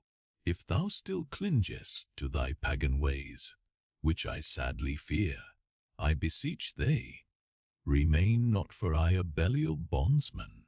Spurn the idle bell, and the hideous dragon, turn from the wrath to come, mind thine eye, I say, oh, goodness gracious, steer clear of the fiery pit." Something of the salt sea yet lingered in old Bildad's language, heterogeneously mixed with scriptural and domestic phrases. "Avast there, Bildad, avast now spoiling our harpooner," cried Peleg. "P.S. harpooneers never make good voyagers. It takes the shark out of 'em. No harpooner is worth a straw who ain't pretty sharkish." There was young Nat Swain, once the bravest boat header out of all Nantucket and the Vineyard. He joined the meeting, and never came to good. He got so frightened about his plaguy soul, that he shrinked and sheered away from whales, for fear of after claps, in case he got stove and went to Davy Jones. "Peleg, Peleg," said Bildad, lifting his eyes and hands, "though the self, as I myself, hast seen many a perilous time, thou knowest, the leg, what it is to have the fear of death. How, then, canst thou prate in this ungodly guise? Thou beliest thine own heart, Peleg. Tell me, when this same Pequod here had her 3 masts overboard in that typhoon on Japan, that same voyage, when thou went mate with Captain Ahab, didst thou not think of death and the judgment then? Hear him now," cried Peleg, marching across the cabin and thrusting his hands far down into his pockets. "Hear him, all of ye. Think of that, when every moment we thought the ship would sink. Death and the judgment then. What? With all 3 masts making such an everlasting thundering against the side, and every sea breaking over us, fore and aft, think of death and the judgment then. No time to think about death then. Life was what Captain Ahab and I was thinking of, and how to save all hands, how to rig jury masts, how to get into the nearest port. That was what I was thinking of." Bildad said no more, but buttoning up his coat, stalked on deck, where we followed him. There he stood, very quietly overlooking some sailmakers who were mending a top sail in the waist. Now and then he stooped to pick up a patch, or save an end of tarred twine, which otherwise might have been wasted. Chapter 19. The Prophet. Shipmates, Have ye shipped in that ship? Queequeg and I had just left the Pequod, and were sauntering away from the water, for the moment each occupied with his own thoughts, when the above words were put to us by a stranger, who, pausing before us, levelled his massive forefinger at the vessel in question. He was but shabbily apparelled in faded jacket and patched trousers, a rag of a black handkerchief investing his neck. A confluent small pox had in all directions flowed over his face, and left it like the complicated, ribbed bed of a torrent. When the rushing waters have been dried up, have ye shipped in her? He repeated. You mean the ship Pequod, I suppose, said I, trying to gain a little more time for an uninterrupted look at him. Aye, the Pequod, that ship there, he said, drawing back his whole arm, and then rapidly shoving it straight out from him, with the fixed bayonet of his pointed finger darted full at the object. Yes, said I, we have just signed the articles. Anything down there about your souls? About what? Oh, perhaps you haven't got any, he said quickly. No matter though. I know many chaps that haven't got any. Good luck to 'em. And they are all the better off for it. A soul's a sort of a fifth wheel to a wagon.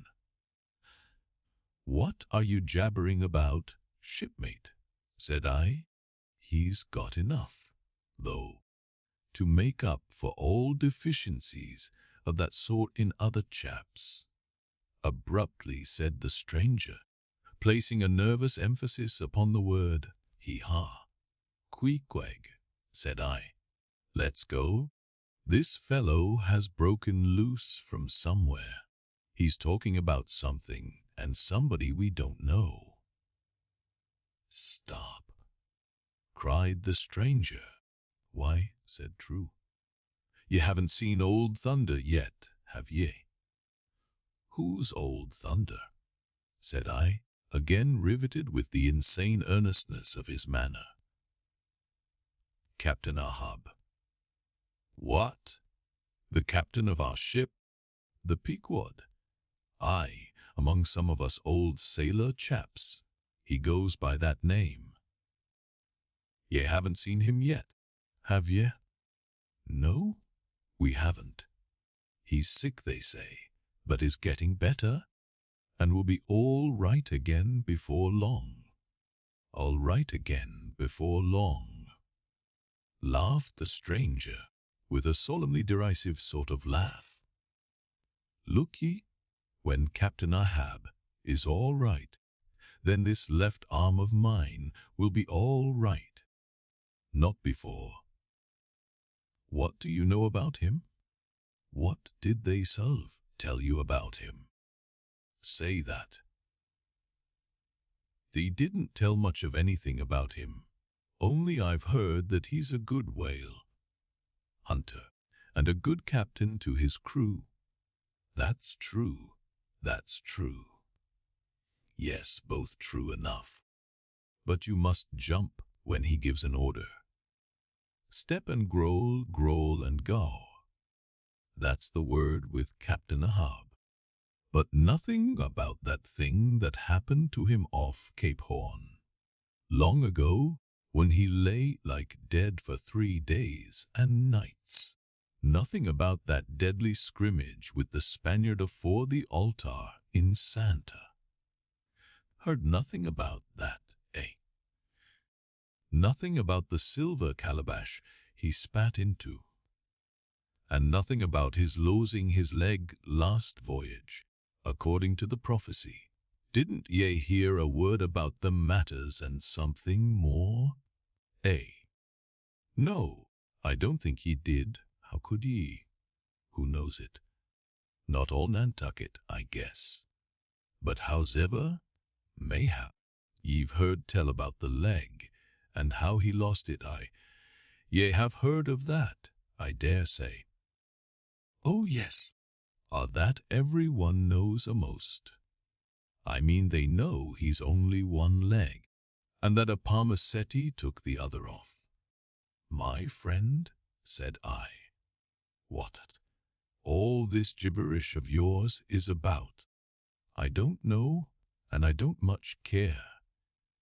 For it seems to me that you must be a little damaged in the head. But if you are speaking of Captain Ahab, of that ship there, the Pequod, then let me tell you that I know all about the loss of his leg. All about it. Sure you do. All? Pretty sure. With finger pointed and eye leveled at the Pequod, the beggar, like stranger, stood a moment, as if in a troubled reverie. Then starting a little, turned and said, Ye've shipped, have ye? Names down on the papers. Well, well, what's signed is signed, and what's to be will be, and then again, perhaps it won't be, after all.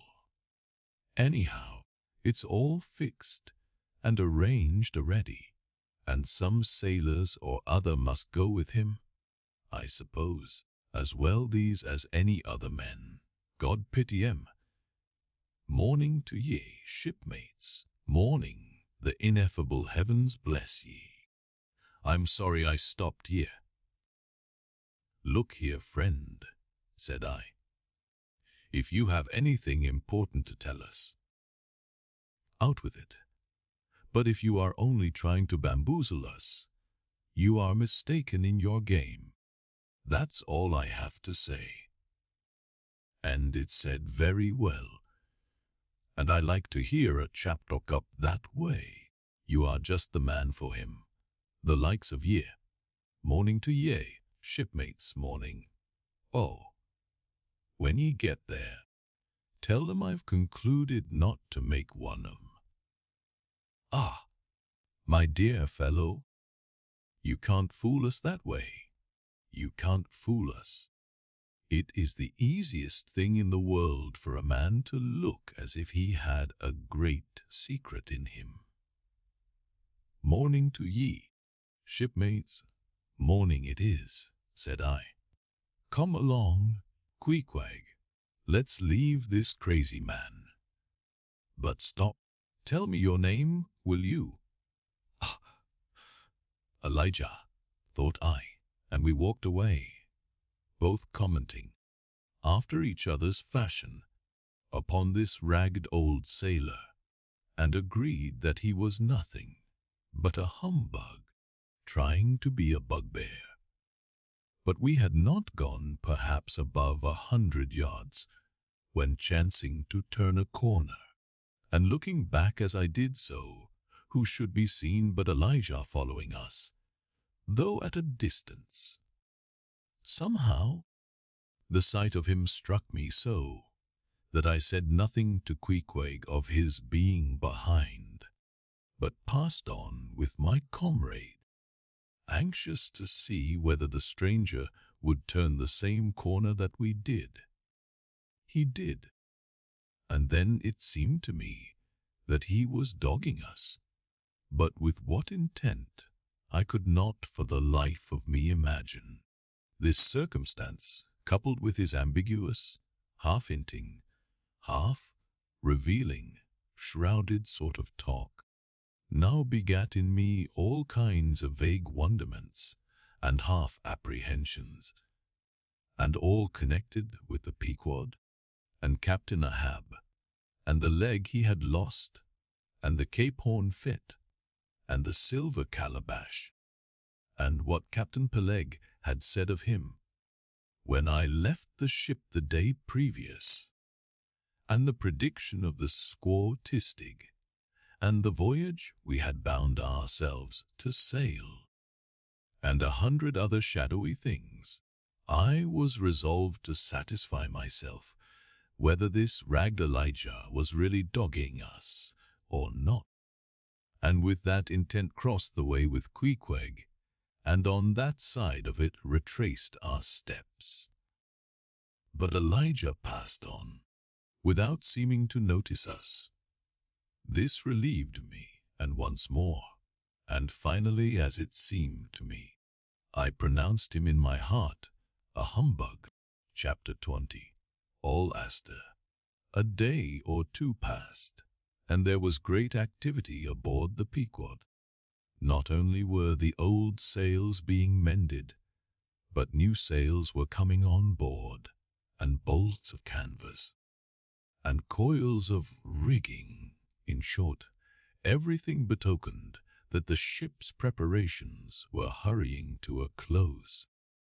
Captain Peleg seldom or never went ashore, but sat in his wigwam keeping a sharp look out upon the hands.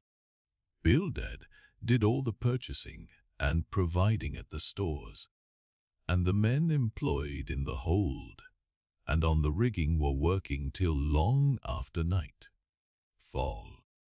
On the day following Queequeg's signing the articles, word was given at all the inns where the ship's company were stopping that their chests must be on board before night, for there was no telling how soon the vessel might be sailing. So Queequeg and I got down our traps, resolving, however, to sleep ashore till the last. But it seems they always give very long notice in these cases, and the ship did not sail for several days. But no wonder. There was a good deal to be done, and there is no telling how many things to be thought of before the Pequod was fully equipped. Everyone knows what a multitude of things, beds, saucepans, knives and forks, shovels and tongs, napkins, nutcrackers, and what not, are indispensable to the business of housekeeping. Just so with whaling, which necessitates a 3 years' housekeeping upon the wide ocean, far from all grocers, costermongers, doctors, bakers, and bankers. And though this also holds true of merchant vessels, yet not by any means to the same extent as with whalemen. For besides the great length of the whaling voyage, the numerous articles peculiar to the prosecution of the fishery, and the impossibility of replacing them at the remote harbors usually frequented, it must be remembered that of all ships, whaling vessels are the most exposed to accidents of all kinds, and especially to the destruction and loss of the very things upon which the success of the voyage most depends. Hence the spare boats, spare spars, and spare lines and harpoons, and spare everythings, almost, but a spare captain and duplicate ship. At the period of our arrival at the island, the heaviest storage of the Pequod had been almost completed, comprising her beef, bread, water, fuel, and iron hoops and staves. But, as before hinted, for some time there was a continual fetching and carrying on board of divers odds and ends of things, both large and small. Chief among those who did this fetching and carrying was Captain Bildad's sister, a lean old lady of a most determined and indefatigable spirit, but withal very kind-hearted, who seemed resolved that, if she could help it, nothing should be found wanting in the Pequod, after once fairly getting to sea. At one time she would come on board with a jar of pickles for the steward's pantry, another time with a bunch of quills for the chief mate's desk, where he kept his log, a third time, with a roll of flannel for the small of someone's rheumatic back. Never did any woman better deserve her name, which was Charity. Aunt Charity, as everybody called her. And like a sister of Charity did, this charitable Aunt Charity bustle about hither and thither, ready to turn her hand and heart to anything that promised to yield safety, comfort, and consolation to all on board a ship in which her beloved brother Bildad was concerned, and in which she herself owned a score or two of well-saved dollars. But it was startling to see the excellent, as-hearted Quakeress coming on board, as she did the last day, with a long oil ladle in one hand, and a still longer whaling lance in the other. Nor was Bildad himself nor Captain Peleg at all backward. As for Bildad, he carried about with him a long list of the articles needed, and at every fresh arrival, down went his mark opposite that article upon the paper. Every once in a while Peleg came hobbling out of his whalebone den, roaring at the men down the hatchways, roaring up to the riggers at the masthead, and then concluded by roaring back into his wigwam. During these days of preparation, Queequeg and I often visited the craft, and as often I asked about Captain Ahab, and how he was, and when he was going to come on board his ship. To these questions they would answer that he was getting better and better, and was expected aboard every day. Meantime, the two captains, Peleg and Bildad, could attend to everything necessary to fit the vessel for the voyage.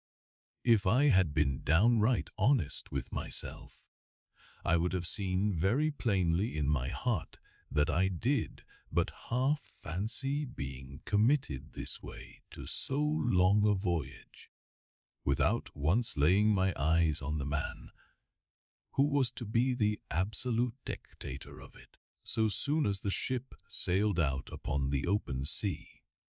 But when a man suspects any wrong, it sometimes happens that if he be already involved in the matter, he insensibly strives to cover up his suspicions even from himself. And much this way it was with me. I said nothing, and tried to think nothing. At last it was given out that some time next day the ship would certainly sail. So next morning Queequeg and I took a very early start. Chapter 21. Going aboard. It was nearly 6 o'clock, but only grey, imperfect, misty dawn, when we drew nigh the wharf. "There are some sailors running ahead there, if I see right," said I to Queequeg. "It can't be shadows. She's off by sunrise, I guess. Come on." "Avast," cried a voice, whose owner at the same time, coming close behind us, laid a hand upon both our shoulders, and then insinuating himself between us, stood stooping forward a little in the uncertain twilight, strangely peering from Queequeg to me. It was Elijah, going aboard. "Hands off, will you?" said I. "Looky here," said Queequeg, shaking himself. "Go away. Ain't going aboard, then." "Wes, we are," said I. "But what business is that of yours? Do you know, Mr. Elijah, that I consider you a little impertinent?" No, I wasn't aware of that," said Elijah, slowly and wonderingly looking from me to Queequeg with the most unaccountable glances. "Elijah," said I, "you will oblige my friend and me by withdrawing. We are going to the Indian and Pacific Oceans, and would prefer not to be detained. Why be ye coming back afore breakfast? He's cracked, said I. Come on. Holo, cried stationary Elijah, hailing us when we had removed a few paces. Never mind him, said I. Queequeg, come on. But he stole up to us again, and suddenly clapping his hand on my shoulder, said, Did ye see anything like looking men going towards that ship a while ago? Struck by this plain matter of fact question, I answered, saying, Wes, I thought I did see 4 or 5 men, but it was too dim to be sure. Very dim, said Elijah. Morning to ye. Once more we quitted him, but once more he came softly after us, and touching my shoulder again, said, See if you can find now, will ye? Find who? Morning to ye, he rejoined, again moving off. Oh, I was going to warn ye against, but never mind.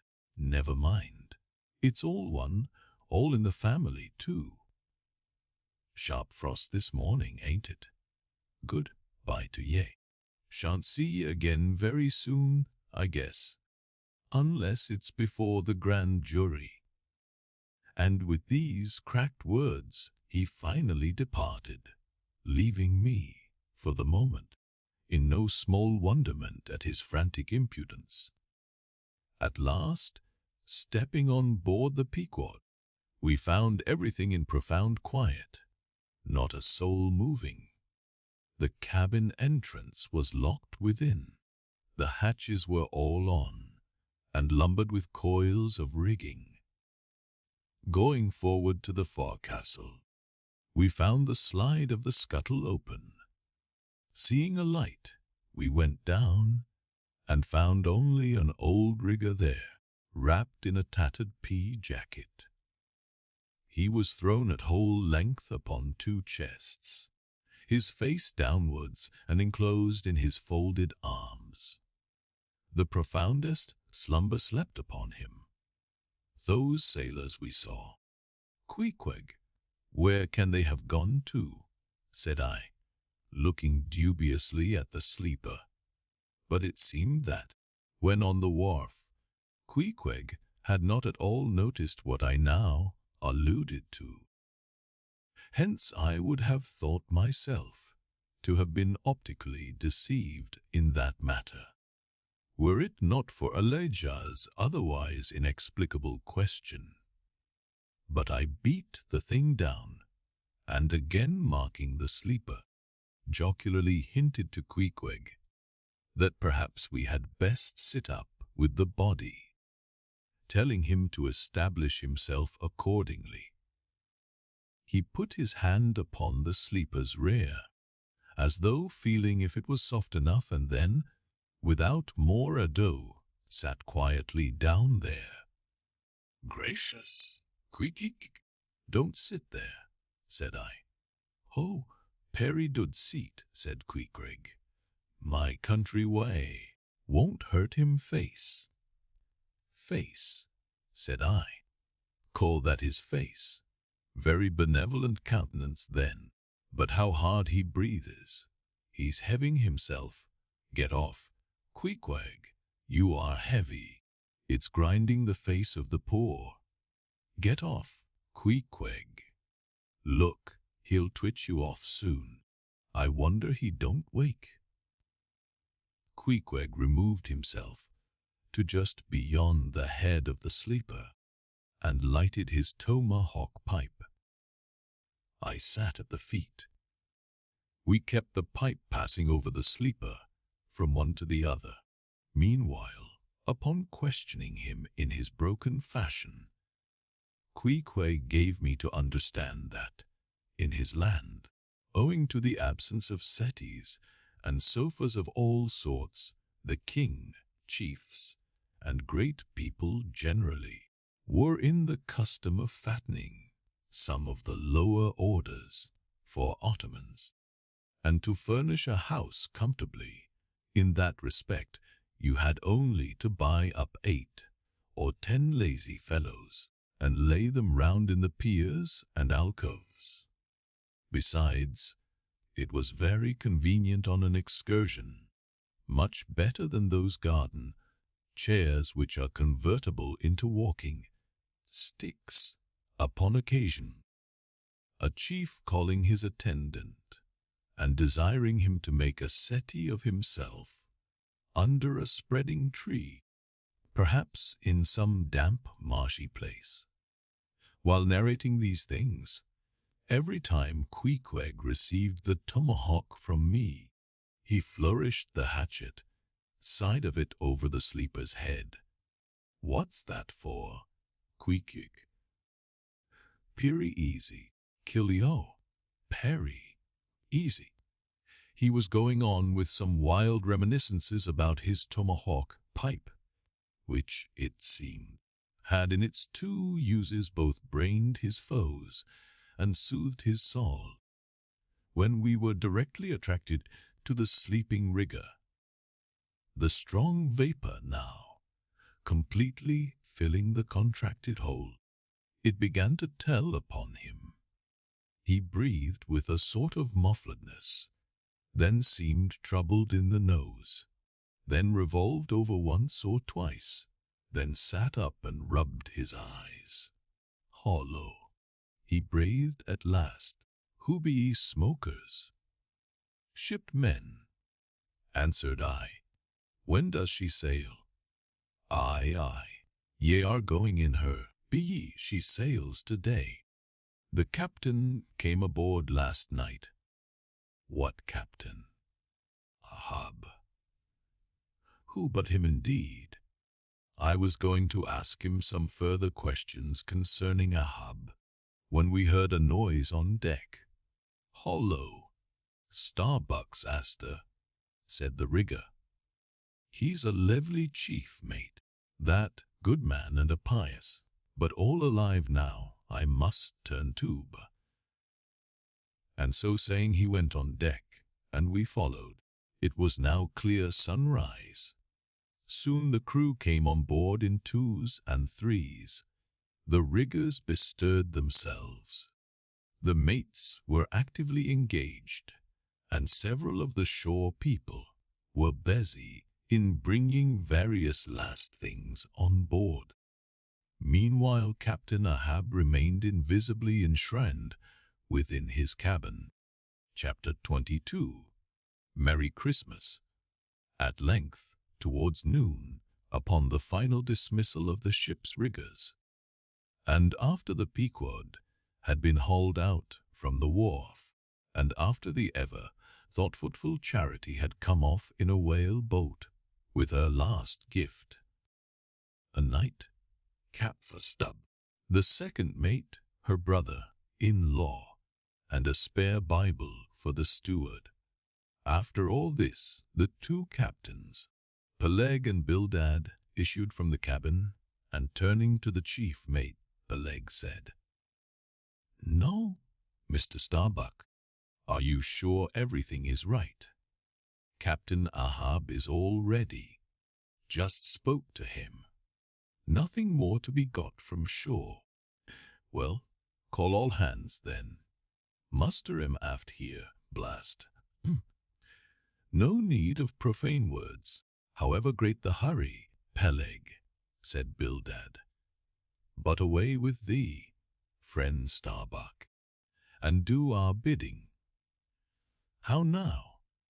Here upon the very point of starting for the voyage, Captain Peleg and Captain Bildad were going it with a high hand on the quarter deck, just as if they were to be joint commanders at sea, as well as to all appearances in port. And as for Captain Ahab, no sign of him was yet to be seen, only they said he was in the cabin. But then the idea was, that his presence was by no means necessary in getting the ship under way and steering her well out to sea. Indeed, as that was not at all his proper business, but the pilot's, and as he was not yet completely recovered, so they said. Therefore, Captain Ahab stayed below, and all this seemed natural enough, especially as in the merchant service, many captains never show themselves on deck for a considerable time after heaving up the anchor, but remain over the cabin table, having a farewell merry making with their shore friends before they quit the ship for good with the pilot. But there was not much chance to think over the matter, for Captain Peleg was now all alive. He seemed to do most of the talking and commanding, and not Bildad.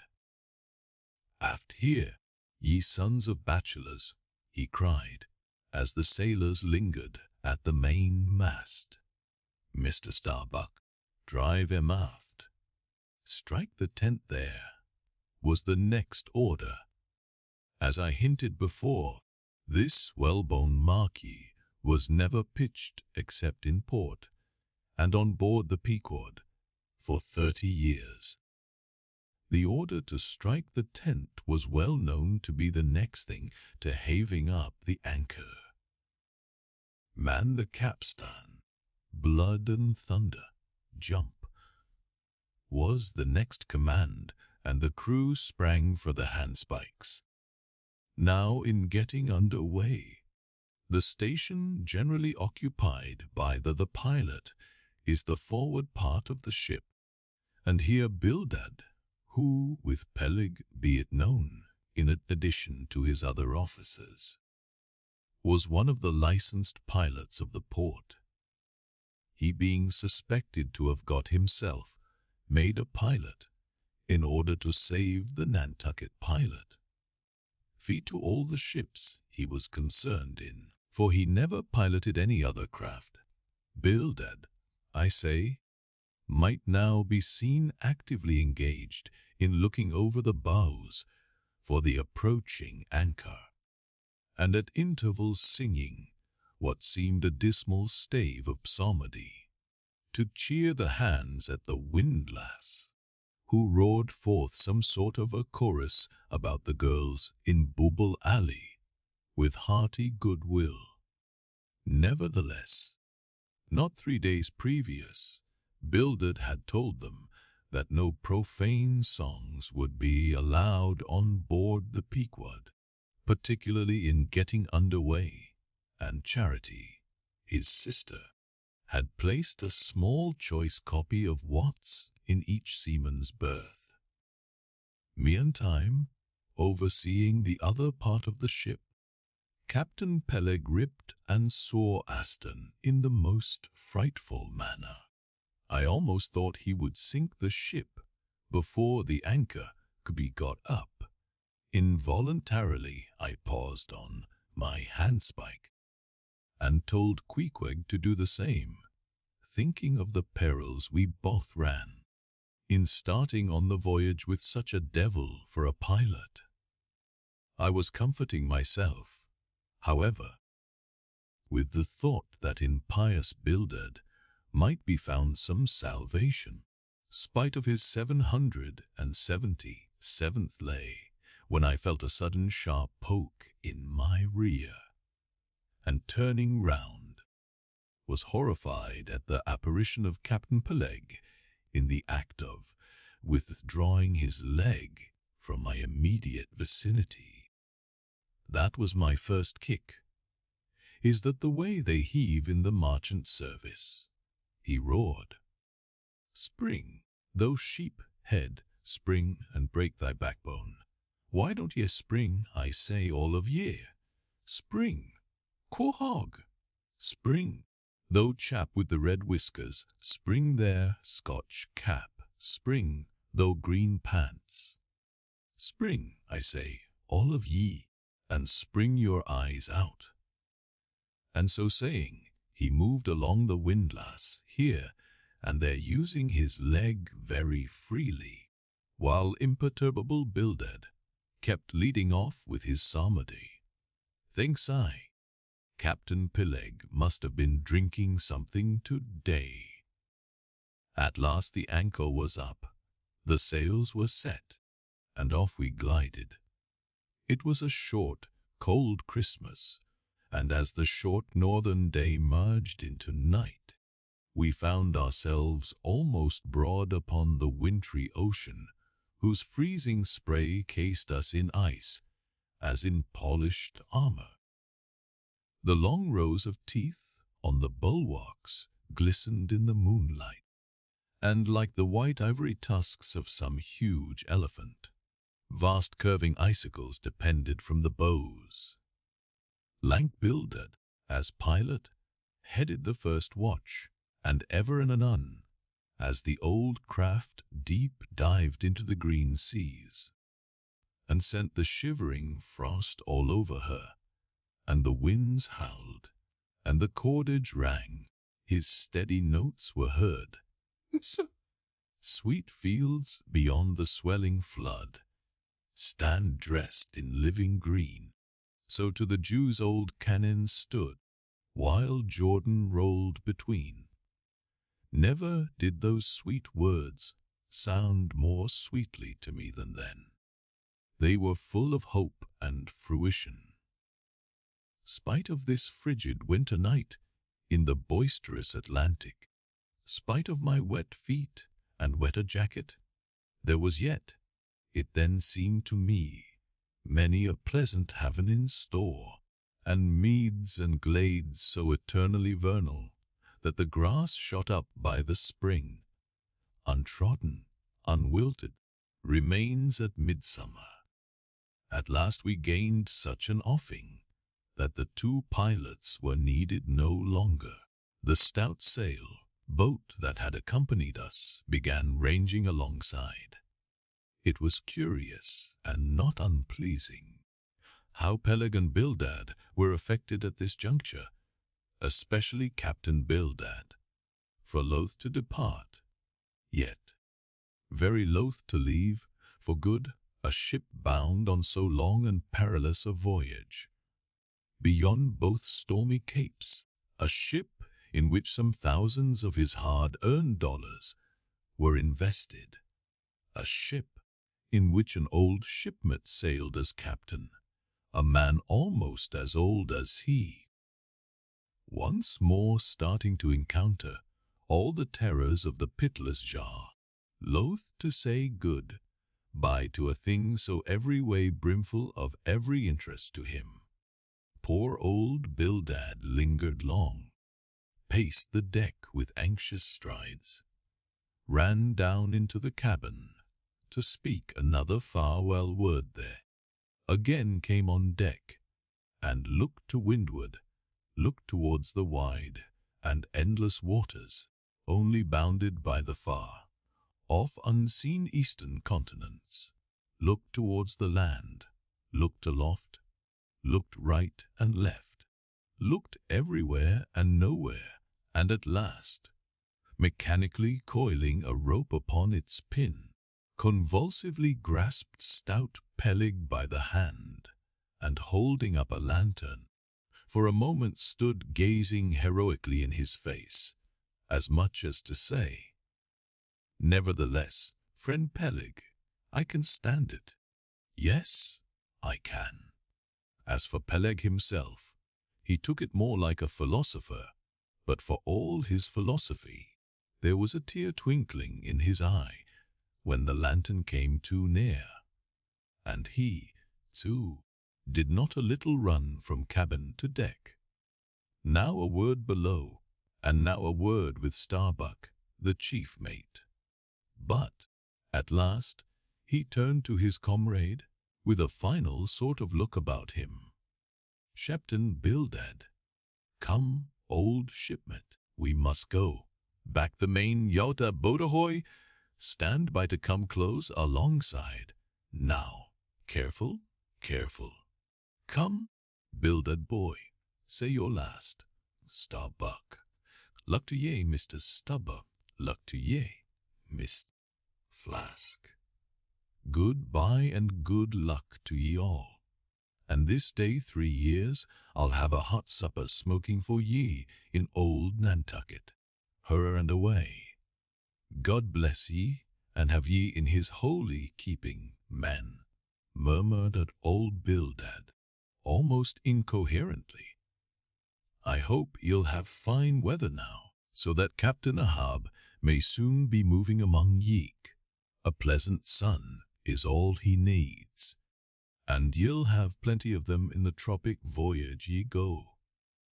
Be careful in the hunt, ye mates. Don't stave the boats needlessly. Ye harpooneers, good white cedar plank is raised full 3% within the year. Don't forget your prayers. Either, Mr. Starbuck, mind that Cooper, don't waste the spare staves. Oh, the sail needles are in the green locker. Don't wail it too much a Lord's days, men. But don't miss a fair chance either.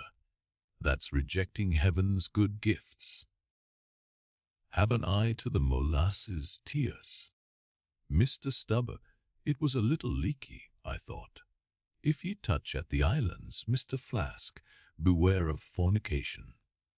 Goodbye, goodbye. Don't keep the cheese too long down in the hold, Mr. Starbuck. It'll spoil. Be careful with the butter. 20 cents the pound it was, and mind ye, if. Come, Captain Bildad, stop palavering, away. And with that, Peleg hurried him over the side, and both dropped into the boat. Ship and boat diverged. The cold, damp night breeze blew between.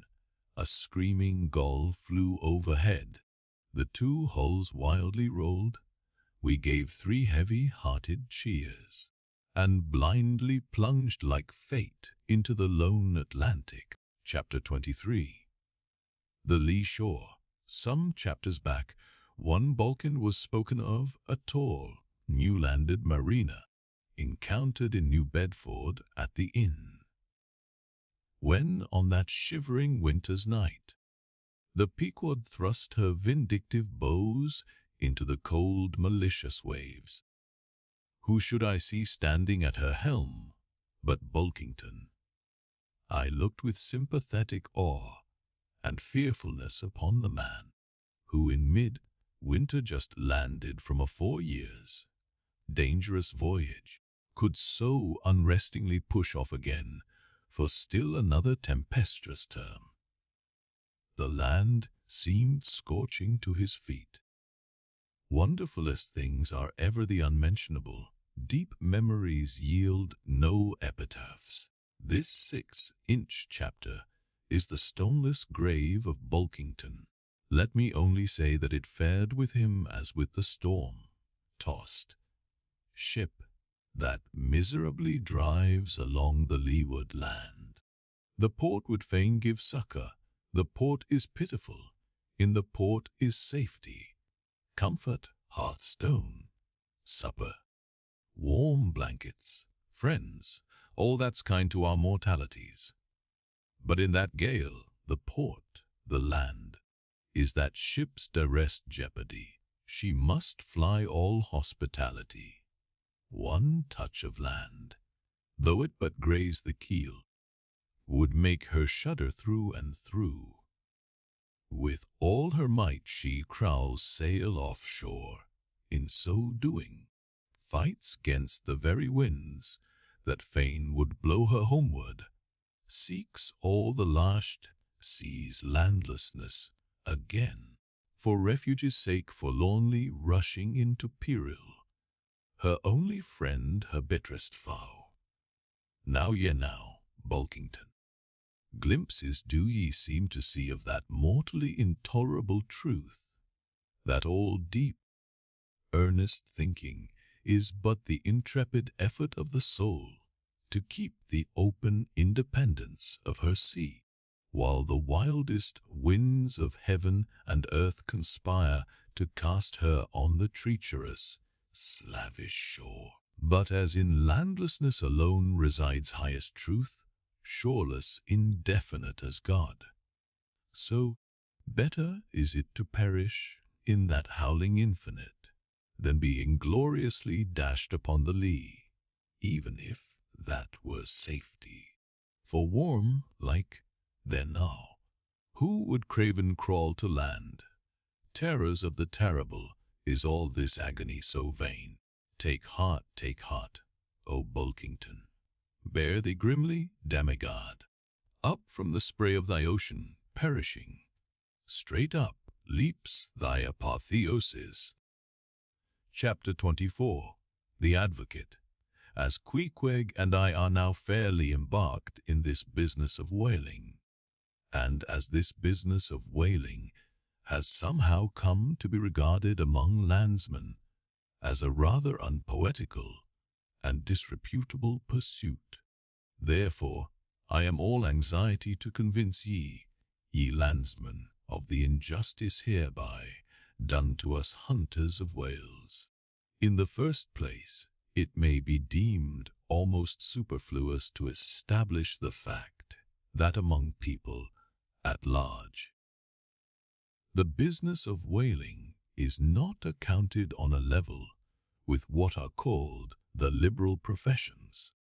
If a stranger were introduced into any miscellaneous metropolitan society, it would but slightly advance the general opinion of his merits.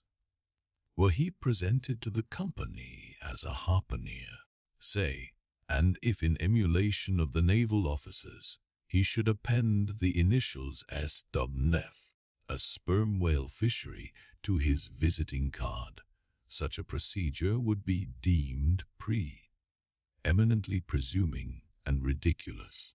Doubtless one leading reason why the world declines honoring us whalemen is this: they think that, at best, our vocation amounts to a butchering sort of business, and that when actively engaged therein, we are surrounded by all manner of defilements.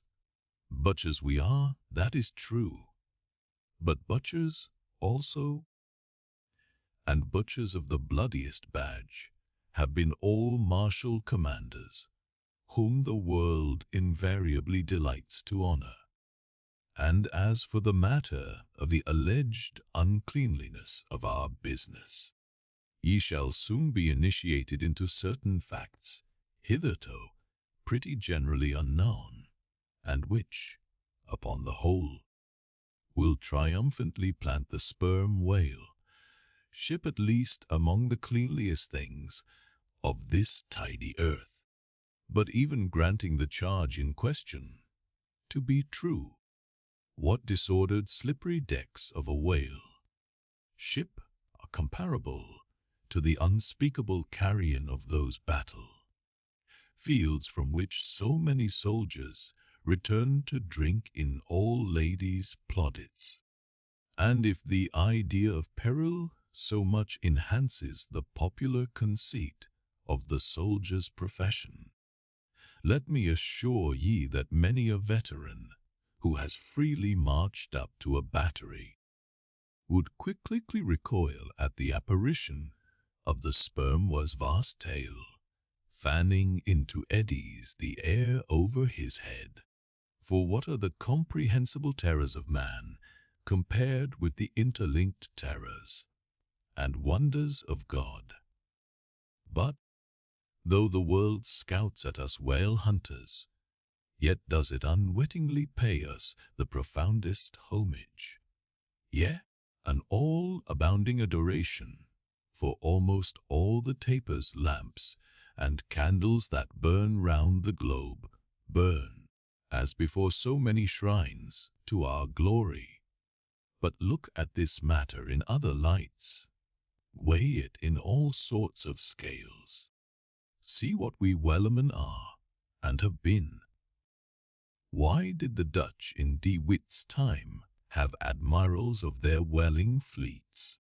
Why did Louis XV of France, at his own personal expense, fit out whaling ships from Dunkirk, and politely invite to that town some score or two of families from our own island of Nantucket? Why did Britain between the years 1750 and 1788 pay to her whalemen in bounties upwards of 1,000? And lastly, how comes it that we whalemen of America now outnumber all the rest of the Bamadid whalemen in the world, sail a navy of upwards of 700 vessels, manned by 18,000 men, yearly consuming $4,000 of dollars, the ship's worth at the time of sailing 20,000, and every year importing into our harbors a well-reaped harvest of 7,000? How comes all this, if there be not something puissant in whaling? But this is not the half. Look again. I freely assert that the cosmopolite philosopher cannot, for his life, point out one single peaceful influence which within the last 60 years has operated more potentially upon the whole broad world, taken in one aggregate, than the high and mighty business of whaling, one way and at another. It has begotten events so remarkable in themselves, and so continuously momentous in their sequential issues, that whaling may well be regarded as that Egyptian mother who bore offspring themselves pregnant from her womb. It would be a hopeless, endless task to catalogue all these things. Let a handful suffice. For many years past the whale ship has been the pioneer in ferreting out the remotest and least known parts of the earth. She has explored seas and archipelagos which had no chart, where no Cook or Vancouver had ever sailed. If American and European men of war now peacefully ride in once savage harbors, let them fire salutes to the honor and glory of the whale ship, which originally showed them the way, and first interpreted between them and the savages. They may celebrate, as they will the heroes of exploring expeditions, your Cooks, your Crusenstons, but I say that scores of anonymous captains have sailed out of Nantucket, that were as great, and greater than your Cook and your Crusenston. For in their succorless empty-handedness, they, in the heathenish sharked waters, and by the beaches of unrecorded Javelin Islands, battled with virgin wonders and terrors that Cook with all his marines and muskets would not willingly have dared. All that is made such a flourish of in the old South Sea voyages. Those things were but the lifetime commonplaces of our heroic Nantucketers. Often, adventures which Vancouver dedicates 3 chapters to, these men accounted unworthy of being set down in the ship's common log. Ah, the world! Oh, the world! Until the whale fishery rounded Cape Horn, no commerce but colonial, scarcely any intercourse but colonial, was carried on between Europe and the long line of the opulent Spanish provinces on the Pacific coast. It was the whaleman who first broke through the jealous policy of the Spanish crown touching those colonies, and, if space permitted, it might be distinctly shown how from those whalemen at last eventuated the liberation of Peru, Chile, and Bolivia from the yoke of old Spain, and the establishment of the eternal democracy in those parts. That great America on the other side of the sphere, Australia, was given to the enlightened world by the whaleman. After its first blunder, born discovery by a Dutchman, all other ships long shunned those shores as pestiferously barbarous, but the whale ship touched there. The whale ship is the true mother of that now mighty colony. Moreover, in the infancy of the first Australian settlement, the emigrants were several times saved from starvation by the benevolent biscuit of the whale ship, luckily dropping anchor in their waters. The uncounted isles of all Polynesia confess the same truth and do commercial homage to the whale ship that cleared the way for the missionary and the merchant, and in many cases carried the primitive missionaries to their first destinations. If that double-bolted land, Japan, is ever to become hospitable, it is the whale ship alone to whom the credit will be due, for already she is on the threshold. But if, in the face of all this, you still declare that whaling has no aesthetically noble associations connected with it, then am I ready to shiver 50 lances with you there, and unhorse you with a split helmet every time. The whale has no famous author, and whaling no famous chronicler, you will say. Are the whale no famous author, and whaling no famous chronicler? Who wrote the first account of our Leviathan? Who but mighty Job? And who composed the first narrative of a whaling voyage? Who but no less a prince than Alfred the Great, who, with his own royal pen, took down the words from other, the Norwegian whale hunter of those times, and who pronounced our glowing eulogy in Parliament? Who but Edmund Burke? True enough. But then whalemen themselves are poor devils. They have no good blood in their veins. No good blood in their veins. They have something better than royal blood there. The grandmother of Benjamin Franklin was Mary Morrell, afterwards, by marriage, Mary Folger, one of the old settlers of Nantucket, and the ancestress to a long line of Folgers and harpooneers, all kith and kin to noble Benjamin, this day darting the barbed iron from one side of the world to the other. Good again. But then all confess that somehow whaling is not respectable. Are whaling not respectable? Whaling is imperial. By old English statutory law, the whale is declared a royal fish. Oh, that's only nominal. The whale himself has never figured in any grand, imposing way. The whale never figured in any grand, imposing way. In one of the mighty triumphs given to a Roman general upon his entering the world's capital, the bones of a whale, brought all the way from the Syrian coast, were the most conspicuous object in the symboled procession. See subsequent chapters for something more on this head. Granted, since you cite it, but say what you will, there is no real dignity in whaling. No dignity in whaling. The dignity of our calling the very heavens attest.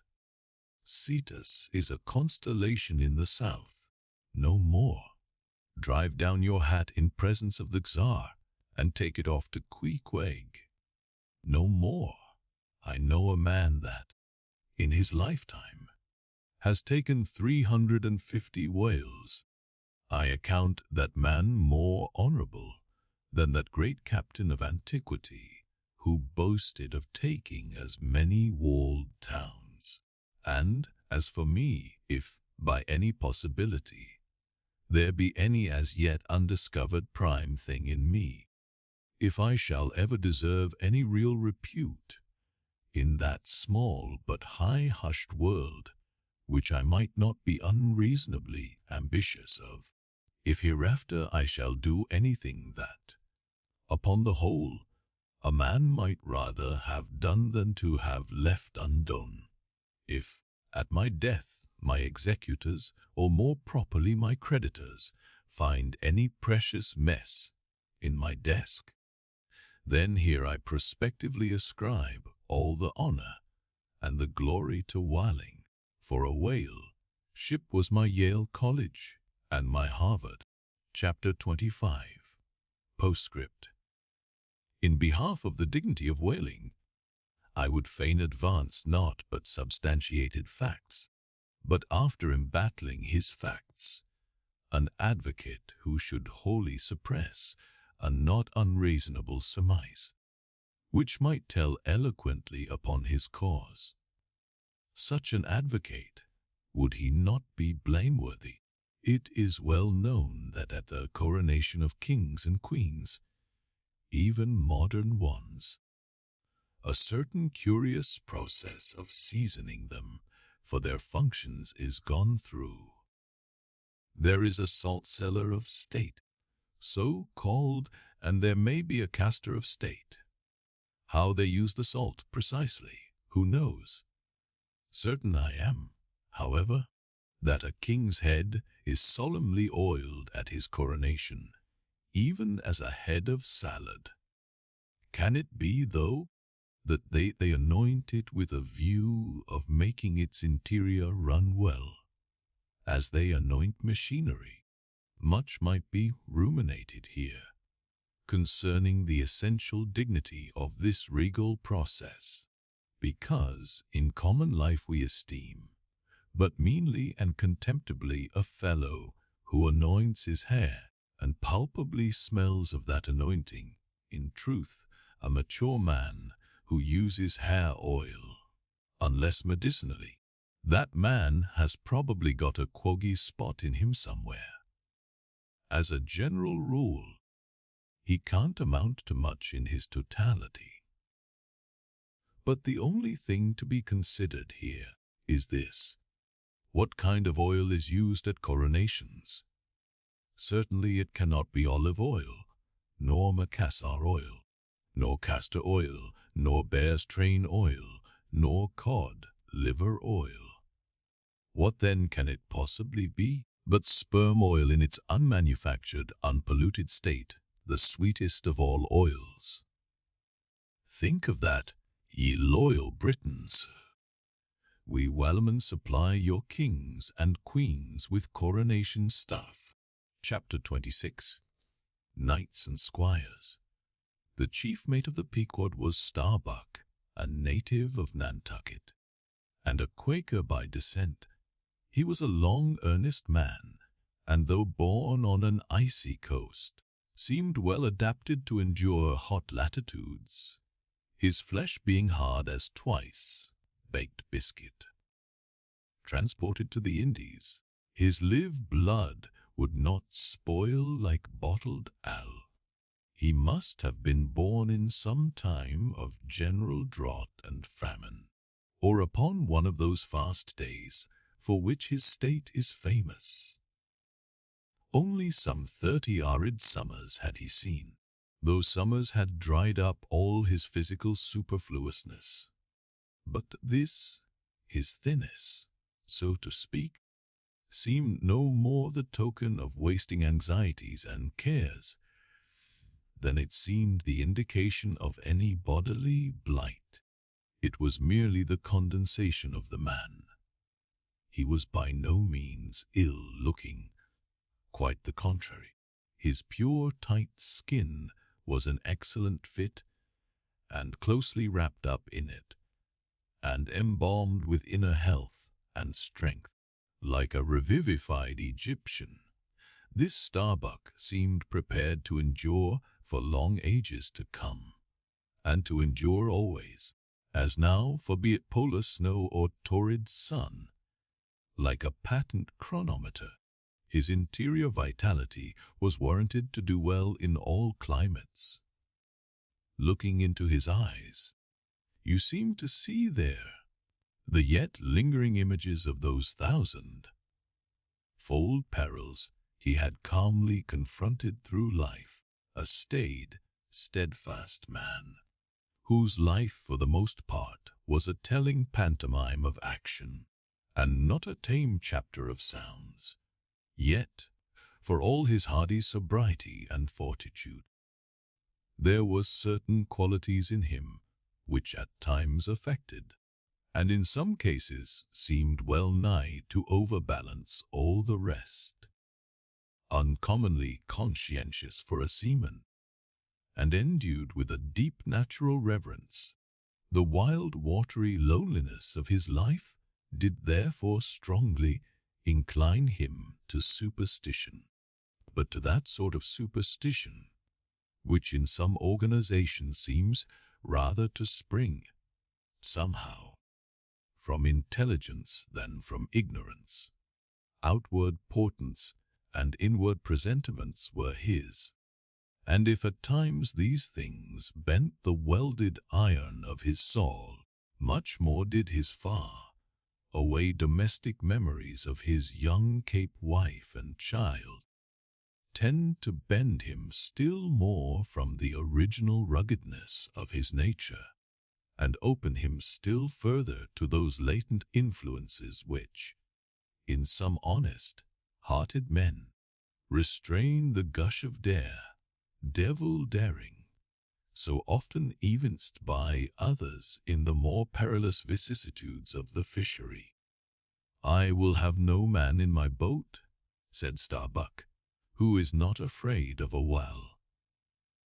By this he seemed to mean not only that the most reliable and useful courage was that which arises from the fair estimation of the encountered peril, but that an utterly fearless man is a far more dangerous comrade than a coward. Aye, said Stubb. The second mate, Starbuck, there, is as careful a man as you'll find anywhere in this fishery.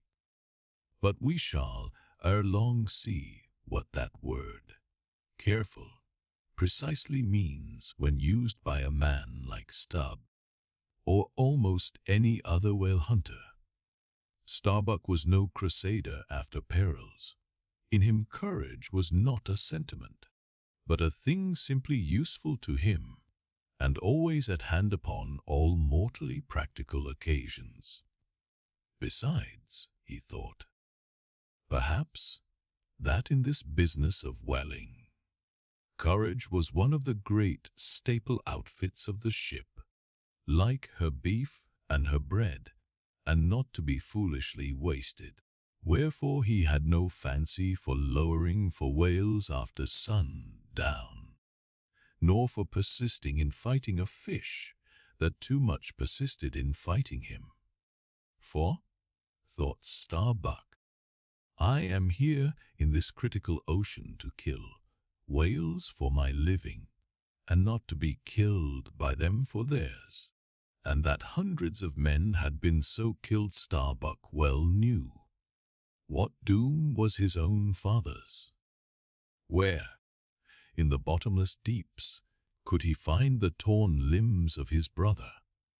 With memories like these in him, and, moreover, given to a certain superstitiousness, as has been said, the courage of this Starbuck, which could, nevertheless, still flourish, must indeed have been extreme. But it was not in reasonable nature that a man so organized, and with such terrible experiences and remembrances as he had, it was not in nature that these things should fail in latently engendering element in him, which, under suitable circumstances, would break out from its confinement, and burn all his courage up. And brave as he might be, it was that sort of bravery chiefly, visible in some intrepid men, which, while generally abiding firm in the conflict with seas, or winds, or whales, or any of the ordinary irrational horrors of the world, yet cannot withstand those more terrific, because more spiritual terrors, which sometimes menace you from the concentrating brow of an enraged and mighty man, but were the coming narrative to reveal in any instance the complete abasement of poor Starbuck's fortitude. Scarce might I have the heart to write it, for it is a thing most sorrowful, nay shocking, to expose the fall of valour in the soul. Men may seem detestable as joint stock, companies and nations, knaves, fools, and murderers there may be. Men may have mean and meagre faces, but man, in the ideal, is so noble and so sparkling, such a grand and glowing creature, that over any ignominious blemish in him all his fellows should run to throw their costliest robes. That immaculate manliness we feel within ourselves, so far within us, that it remains intact though all the outer character seem gone, bleeds with keenest anguish at the undraped spectacle of a valor ruined van, rock and piety itself, at such a shameful sight, completely stifle her upbraidings against the permitting stars. But this august dignity I treat of is not the dignity of kings and robes, but that abounding dignity which has no robed investiture. Thou shalt see it shining in the arm that wields a pick or drives a spike, that democratic dignity which, on all hands, radiates without end from God himself, the great God absolute, the center and circumference of all democracy, his omnipresence, our divine equality. If, then, to meanest mariners, and renegades and castaways, I shall hereafter ascribe high qualities, though dark, weave round them tragic graces. If even the most mournful, perchance the most abased, among them all, shall at times lift himself to the exalted mounts, if I shall touch that workman's arm with some ethereal light, if I shall spread a rainbow over his disastrous set of sun, then against all mortal critics bear me out in it, thou just spirit of equality, which hast spread one royal mantle of humanity over all my kind. Bear me out in it, thou great democratic God, who didst not refuse to the swart convict, Bunyan, the pale, poetic pearl, thou who didst clothe with doubly hammered leaves of finest gold the stumped and paupered arm of old Cervantes, thou who didst pick up Andrew Jackson from the pebbles, who didst hurl him upon a war horse, who didst thunder him higher than a throne, thou who, in all thy mighty, earthly marchings, ever cullest thy selectest champions from the kingly commons, bear me out in it, O God. Chapter 27. Knights and Squires. Stubb was the second mate. He was a native of Cape Cod, and hence, according to local usage, was called a Cape Cod man, a happy-go-lucky, neither craven nor valiant, taking perils as they came with an indifferent air, and while engaged in the most imminent crisis of the chase, toiling away, calm and collected as a journeyman joiner engaged for the year. Good-humored, easy, and careless, he presided over his whale boat, as if the most deadly encounter were but a dinner, and his crew all invited guests. He was as particular about the comfortable arrangement of his part of the boat, as an old stage driver is about the snugness of his box. When close to the whale, in the very death lock of the fight, he handled his unpitying lance coolly and off-handedly, as a whistling tinker his hammer. He would hum over his old rig-a-dag tunes, while flank and flank with the most exasperated monster. Long usage had, for this Stubb, converted the jaws of death into an easy chair. What he thought of death itself, there is no telling. Whether he ever thought of it all might be a question.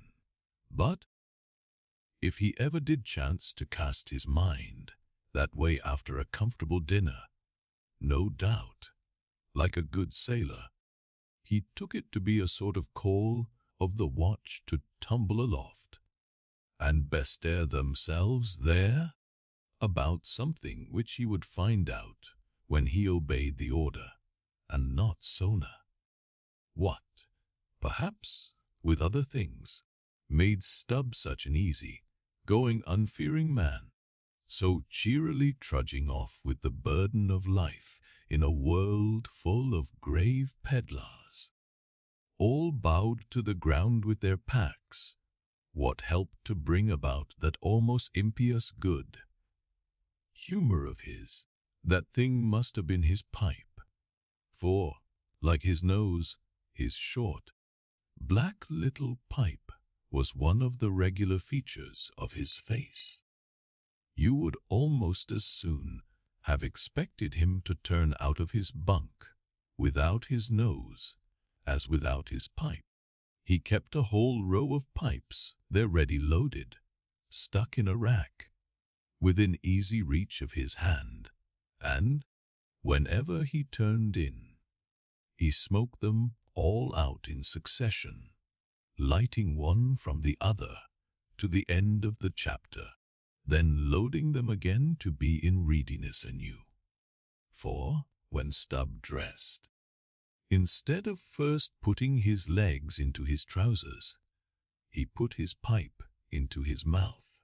I say this continual smoking must have been one cause, at least, of his peculiar disposition, for everyone knows that this earthly air, whether ashore or afloat, is terribly infected with the nameless miseries of the numberless mortals who have died exhaling it, and as in time of the cholera, some people go about with a camphorated handkerchief to their mouths, so, likewise, against all mortal tribulations, Stubb's tobacco smoke might have operated as a sort of disinfecting agent. The third mate was Flask, a native of Tisbury, in Martha's Vineyard. A short, stout, ruddy young fellow, very pugnacious concerning whales, who somehow seemed to think that the great leviathans had personally and hereditarily affronted him, and therefore it was a sort of point of honor with him to destroy them whenever encountered. So utterly lost was he to all sense of reverence for the many marvels of their majestic bulk and mystic ways, and so dead to anything like an apprehension of any possible danger from encountering them, that in his poor opinion the wondrous whale was but a species of magnified mouse, or at least water rat, requiring only a little circumvention and some small application of time and trouble in order to kill and boil. This ignorant, unconscious fearlessness of his made him a little waggish in the matter of whales. He followed these fish for the fun of it, and a 3 years' voyage round Cape Horn was only a jolly joke that lasted that length of time. As a carpenter's nails are divided into wrought nails and cut nails, so mankind may be similarly divided. Little Flask was one of the wrought ones, made to clinch tight and last long. They called him King, post on board of the Pequod, because, in form, he could be well likened to the short, square timber known by that name in Arctic whalers, and which, by the means of many radiating side timbers inserted into it, serves to brace the ship against the icy concussions of those battering seas. Now these three mates, Starbuck, Stubb, and Flask, were momentous men.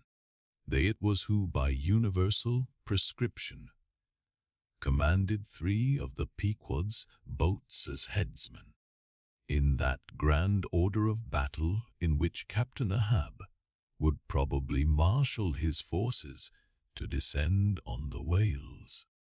These three headsmen were as captains of companies, or, being armed with their long keen whaling spears, they were as a picked trio of lancers, even as the harpooneers were flingers of javelins.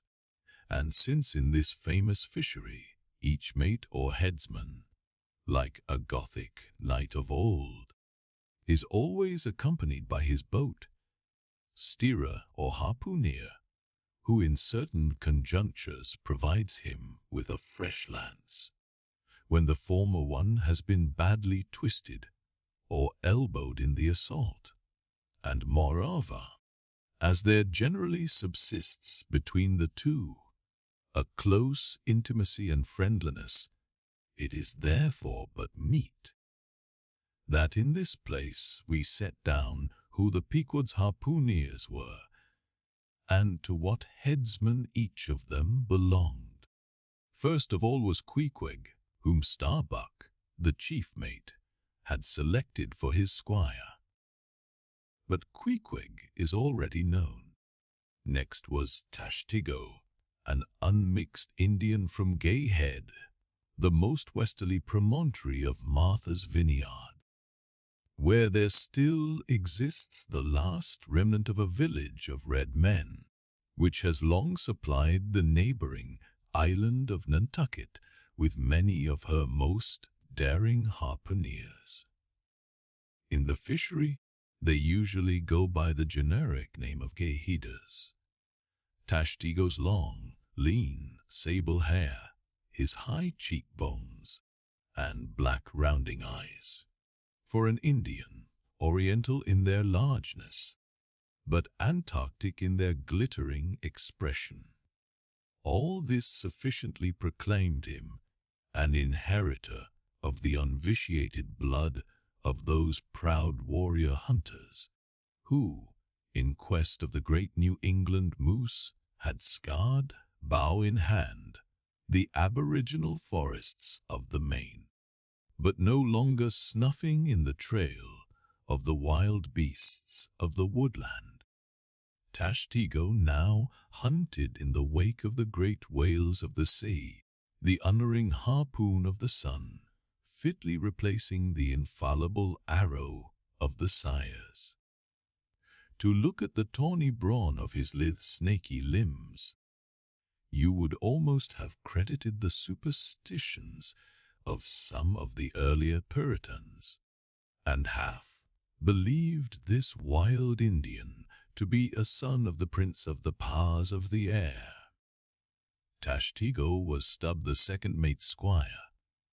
Third among the harpooneers was Daggoo, a gigantic, coal-black negro savage with a lion-like tread and a husurus to behold.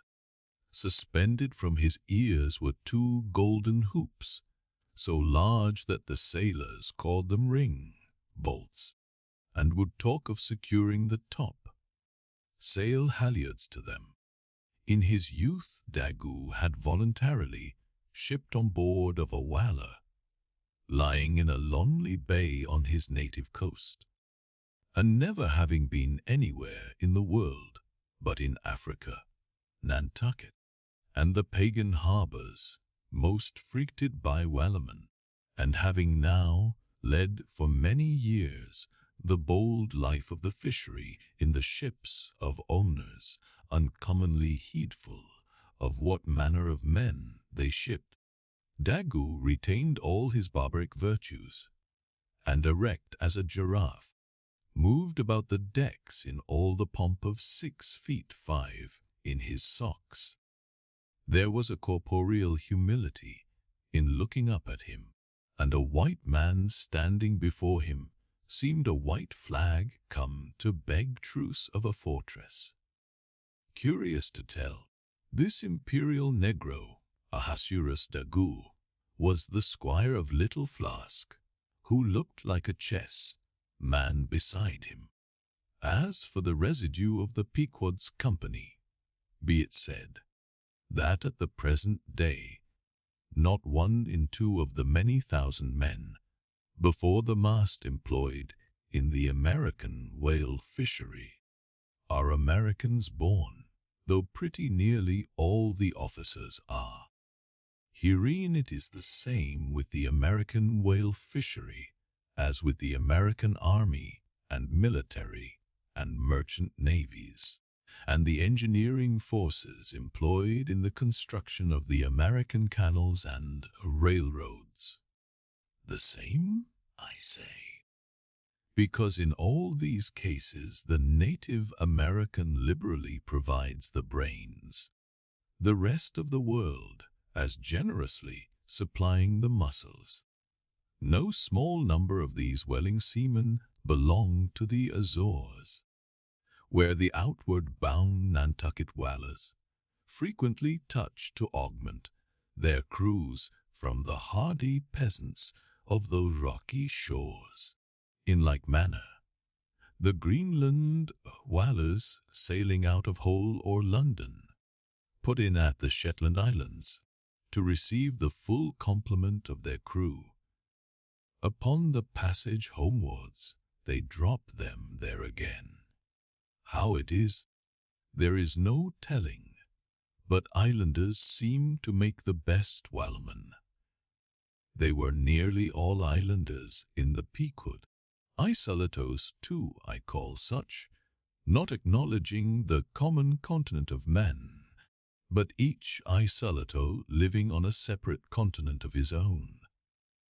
Yet now, federated along one keel, what a set these isolatos were, an Anacharsis Clote's deputation from all the isles of the sea and all the ends of the earth, accompanying old Ahab in the Pequod to lay the world's grievances before that bar from which not very many of them ever come back. Black little Pip, he never did. Oh no, he went before, poor Alabama boy, on the grim Pequod's forecastle. Ye shall ere long see him, beating his tambourine, prelusive of the eternal time, when sent for, to the great quarter, deck on high, he was bid strike in with angels, and beat his tambourine in glory, called a coward here, hailed a hero there. Chapter 28. Ahab. For several days after leaving Nantucket, nothing above hatches was seen of Captain Ahab. The mates regularly relieved each other at the watches, and for aught that could be seen to the contrary, they seemed to be the only commanders of the ship. Only they sometimes issued from the cabin with orders so sudden and peremptory that after all it was plain they'd but commanded vicariously. Yes, their supreme lord and dictator was there, though hitherto unseen by any, permitted not to penetrate into the now sacred retreat of the cabin. Every time I ascended to the deck from my watches below, I instantly gazed aft to mark if any strange face were visible, for my first vague disquietude touching the unknown captain, now in the seclusion of the sea, became almost a perturbation. This was strangely heightened at times by the ragged Elijah's diabolical incoherences, uninvitedly recurring to me with a subtle energy I could not have before conceived of. But poorly could I withstand them. Much as in other moods, I was almost ready to smile at the solemn whimsicalities of that outlandish prophet of the wharves. But whatever it was of apprehensiveness or uneasiness, to call it so, which I felt, yet whenever I came to look about me in the ship, it seemed against all warrantry to cherish such emotions. For though the harpooneers, with the great body of the crew, were a far more barbaric, heathenish, and motley set than any of the tame merchant ship companies which my previous experiences had made me acquainted with, still I ascribed this, and rightly ascribed it, to the fierce uniqueness of the very nature of that wild Scandinavian vocation in which I had so abandonedly embarked. But it was especially the aspect of the three chief officers of the ship, the mates, which was most forcibly calculated to allay these colourless misgivings, and induce confidence and cheerfulness in every presentment of the voyage. Three better, more likely sea officers and men, each in his own different way, could not readily be found, and they were every one of them Americans, a Nantucketer, a Vineyarder, a Cape man. Now, it being Christmas, when the ship shot from out her harbour, for a space we had biting polar weather, though all the time running away from it to the southward, and by every degree and minute of latitude which we sailed, gradually leaving that merciless winter and all its intolerable weather behind us. It was one of those less lowering, but still grey and gloomy enough mornings of the transition, when with a fair wind the ship was rushing through the water with a vindictive sort of leaping and melancholy rapidity, that as I mounted to the deck at the call of the forenoon watch, so soon as I levelled my glance towards the taffrail, foreboding shivers ran over me. Reality outran apprehension. Captain Ahab stood upon his quarter-deck. There seemed no sign of common bodily illness about him, nor of the recovery from any. He looked like a man cut away from the stake, when the fire has overrunningly wasted all the limbs without consuming them, or taking away one particle from their compacted aged robustness. His whole high, broad form seemed made of solid bronze and shaped in an unalterable mould, like Cellini's cast Perseus, threading its way out from among his grey hairs, and continuing right down one side of his tawny scorched face and neck, till it disappeared in his clothing. You saw a slender rod, like mark, lividly wettish. It resembled that perpendicular seam sometimes made in the straight, lofty trunk of a great tree, when the upper lightning tearingly darts down it, and without wrenching a single twig, peels and grooves out the bark from top to bottom, ere running off into the soil, leaving the tree still greenly alive, but branded. Whether that mark was born with him, or whether it was the scar left by some desperate wound, no one could certainly say. By some tacit consent, throughout the voyage little or no allusion was made to it, especially by the mates. But once Tashtego Senior, An old gay head Indian among the crew superstitiously asserted that not till he was full 40 years old did Ahab become that way branded, and then it came upon him not in the fury of any mortal fray, but in an elemental strife at sea. Yet this wild hint seemed inferentially negatived by what a grey mansman insinuated, an old sepulchral man, who, having never before sailed out of Nantucket, had never ere this laid eye upon wild Ahab. Nevertheless, the old sea traditions, the immemorial credulities, popularly invested this old manxman with preternatural powers of discernment, so that no white sailor seriously contradicted him when he said that if ever Captain Ahab should be tranquilly laid out, which might hardly come to pass, so he muttered, then whoever should do that last office for the dead would find a birth mark on him from crown to sole. So powerfully did the whole grim aspect of Ahab affect me, and the livid brand which streaked it, that for the first few moments I hardly noted that not a little of this overbearing grimness was owing to the barbaric white leg upon which he partly stood. It had previously come to me that this ivory leg had at sea been fashioned from the polished bone of the sperm whale's jaw. Aye, he was dismasted off Japan, said the old gay head Indian once, but like his dismasted craft, he shipped another mast without coming home for it. He has a quiver of wham. I was struck with the singular posture he maintained. Upon each side of the Pequod's quarter-deck, and pretty close to the mizzen shrouds, there was an auger hole, bored about half an inch or so into the plank.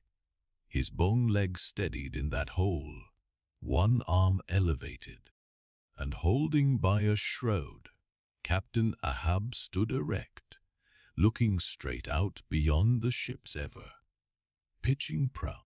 There was an infinity of firmest fortitude, a determinate, unsurrenderable willfulness, in the fixed and fearless forward dedication of that glance.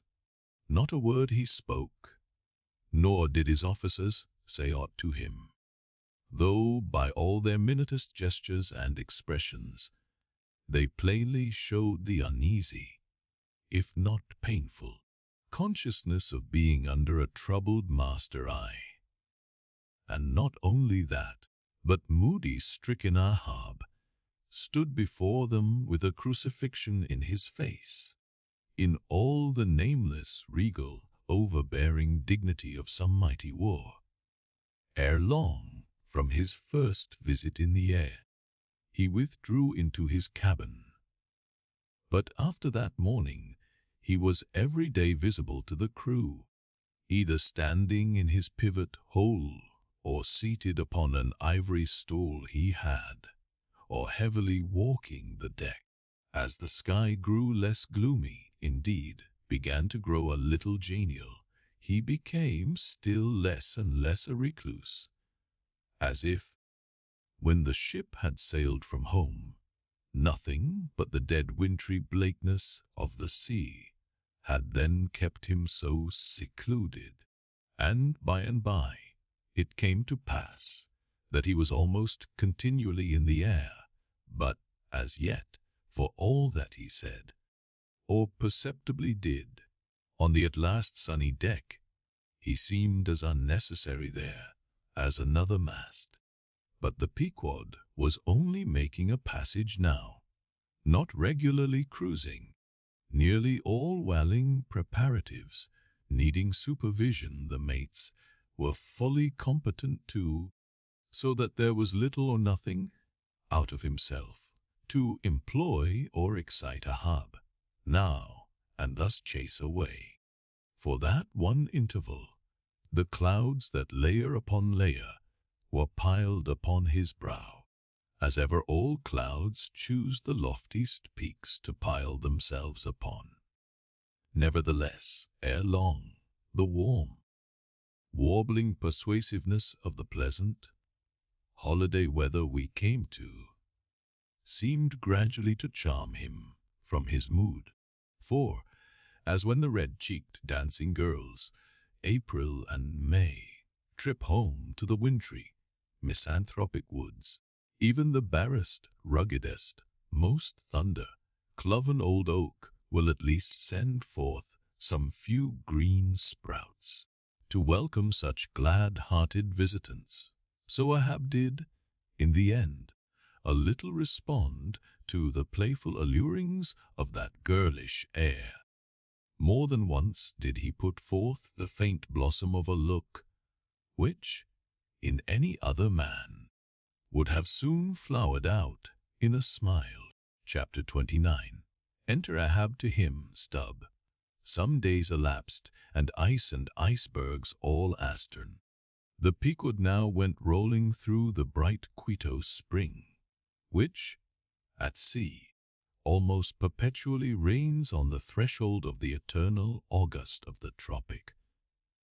The warmly cool, clear, ringing, perfumed, overflowing, redundant days were as crystal goblets of Persian sherbet, heaped up, flaked up, with rose-water snow.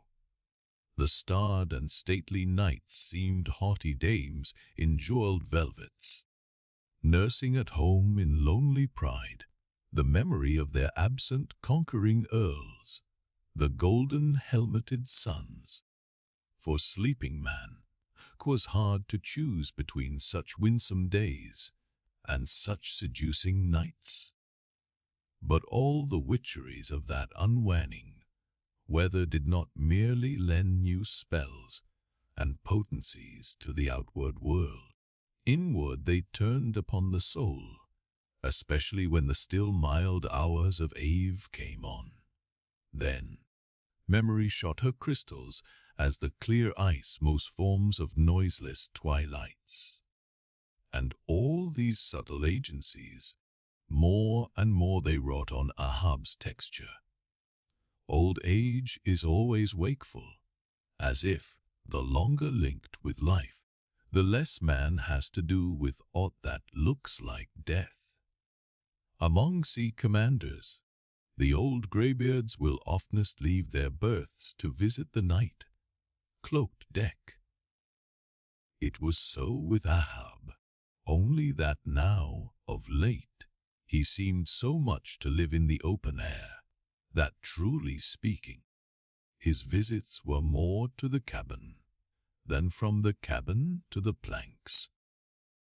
It feels like going down into one's tomb, he would mutter to himself.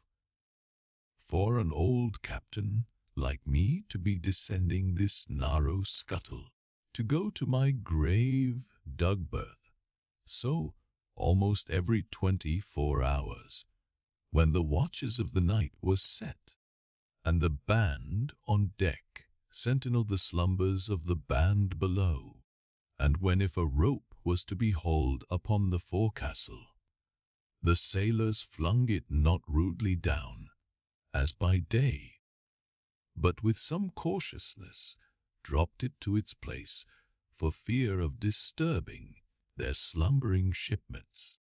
When this sort of steady quietude would begin to prevail, habitually, the silent steersman would watch the cabin scuttle, and ere long the old man would emerge, gripping at the iron banister to help his crippled way. Some considering touch of humanity was in him, for at times like these he usually abstained from patrolling the quarter-deck, because to his wearied mates, seeking repose within 6 inches of his ivory heel, such would have been the reverberating crack and din of that bonny step that their dreams would have been on the crunching teeth of sharks. But once, the mood was on him too deep for common regardings, and as with heavy lumber-like pace he was measuring the ship from taffrail to mainmast. Stubb, the old second mate, came up from below, with a certain unassured, deprecating humorousness, hinted that if Captain Ahab was pleased to walk the planks, then no one could say nay, but there might be some way of muffling the noise, hinting something indistinctly and hesitatingly about a globe of tow and the insertion into it of the ivory heel. Ah, Stubb, thou didst not know Ahab then. Am I a cannon ball, Stubb, said Ahab, that thou wouldst wad me that fashion? But go the ways I had forgot. Below to thy nightly grave, where such as ye sleep between shrouds, to use ye to the filling one at last. Down, dog, and kennel. Starting at the unforeseen concluding exclamation of the so suddenly scornful old man, Stubb was speechless a moment, then said excitedly, "Am not used to be spoken to that way, sir. I do but less than half like it, sir." Avast, gritted Ahab between his set teeth, and violently moving away, as if to avoid some passionate temptation. "No, sir, not yet," said Stubb, emboldened. "I will not tamely be called a dog, sir. Then be called 10 times a donkey, and a mule, and an ass, and begone, or I'll clear the world of thee." As he said this, Ahab advanced upon him with such overbearing terrors in his aspect that Stubb involuntarily retreated. "I was never served so before without giving a hard blow for it," muttered Stubb as he found himself descending the cabin scuttle. "It's very queer. Stop, somehow. Now, I don't well know whether to go back and strike him, or, what's that? Down here on my knees and pray for him. Yes, that was the thought coming up in me, but it would be the first time I ever did pray. It's queer, very queer, and he's queer too. I take him fore and aft. He's about the queerest old man Stubb ever sailed with. How he flashed at me! His eyes like powder pans. Is he mad? Anyway, there's something on his mind, as sure as there must be something on a deck when it cracks. He ain't in his bed now, either, more than 3 hours out of the 24, and he don't sleep then. Didn't that doff boy, the steward, tell me that of a morning he always finds the old man's hammock clothes all rumpled and tumbled, and the sheets down at the foot, and the coverlid almost tied into knots, and the pillow a sort of frightful hot, as though a baked brick had been on it. A hot old man. I guess he's got what some folks ashore call a conscience. It's a kind of tick, dolly row they say, worse nor a toothhatch. Well, I don't know what it is, but the Lord keep me from catching it. He's full of riddles. I wonder what he goes into the after hold for every night, as Duff Boy tells me he suspects. What's that for? I should like to know. Who's made appointments with him in the hold? Ain't that queer now? But there's no telling. It's the old game. Here goes for a snooze. Damn me, it's worth a fellow's while to be born into the world, if only to fall right asleep. And now that I think of it, that's about the first thing babies do. And that's a sort of queer, too. Damn me, but all things are queer, come to think of whim. But that's against my principles. Think not is my 11th commandment, and sleep when you can is my 12th. So here goes again. But how's that? Didn't he call me a dog? Blazes! He called me 10 times a donkey, and piled a lot of jackasses on top of that. He might as well have kicked me, and done with it. Maybe he did kick me, and I didn't observe it. I was so taken all aback with his brow, somehow. It flashed like a bleached bone. What the devil's the matter with me? I don't stand right on my legs. Coming afoul of that old man has a sort of turned me wrong side out. By the Lord, I must have been dreaming. Though, how? But the only way's to stash it. So here goes to hammock again, and in the morning I'll see how this plaguey juggling thinks over by daylight. Chapter 30. The pipe. When Stubb had departed, Ahab stood for a while leaning over the bulwarks, and then, as had been usual with him of late, calling a sailor of the watch, he sent him below for his ivory stool, and also his pipe. Lighting the pipe at the binnacle lamp, and planting the stool on the weather side of the deck, he sat and smoked. In old Norse times, the thrones of the sea, loving Danish kings were fabricated, saith tradition, of the tusks of the narwhal. How could one look at Ahab then, seated on that tripod of bones, without bethinking him of the royalty it symbolized? For a Khan of the plank, and a king of the sea, and a great lord of Leviathans was Ahab. Some moments passed, during which the thick vapor came from his mouth in quick and constant puffs, which blew back again into his face. How now, he soliloquized at last, withdrawing the tube, this smoking no longer soothes. Oh, my pipe! Hard must it go with me, if thy charm be gone. Here have I been unconsciously toiling, not pleasuring, aye, and ignorantly smoking to windward all the while, to windward, and with such nervous whiffs, as if, like the dying whale, my final jets were the strongest and fullest of trouble.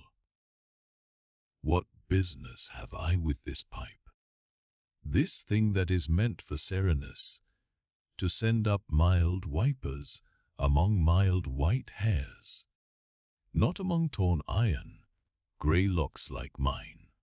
I'll smoke no more. He tossed the still lighted pipe into the sea. The fire hissed in the waves. The same instant the ship shot by the bubble the sinking pipe made. With slouched hat, Ahab lurchingly paced the planks. Chapter 31. Next morning Stubb accosted Flask. Such a queer dream, King Post, I never had. You know the old man's ivory leg. Well, I dreamed he kicked me with it. And when I tried to kick back, upon my soul, my little man, I kicked my leg right off, and then, presto, Ahab seemed a pyramid, and I, like a blazing fool, kept kicking at it. But what was still more curious, Flask, you know how curious all dreams are. Through all this rage that I was in, I somehow seemed to be thinking to myself that after all, it was not much of an insult, that kick from Ahab. Why, thinks I, what's the row? It's not a real leg, only a false leg. And there's a mighty difference between a living thump and a dead thump. That's what makes a blow from the flask 50 times more savage to bear than a blow from a cane. The living member that makes the living insult, my little man. And thinks I to myself all the while, mind, while I was stubbing my silly toes against that cursed pyramid. So confoundedly contradictory was it all. All the while, I say, I was thinking to myself, what's his leg now but a canned, a whalebone cane? Yes, thinks I, it was only a playful cudgelling. In fact, only a whaleboning that he gave me, not a base kick. Besides, thinks I, look at it once. Why, the end of it, the foot part. What a small sort of end it is, whereas, if a broad-footed farmer kicked me, there's a devilish broad insult. But this insult is whittled down to a point only. But now comes the greatest joke of the dream, Flask. While I was battering away at the pyramid, a sort of badger-haired old marmon, with a hump on his back, takes me by the shoulders and slews me round. "What are you 'bout?" says he. "Slide, man." But I was frightened. Such a fizz. But somehow next moment I was over the fright. "What am I about?" says I at last. "And what business is that of yours, I should like to know, Mr. Humpback? Do you want a kick? By the Lord, Flask, I had no sooner said that, than he turned round his stern to me, bent over, and dragging up a lot of seaweed he had for a clout. What do you think I saw? Why, thunder alive, man, his stern was stuck full of marlin spikes, with the points out. Says I, on second thoughts, I guess I won't kick you, old fellow. Wise stub, said he, wise stub, and kept muttering it all the time, a sort of eating of his own gums, like a chimney hag. Seeing he wasn't going to stop, saying over his wise stub, I thought I might as well fall to kicking the pyramid again. But I had only just lifted my foot for it, when he roared out, "Stop that kicking." "Hallo," says I. "What's the matter now, old fellow?" "Look ye here," says he. "Let's argue the insult. Captain Ahab kicked ye, didn't he?" "Yes, he did," says Ike. "Right tell here it was." "Very good," says he. "He used his ivory leg, didn't he?" "Yes, he did," says I. "Well then," says he, "wise stub, what have you to complain of? Didn't he kick with right good will? It wasn't a common pitch-pine leg he kicked with, was it? No, you were kicked by a great man, and with a beautiful ivory leg, stub. It's an honor. I consider it an honor. Listen, wise stub. In old England the greatest lords think it great glory to be slapped by a queen, and made garter knights of. But be your boast, stub, that ye were kicked by old Ahab, and made a wise man of. Remember what I say. I'll kicked by him, account his kicks honors, and on no account kick back. For you can't help yourself, wise stub. Don't you see that pyramid?"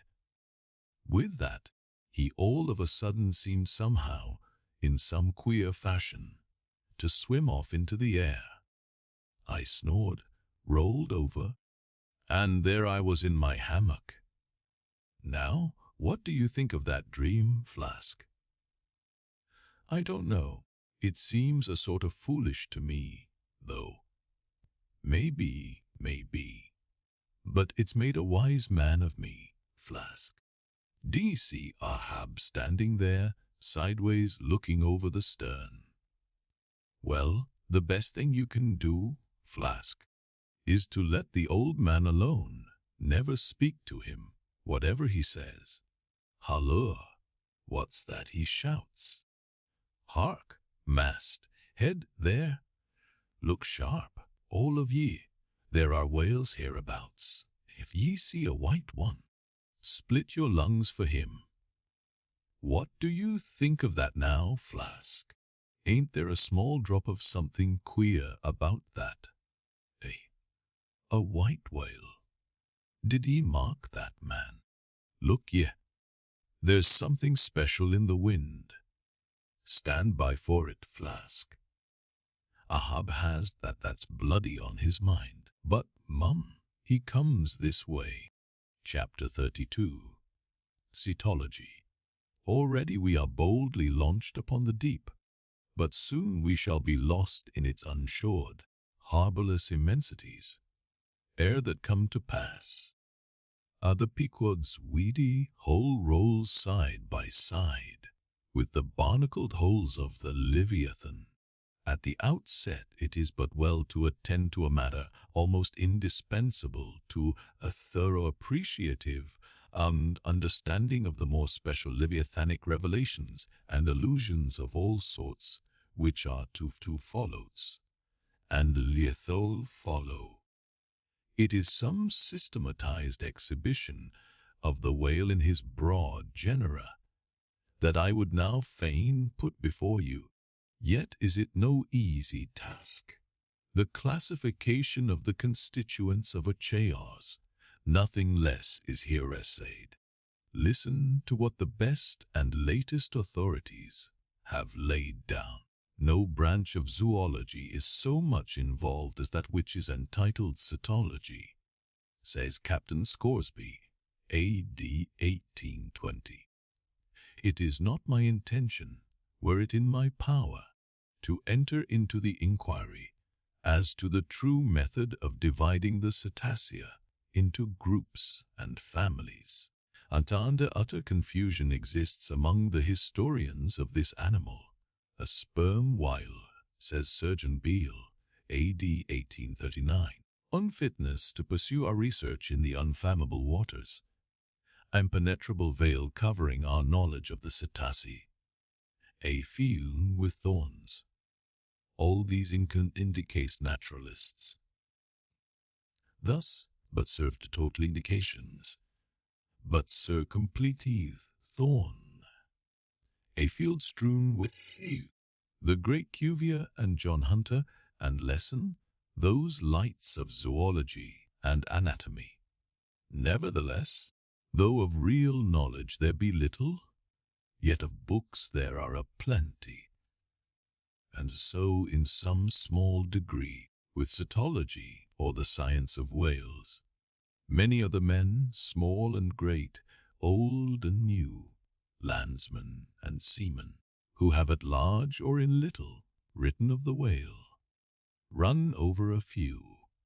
The authors of the Bible, Aristotle, Pliny, Aldrovandi, Sir Thomas Browne, Gesner, Ray Lingus, Rondelacius Willoughby, Green, Artidi, Sibbald, Brisson, Martin, Lachapede, Bonateur, Desmarest, Baron Cuvier, Frederick Cuvier, John Hunter, Owen Scoresby, Beale, Bennett J. Ross Brown, the author of Miriam Coffin, Olmsted, and the Rev. T. Cheever. But to what ultimate generalizing purpose all these have written, the above-cited extracts will show. Of the names in this list of whale authors, only those following Owen ever saw living whales, and but one of them was a real professional harpooner and whaleman. I mean Captain Scoresby, on the separate subject of the Greenland or right whale. He is the best existing authority, but Scoresby knew nothing and says nothing of the great sperm whale. compared with which the Greenland whale is almost unworthy mentioning. And here be it said, that the Greenland whale is an usurper upon the throne of the seas. He is not even by any means the largest of the whales. Yet, owing to the long priority of his claims, and the profound ignorance which, till some 70 years back, invested the then fabulous or utterly unknown sperm whale, and which ignorance to this present day still reigns in all but some few scientific retreats and whale ports, this usurpation has been every way complete. Reference to nearly all the Leviathanic allusions in the great poets of past days will satisfy you that the Greenland whale, without one rival, was to them the monarch of the seas. But the time has at last come for a new proclamation. This is Charing Cross. Hear ye, good people all. The Greenland whale is deposed. The great sperm whale now reigneth. There are only 2 books in being which at all pretend to put the living sperm whale before you, and at the same time in the remotest degree succeed in the attempt. Those books are Beale's and Bennett's, both in their time surgeons to English South Sea whale ships, and both exact and reliable men. The original matter touching the sperm whale to be found in their volumes is necessarily small, but so far as it goes, it is of excellent quality, though mostly confined to scientific description. As yet, however, the sperm whale, scientific or poetic, lives not complete in any literature. Far above all other hunted whales, his is an unwritten life. Now the various species of whales need some sort of popular comprehensive classification, if only an easy outline one for the present, hereafter to be filled in all its departments by subsequent laborers. As no better man advances to take this matter in hand, I hereupon offer my own poor endeavors. I promise nothing complete, because any human thing supposed to be complete must for that very reason infallibly be faulty. I shall not pretend to a minute anatomical description of the various species, or, in this place at least, to much of any description. My object here is simply to project the draught of a systematization of cetology.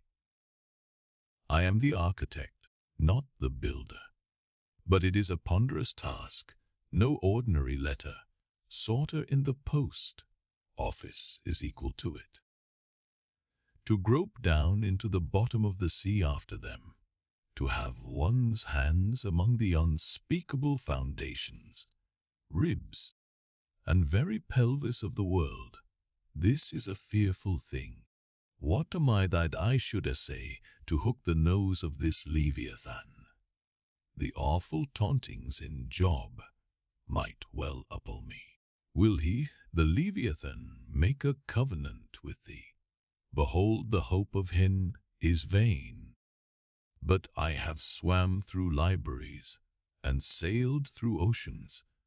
I have had to do with whales with these visible hands. I am in earnest, and I will try. There are some preliminaries to settle.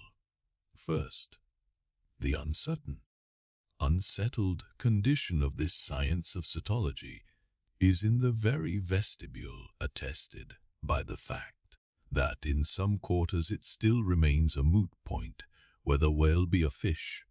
In his System of Nature, A.D. 1776, Linnaeus declares, I hereby separate the whales from the fish. But of my own knowledge, I know that down to the year 1850, sharks and shad, alewives and herring, against Linnaeus's express edict, were still found dividing the possession of the same seas with the Leviathan. The grounds upon which Linnaeus would fain have banished the whales from the waters, he states as follows: on account of their warm binocular heart, their lungs, their movable eyelids, their hollow ears, penem intrentem feminam mammis lactantum, and finally, ex lege nater jure meritoque. I submitted all this to my friends Semyon Macy and Charlie Coffin of Nantucket, both messmates of mine in a certain voyage, and they united in the opinion that the reasons set forth were altogether insufficient. Charlie profanely hinted they were humbug. Be it known that, waiving all argument, I take the good old-fashioned ground that the whale is a fish, and call upon Holy Jonah to back me. This fundamental thing settled, the next point is, in what internal respect does the whale differ from other fish? Above, Linnaeus has given you those items, but in brief, they are these: our lungs and warm blood, whereas all other fish are lungless and cold-blooded. Next, how shall we define the whale? By his obvious externals, so as conspicuously to label him for all time to come. To be short, then, a whale is a spouting fish with a horizontal tail. There you have him. However contracted, that definition is the result of expanded meditation. A walrus spouts much like a whale, but the walrus is not a fish, because he is amphibious.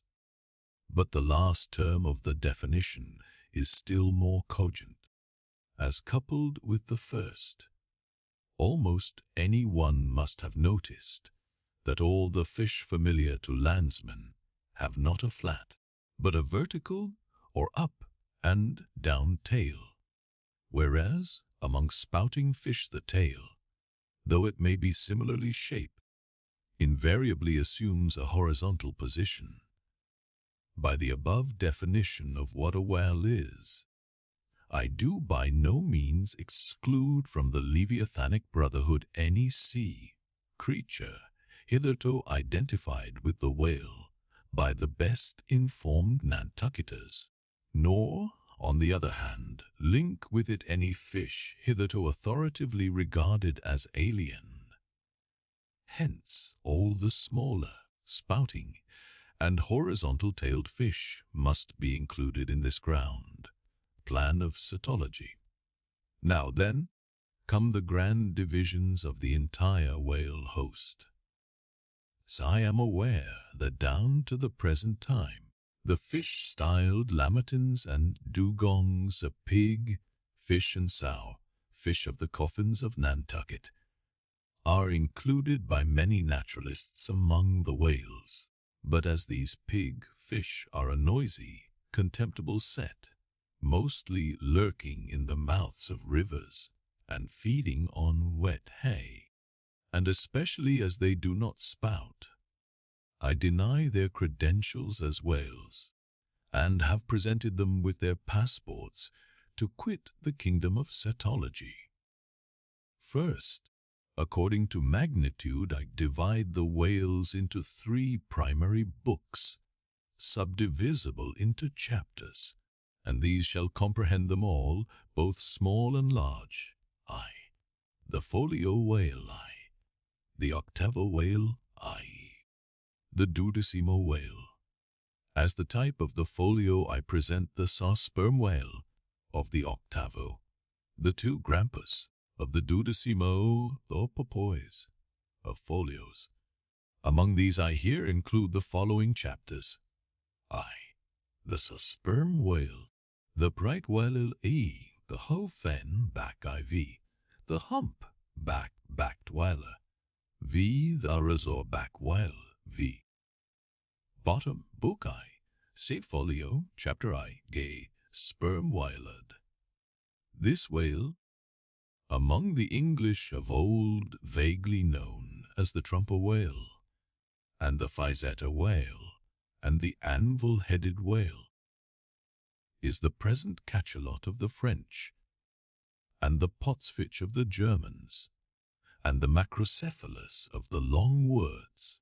He is, without doubt, the largest inhabitant of the globe, the most formidable of all whales to encounter, the most majestic in aspect, and lastly, by far the most valuable in commerce, he being the only creature from which that valuable substance, spermaceti, is obtained. All his peculiarities will, in many other places, be enlarged upon. It is chiefly with his name that I now have to do. Philologically considered, it is absurd. Some centuries ago, when the sperm whale was wholly unknown in his own proper individuality, and when his oil was only accidentally obtained from the stranded fish, in those days spermaceti, it would seem, was popularly supposed to be derived from a creature identical with the one then known in England as the Greenland or right whale.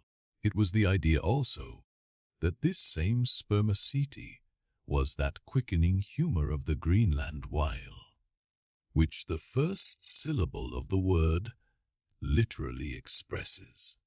In those times also, spermaceti was exceedingly scarce, not being used for light, but only as an ointment and medicament. It was only to be had from the druggists as you nowadays buy an ounce of rhubarb. When, as I opine, in the course of time, the true nature of spermaceti became known, its original name was still retained by the dealers, no doubt to enhance its value by a notion so strangely significant of its scarcity, and so the appellation must have come to be bestowed upon the whale from which this spermaceti was really derived. Book I, San Folio, chapter at right well. In one respect this is the most venerable of the leviathans, being the one first regularly hunted by man. It yields the article commonly known as whalebone or baleen, and the oil specially known as whale oil, an inferior article in commerce. Among the fishermen, he is indiscriminately designated by all the following titles: the whale, the Greenland whale, the black whale, the great whale, the true whale, the right whale. There is a deal of obscurity concerning the identity of the species thus multitudinously baptized. What then is the whale, which I include in the second species of my folios?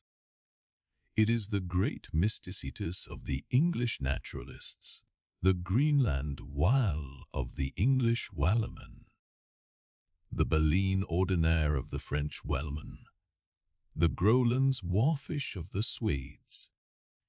It is the whale which for more than 2 centuries past has been hunted by the Dutch and English in the Arctic seas. It is the whale which the American fishermen have long pursued in the Indian Ocean, on the Brazil banks, on the West coast, and various other parts of the world, designated by them right whale cruising grounds. Some pretend to see a difference between the Greenland whale of the English and the right whale of the Americans, but they precisely agree in all their grand features, nor has there yet been presented a single determinate fact upon which to ground a radical distinction. It is by endless subdivisions, based upon the most inconclusive differences, that some departments of natural history become so repellingly intricate. The right whale will be elsewhere treated of at some length, with reference to elucidating the sperm whale. Book I, Photop Chapter I, Fin Back. Under this head I reckon a monster which, by the various names of fin, back, tall spout, and long john, has been seen almost in every sea, and is commonly the whale whose distant jet is so often descried by passengers crossing the Atlantic in the New York packet tracks. In the length he attains, and in his baleen, the fen, back resembles the right whale, but is of a less portly girth, and a lighter color, approaching to olive. His great lips present a cable-like aspect, formed by the intertwisting, slanting folds of large wrinkles. His grand distinguishing feature, the fin from which he derives his name, is often a conspicuous object. This fin is some 3 or 4 feet long, growing vertically from the hinder part of the back of an angular shape, and with a very sharp pointed end. Even if not the slightest other part of the creature be visible, this isolated fin will, at times, be seen plainly projecting from the surface. When the sea is moderately calm, and slightly marked with spherical ripples, and this gnomon-like fin stands up and casts shadows upon the wrinkled surface, it may well be supposed that the watery circle surrounding it somewhat resembles a dial, with its style and wavy hour lines graved on it. On that ahas dial the shadow often goes back. The fin back is not gregarious. He seems a whale-hater, as some men are man-haters. Very shy, always going solitary, unexpectedly rising to the surface in the remotest and most sullen waters, his straight and single lofty jet rising like a tall misanthropic spear upon a barren plain. Gifted with such wondrous power and velocity in swimming as to defy all present pursuit from man, this Leviathan seems the banished and unconquerable Cain of his race, bearing for his mark that style upon his back. From having the baleen in his mouth, the fin back is sometimes included with the right whale among a theoretic species denominated whalebone whalers, that is, whales with baleen. Of these so-called whalebone whales, there would seem to be several varieties, most of which, however, are little known. Broad-nosed whales and beaked whales, pike-headed whales, bunched whales, under-jawed whales, and rostrated whales are the fishermen's names for a few sorts. In connection with this appellative of whalebone whales, it is of great importance to mention that however such a nomenclature may be convenient in facilitating allusions to some kind of whales, yet it is in vain to attempt a clear classification of the Leviathan, founded upon either his baleen, or hump, or fen, or teeth, notwithstanding that those marked parts or features very obviously seem better adapted to afford the basis for a regular system of cetology than any other detached, botched, bodily distinctions which the whale in his kinds presents. How then? The baleen, hump, back, fin, and teeth. These are things whose peculiarities are indiscriminately dispersed among all sorts of whales, without any regard to what may be the nature of their structure in other and more essential particulars. Thus, the sperm whale and the humpbacked whale each has a hump, but there the similitude ceases. Then, this same humpbacked whale and the Greenland whale, each of these has baleen, but there again the similitude ceases, and it is just the same with the other parts above mentioned. In various sorts of whales, they form such irregular combinations, or, in the case of any one of them detached, such an irregular isolation, as utterly to defy all general methodization formed upon such a basis.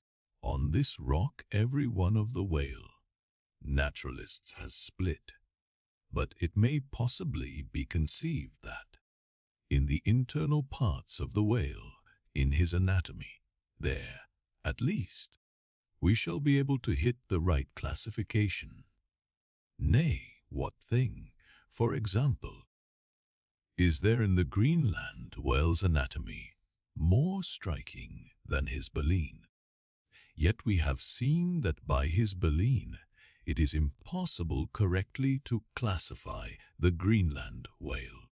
And if you descend into the bowels of the various leviathans, why there you will not find distinctions a 50th part as available to the systematizer as those external ones already enumerated. What then remains?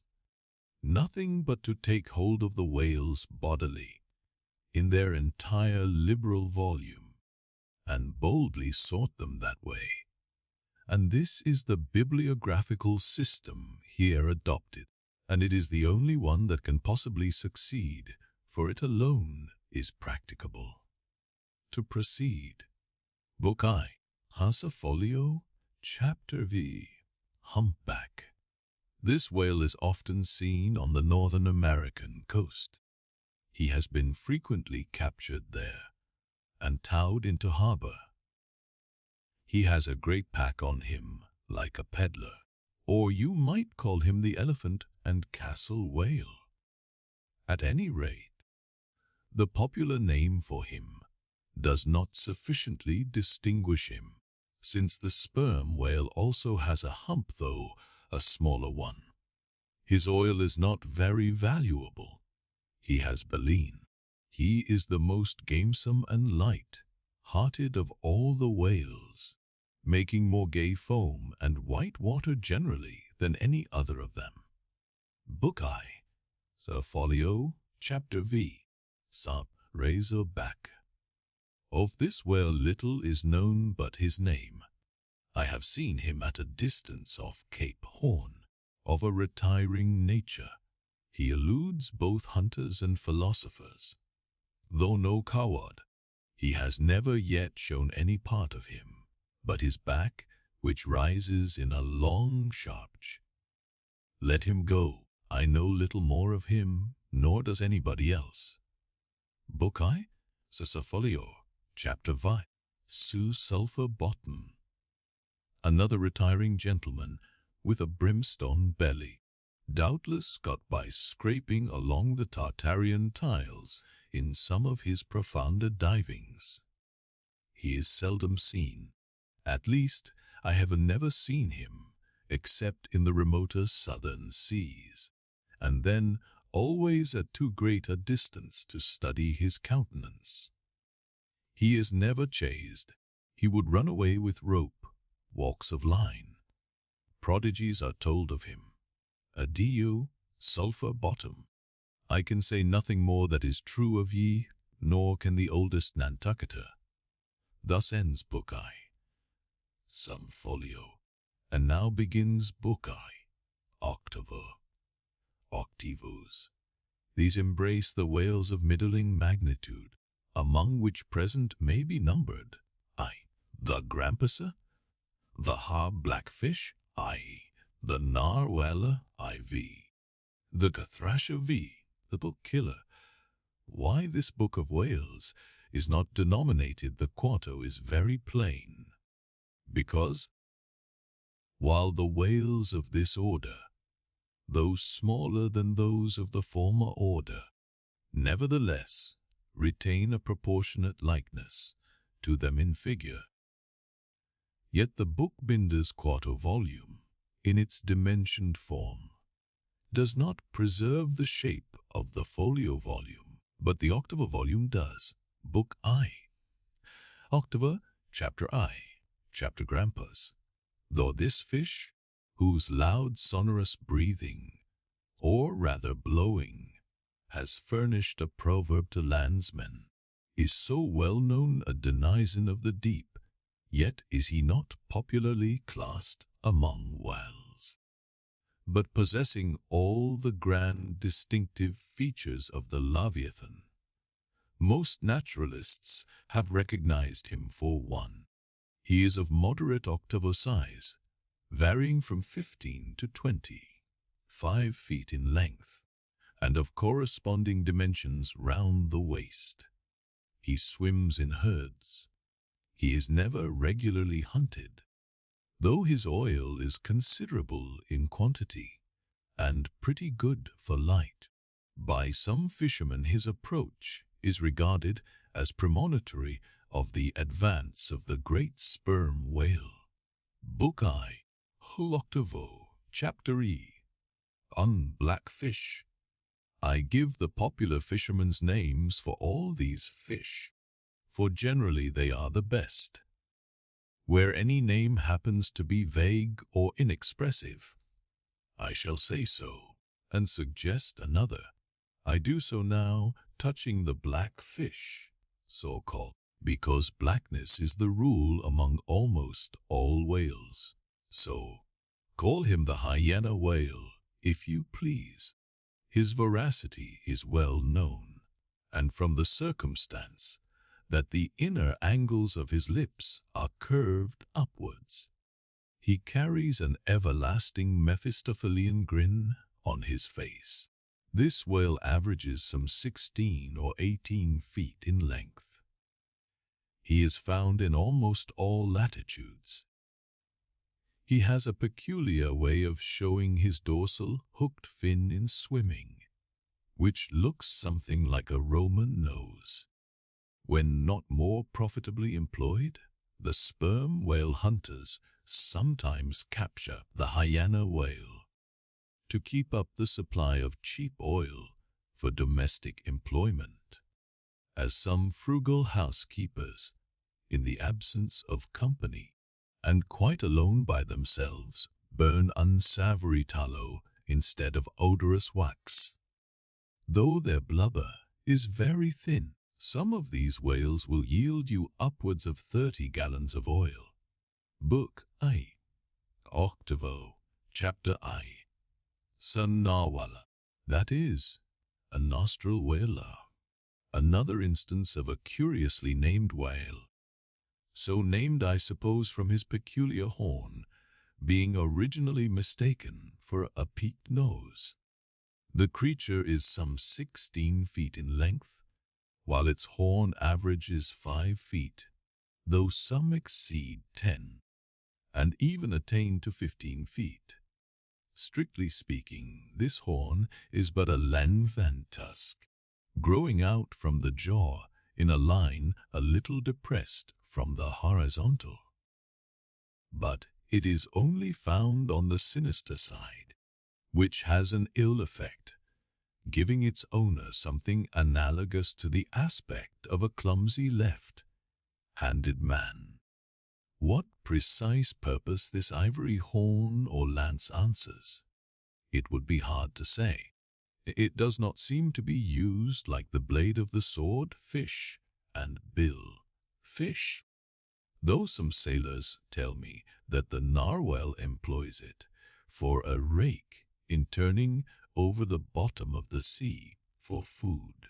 Charlie Coffin said it was used for an ice piercer, for the narwhal, rising to the surface of the polar sea, and finding it sheeted with ice, thrusts his horn up, and so breaks through.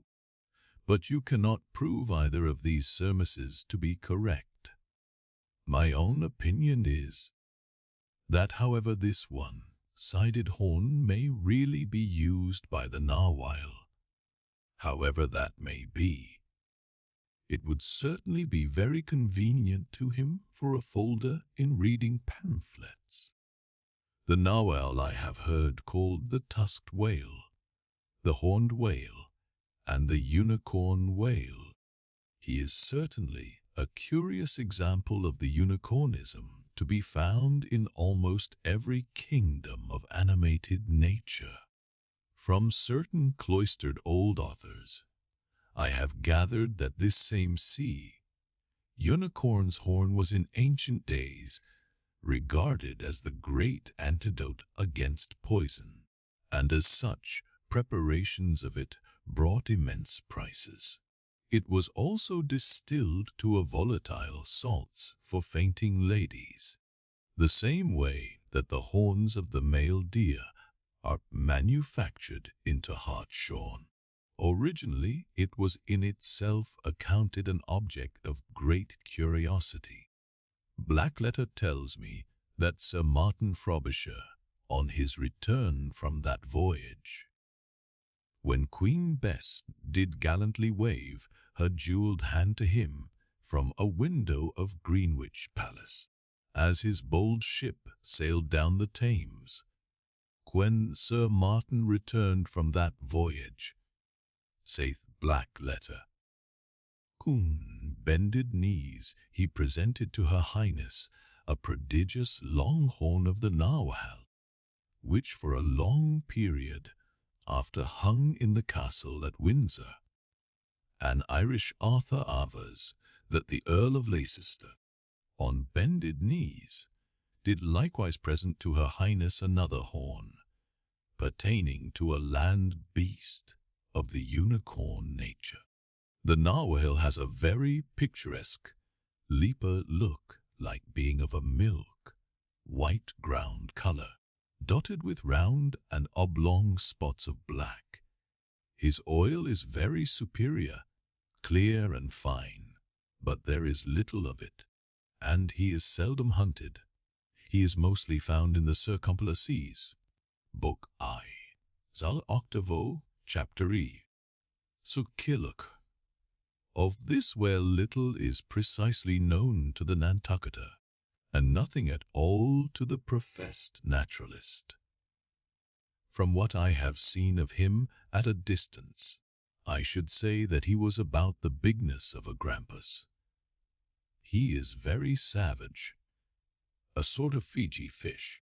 He sometimes takes the great folio whales by the lip, and hangs there like a leech, till the mighty brute is worried to death.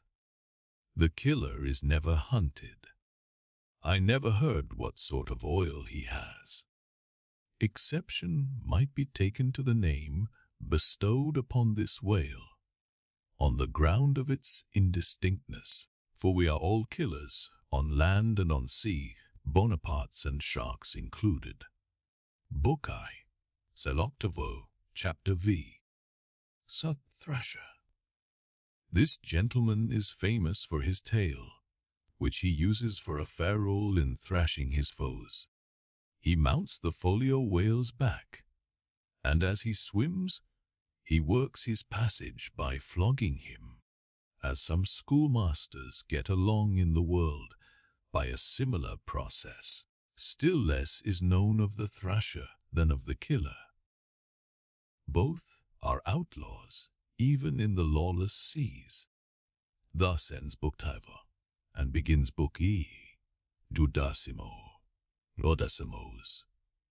These include the smaller whales, the Hulza porpoise, the Algerine porpoise, the mealy-mouthed porpoise. To those who have not chanced specially to study the subject, it may possibly seem strange that fishes not commonly exceeding 4 or 5 feet should be marshalled among whales, a word which, in the popular sense, always conveys an idea of hugeness. But the creatures set down above as duodecimos are infallibly whales, by the terms of my definition of what a whale is, i.e. a spouting fish with a horizontal tail. Book I, Subduodecimo, Chapter 1. A Hudza porpoiseak. This is the common porpoise found almost all over the globe. The name is of my own bestiole, for there are more than one sort of porpoises, and something must be done to distinguish them. I call him thus, because he always swims in hilarious shoals, which upon the broad sea keep tossing themselves to heaven like caps in a 4th of July crowd. Their appearance is generally hailed with delight by the mariner. Full of fine spirits, they invariably come from the breezy billows to windward. They are the lads that always live before the wind. They are accounted a lucky omen. If you yourself can withstand 3 cheers at beholding these vivacious fish, then heaven help ye, the spirit of godly gamesomeness is not in ye.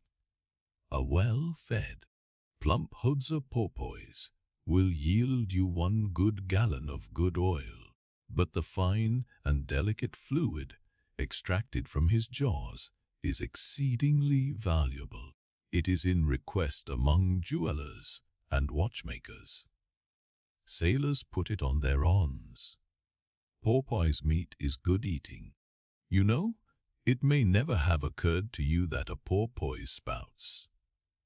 Indeed, his spout is so small that it is not very readily discernible.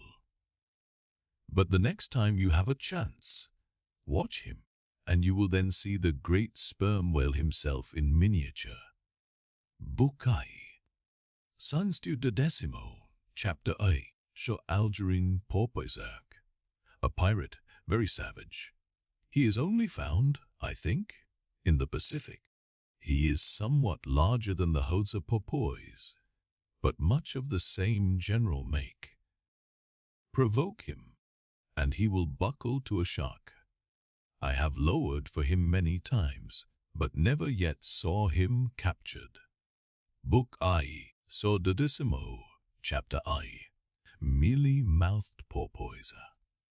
The largest kind of porpoise, and only found in the Pacific so far as it is known.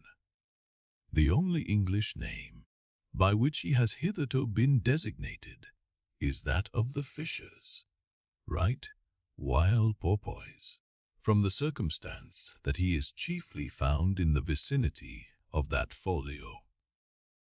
In shape, he differs in some degree from the Hudza porpoise, being of a less rotund and jolly girth. Indeed, he is of quite a neat and gentleman-like figure. He has no fins on his back. Most other porpoises have. He has a lovely tail and sentimental Indian eyes of a hazel. But his merry mouth spoils all. Though his entire back down to his side fins is of a deep sable, yet a boundary line, distinct as the mark in a ship's hull, called the bright waist. That line streaks him from stem to stern, with 2 separate colors, black above and white below. The white comprises part of his head, and the whole of his mouth, which makes him look as if he had just escaped from a felonious visit to a meal bag, a most mean and milly aspect. His oil is much like that of the common porpoise. Transcendent beyond the duodecimo. This system does not proceed inasmuch as the porpoise is the smallest of the whales. Above, you have all the leviathans of note, but there are a rabble of uncertain, fugitive fabulous whales, which, as an American whaleman, I know by reputation, but not personally. I shall enumerate them by their 4 castle appellations. for possibly such a list may be valuable to future investigators, who may complete what I have here but begun. If any of the following whales shall hereafter be caught and marked, then he can readily be incorporated into this system, according to his folio, octavo, or duodecimo magnituded. The bottlenose whale, the junk whale, the pudding-headed whale, the Cape whale, the leading whale, the cannon whale, the scrag whale, the coppered whale, the elephant whale, the iceberg whale, the quag whale, the blue whale, etc., from Icelandic, Dutch, and Old English authorities. There might be quoted other lists of uncertain whales, blessed with all manner of uncouth names, but I omit them as altogether obsolete, and can hardly help suspecting them for mere sounds, full of leviathanism, but signifying nothing. Finally, it was stated at the outset that this system would not be here, and at once perfected. You cannot but plainly see that I have kept my word, but I now leave my cetological system standing thus unfinished, even as the great cathedral of Cologne was left, with the crane still standing upon the top of the uncompleted tower. For small erections may be finished by their first architects, grand ones, true ones, ever leave the copperstone to posterity. God keep me from ever completing anything. This whole book is but a draught, nay, but the draught of a draught. Oh, strength, cash, and patience. Chapter 33, The Specksnyder. Concerning the officers of the whale craft. This seems as good a place as any to set down a little domestic peculiarity on ship board, arising from the existence of the harpooner class of officers, a class unknown, of course, in any other marine than the whale fleet. The large importance attached to the harpooner's vocation is evinced by the fact that originally in the old Dutch fishery, 2 centuries and more ago, the command of a whale ship was not wholly lodged in the person, now called the captain, but was divided between him and an officer called the Specksnyder. Literally, this word means fat, cutter, usage, however, in time made it equivalent to chief harpooner. In those days, the captain's authority was restricted to the navigation and general management of the vessel, while over the whale, hunting department, and all its concerns, the Specksnyder, or chief harpooner, reigned supreme. In the British Greenland fishery, under the corrupted title of Specksioneer, this old Dutch official is still retained, but his former dignity is sadly abridged. At present he ranks simply as senior harpooner, and as such is but one of the captain's more inferior subalterns.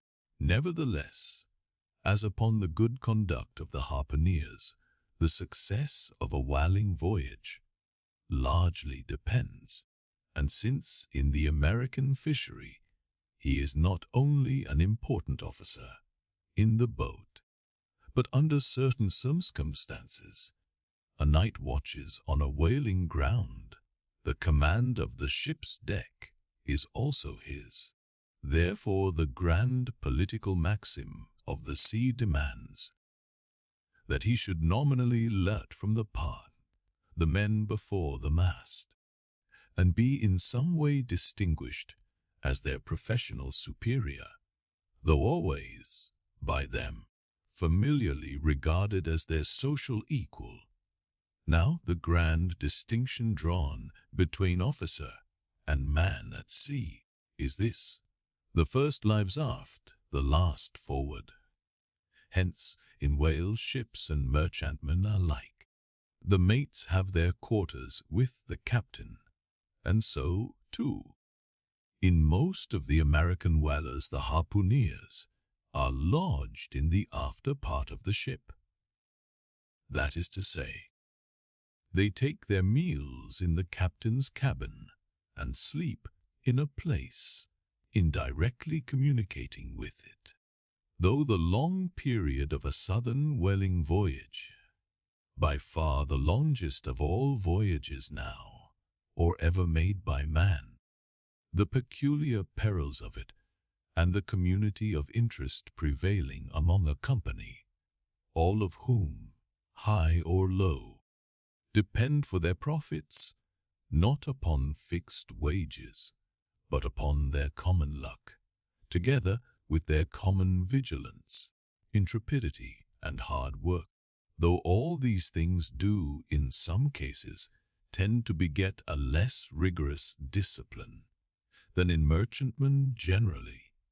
Yet, never mind how much like an old Mesopotamian family these whalemen may in some primitive instances live together, for all that, the punctilious externals, at least of the quarter deck, are seldom materially relaxed, and in no instance done away.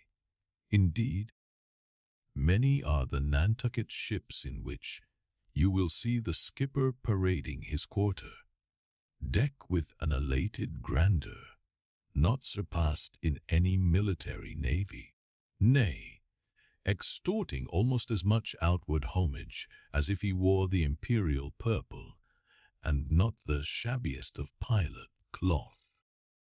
And though of all men the moody captain of the Pequod was the least given to that sort of shallowest assumption, and though the only homage he ever exacted was implicit, instantaneous obedience, though he required no man to remove the shoes from his feet stepping upon the quarter deck, and though there were times when, owing to peculiar circumstances connected with events hereafter to be detailed, he addressed them in unusual terms, whether of condescension or in terrorem, or otherwise, yet even Captain Ahab was by no means unobservant of the paramount forms and usages of the sea.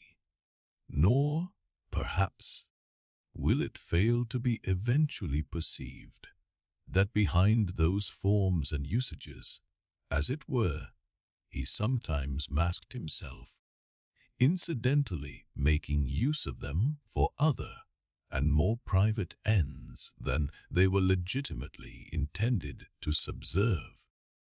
That certain sultanism of his brain, which had otherwise, in a good degree, remained unmanifested, through those forms that same sultanism became incarnate in an irresistible dictatorship. For be a man's intellectual superiority what it will, it can never assume the practical, available supremacy over other men without the aid of some sort of external arts and entrenchments, always, in themselves more or less paltry and base.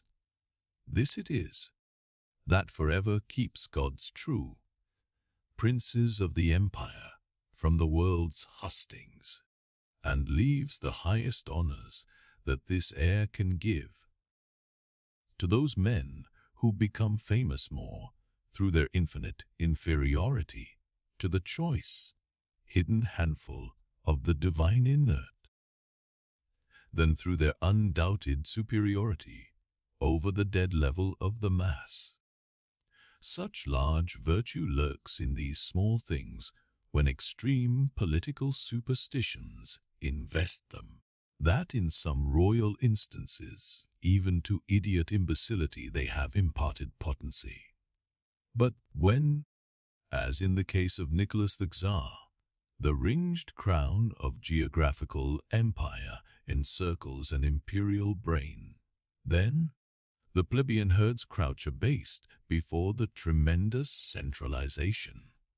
Nor will the tragic dramatist who would depict mortal indomitableness in its fullest sweep and direct swing ever forget a hint incidentally so important in his art as the one now alluded to.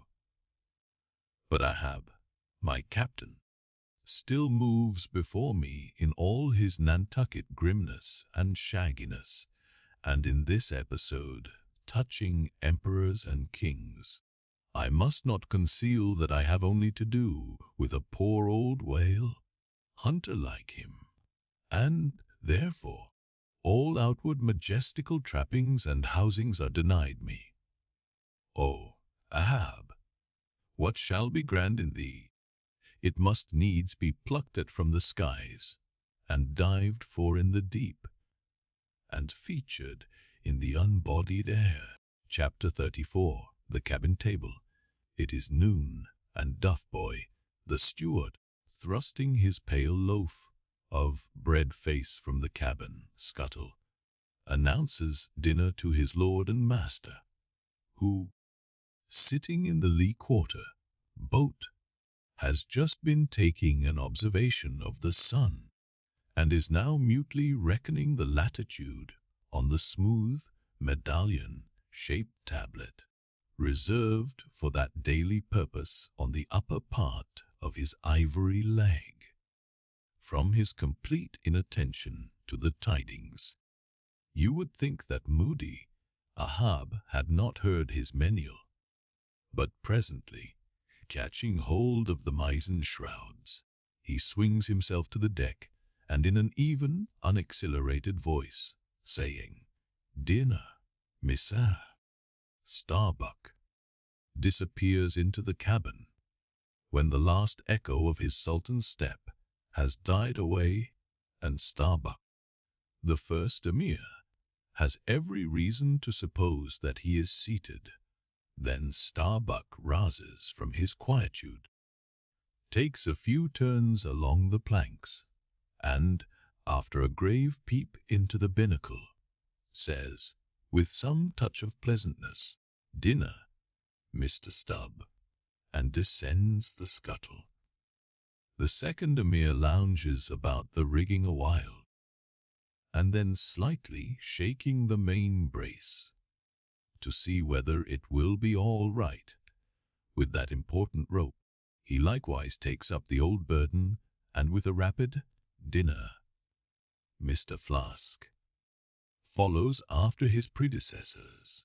But the third emir, now seeing himself all alone on the quarter deck, seems to feel relieved from some curious restraint, for, tipping all sorts of knowing winks in all sorts of directions, and kicking off his shoes, he strikes into a sharp but noiseless squall of a hornpipe right over the Grand Turk's head, and then, by a dexterous sleight, pitching his cap up into the mizzen top for a shelf, he goes down rollicking so far, at least as he remains visible from the deck, reversing all other processions, by bringing up the rear with music. But a stepping into the cabin doorway below, he pauses, ships a new face altogether, and then independent, hilarious little Flask enters King Ahab's presence, in the character of Objectus, or the slave. It is not the least among the strange things bred by the intense artificialness of sea usages, that while in the open air of the deck some officers will, upon provocation, bear themselves boldly and defyingly enough towards their commander, yet 10 to 1, let those very officers the next moment go down to their customary dinner in that same commander's cabin, and straightway their inoffensive, not to say deprecatory, and humble air towards him, as he sits at the head of the table, This is marvelous, sometimes most comical. Wherefore this difference? Perhaps not. To have been Belshazzar, king of Babylon, and to have been Belshazzar, not haughtily, but courteously, therein certainly must have been some touch of mundane grandeur. But he who in the rightly regal and intelligent spirit presides over his own private dinner, table of invited guests, that man's unchallenged power and dominion of individual influence for the time, that man's royalty of state transcends Belshazzar's, for Belshazzar was not the greatest. Who has but once dined his friends, has tasted what it is to be Sigi Tsar.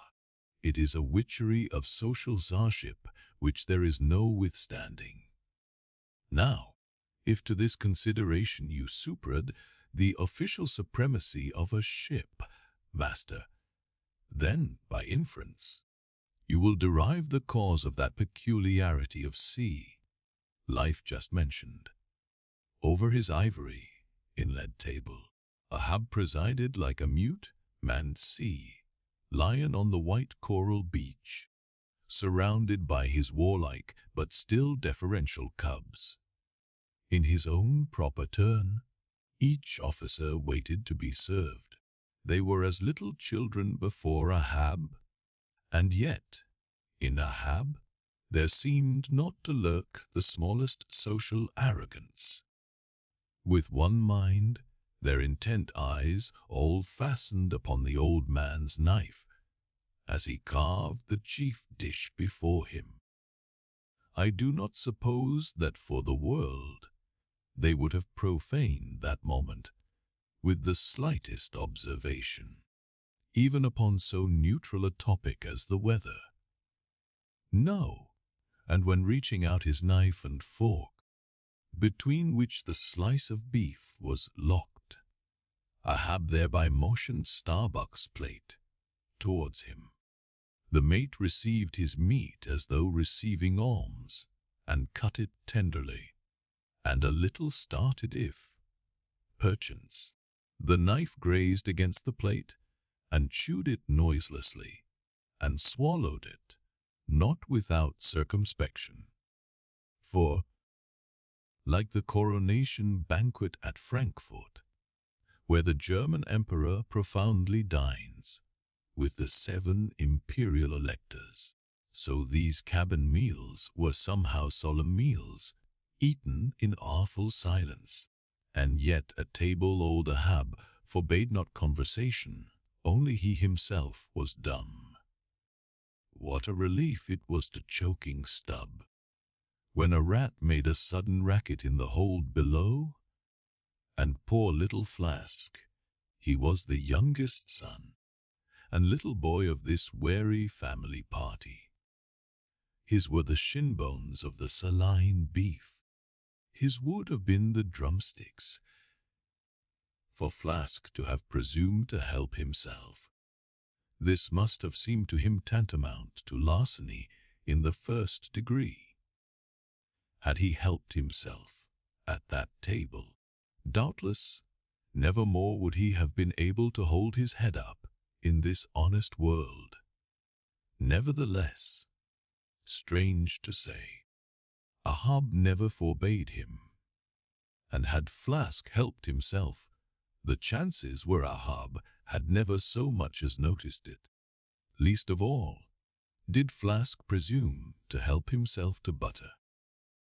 Whether he thought the owners of the ship denied it to him, on account of its clotting his clear, sunny complexion, or whether he deemed that, on so long a voyage in such marketless waters, butter was at a premium, and therefore was not for him, a subaltern, however it was, Flask, alas, was a butterless man. Another thing, Flask was the last person down at the dinner, and Flask is the first man up. Consider, for hereby Flask's dinner was badly jammed in point of time.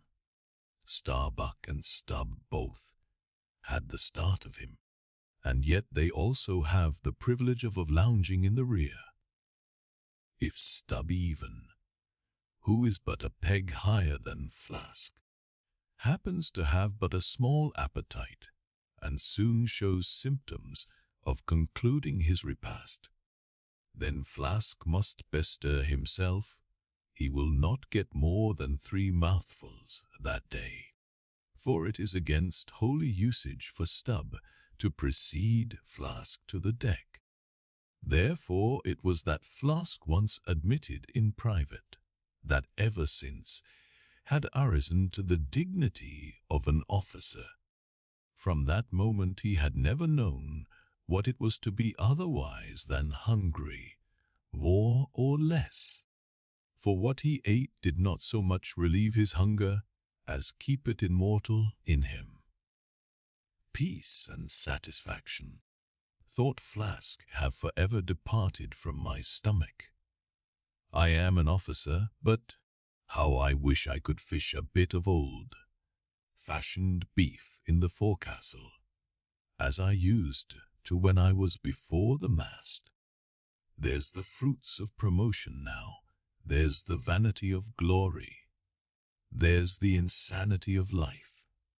Besides, if it were so that any mere sailor of the Pequod had a grudge against Flask in Flask's official capacity, all that sailor had to do, in order to obtain ample vengeance, was to go aft at dinner time and get a peep at Flask through the cabin sky light, sitting silly and dumbfounded before awful Ahab. Now, Ahab and his 3 mates formed what may be called the first table in the Pequod's cabin.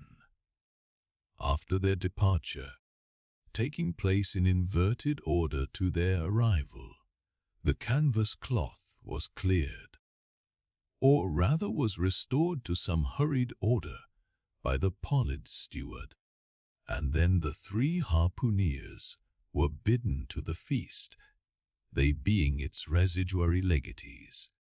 They made a sort of temporary servants, whole of the high and mighty cabin, in strange contrast to the hardly tolerable constraint and nameless invisible domineerings of the captain's table, was the entire care, free license and ease, the almost frantic democracy of those inferior fellows the harpooneers, while their masters, the mates, seemed afraid of the sound of the hinges of their own jaws. The harpooneers chewed their food with such a relish that there was a report to it. They dined like lords. They filled their bellies like Indian ships all day loading with spices. Such portentous appetites had Queequeg and Tashtego that to fill out the vacancies made by the previous repast, often the pale duff boy was fain to bring on a great baron of salt, junk, seemingly quarried out of the solid ox, and if he were not lively about it, if he did not go with a nimble hop, skip, and jump, then Tashtego had an ungentlemanly way of accelerating him by darting a fork at his back, harpoon-wise. And once Daggoo, seized with a sudden humor, assisted Doff boy's memory by snatching him up bodily and thrusting his head into a great empty wooden trencher, while Tashtego, knife in hand, began laying out the circle preliminary to scalping him. He was naturally a very nervous, shuddering sort of little fellow, this bread-faced steward, the progeny of a bankrupt baker and a hospital nurse, and what with the standing spectacle of the black, terrific Ahab, and the periodical tumultuous visitations of these 3 savages, Doff Boy's whole life was one continual lip quiver. Commonly, after seeing the harpooneers furnished with all things they demanded, he would escape from their clutches into his little pantry adjoining, and fearfully peep out at them through the blinds of its door. Till all was over, it was a sight to see Queequeg seated over against Tashtego, opposing his filed teeth to the Indians, crosswise to them, Daggoo seated on the floor. For a bench would have brought his hearse, plumed head to the low carlines, at every motion of his colossal limbs, making the low cabin framework to shake, as when an African elephant goes passenger in a ship. But for all this, the great negro was wonderfully abstemious, not to say dainty. It seemed hardly possible that by such comparatively small mouthfuls he could keep up the vitality diffused through so broad, baronial, and superb a person. But, doubtless, this noble savage fed strong, and drank deep of the abounding element of air, and through his dilated nostrils snuffed in the sublime life of the worlds. Not by beef or by bread are giants made or nourished, but Queequeg, he had a mortal, barbaric smack of the lip in eating, an ugly sound enough, so much so that the trembling duff boy almost looked to see whether any marks of teeth lurked in his own lean arms.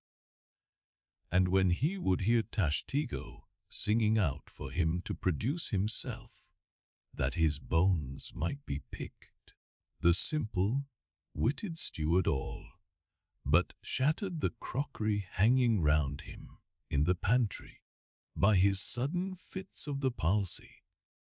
Nor did the whetstone which the harpooneers carried in their pockets for their lances and other weapons, and with which whetstones, at dinner, they would ostentatiously sharpen their knives.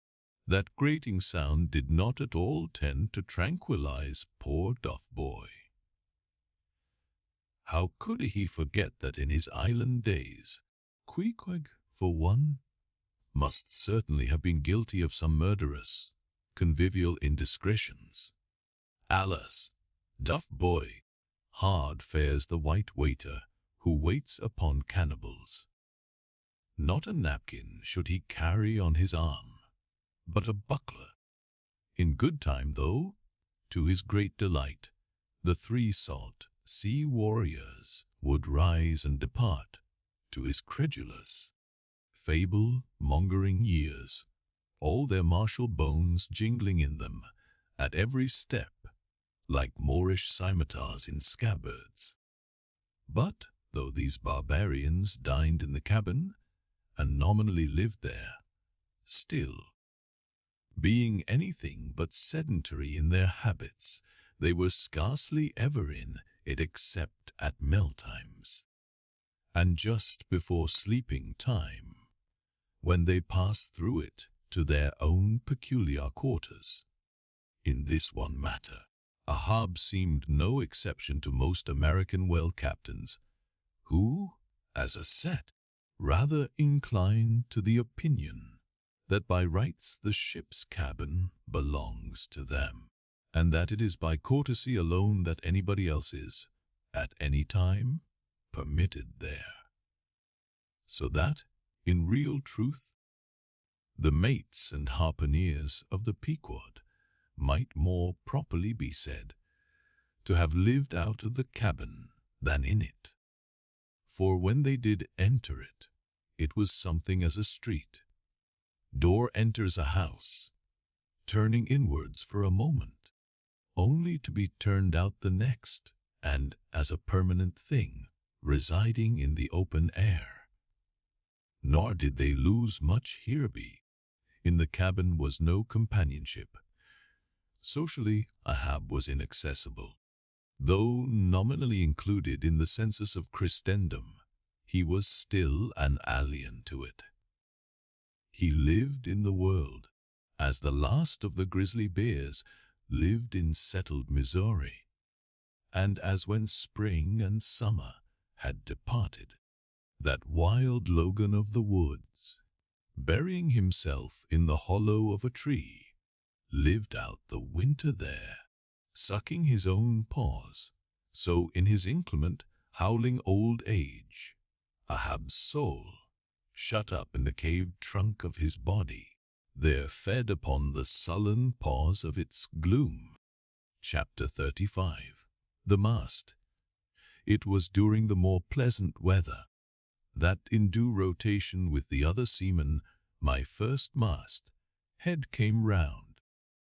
In most American Wellerman the mast heads are manned almost simultaneously with the vessel's leaving her port, even though she may have 15,000 miles and more to sail ere reaching her proper cruising ground.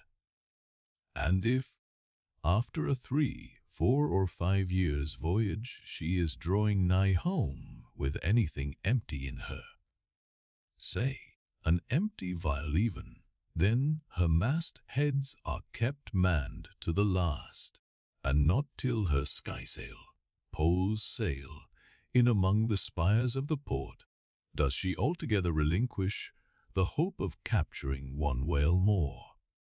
Now, as the business of standing mast heads, ashore or afloat, is a very ancient and interesting one, let us in some measure expatiate here.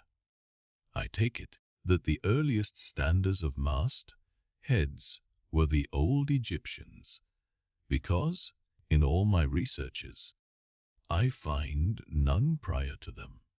For though their progenitors, the builders of Babel, must doubtless, by their tower, have intended to rear the loftiest mast head in all Asia, or Africa either, yet the final truck was put to it, as that great stone mast of theirs may be said to have gone by the board in the dread gale of God's wrath. Therefore, we cannot give these Babel builders priority over the Egyptians, and that the Egyptians were a nation of mast headstanders is an assertion based upon the general belief among archaeologists that the first pyramids were founded for astronomical purposes, a theory singularly supported by the peculiar stair-like formation of all 4 sides of those edifices, where with prodigious long upliftings of their legs, those old astronomers were wont to mount to the apex and sing out for new stars, even as the look-outs of a modern ship sing out for a sail, or a whale just bearing in sight. In Saint Stylites, the famous Christian hermit of old times, who built him a lofty stone pillar in the desert and spent the whole latter portion of his life on its summit, hoisting his food from the ground with a tackle, in him we have a remarkable instance of a dauntless stander of mast heads, who was not to be driven from his place by fogs or frosts, rain, hail, or sleet, but valiantly facing everything out to the last, literally died at his post. Of modern standers of mast heads we have but a lifeless set, mere stone, iron, and bronze men, who, though well capable of facing out a stiff gale, are still entirely incompetent to the business of singing out upon discovering any strange sight. There is Napoleon, who, upon the top of the column of Vendôme, stands with arms folded, some 150 feet in the air, careless now, who rules the decks below whether Louis Philippe, Louis Blanc, or Louis the Devil, Great Washington, too, stands high aloft on his towering main mast in Baltimore, and like one of Hercules' pillars, his column marks that point of human grandeur beyond which few mortals will go. Admiral Nelson, also, on a capstan of gun-metal, stands his mast, head in Trafalgar Square, and ever when most obscured by that London smoke, token is yet given that a hidden hero is there. For where there is smoke must be fire. But neither great Washington, nor Napoleon, nor Nelson will answer a single hail from below. However madly invoked to befriend by their counsels the distracted decks upon which they gaze, however it may be surmised that their spirits penetrate through the thick haze of the future, and descry what shoals and what rocks must be shunned, it may seem unwarrantable to couple in any respect the mast head standers of the land with those of the sea. But that in truth it is not so, is plainly evinced by an item for which Obed Macy, the sole historian of Nantucket, stands accountable. The worthy Obed tells us that in the early times of the whale fishery, our ships were regularly launched in pursuit of the game. The people of that island erected lofty spars along the sea coast, to which the lookouts ascended by means of nailed cleats, something as fowls go upstairs in a hen house. A few years ago this same plan was adopted by the whalemen of New Zealand, who, upon descrying the game, gave notice to the ready manned boats nigh the beach. But this custom has now become obsolete. Turn we then to the one proper mast head, that of a whale ship at sea. The three mast heads are kept man from sun rise to sunset, the seamen taking their regular turns, as at the helm, and relieving each other every 2 hours. In the serene weather of the tropics it is exceedingly pleasant the mast head. Nay, to a dreamy meditative man it is delightful. There you stand, 100 feet above the silent decks, striding along the deep as if the masts were gigantic stilts, while beneath you and between your legs, as it were, swim the hugest monsters of the sea, even as ships once sailed between the boots of the famous colossus at Old Rhodes. There you stand, lost in the infinite series of the sea, with nothing ruffled but the waves. The tranced ship indolently rolls, the drowsy trade winds blow, everything resolves you into languor. For the most part, in this tropic whaling life, a sublime uneventfulness invests you. You hear no news, read no gazettes. Extras with startling accounts of commonplaces never delude you into unnecessary excitements. You hear of no domestic afflictions, bankrupt securities, fall of stocks, are never troubled with the thought of what you shall have for dinner, for all your meals for 3 years, and more are snugly stowed in casks, and your bill of fare is immutable. In one of those southern whalesmen, on a long 3 or 4 years' voyage, as often happens, the sum of the various hours you spend at the mast head would amount to several entire months, and it is much to be deplored that the place to which you devote so considerable a portion of the whole term of your natural life should be so sadly destitute of anything approaching to a cozy inhabitiveness, or adapted to breed a comfortable localness of feeling, such as pertains to a bed, a hammock, a hearse, a sentry box, a pulpit, a coach, or any other of those small and snug contrivances in which men temporarily isolate themselves.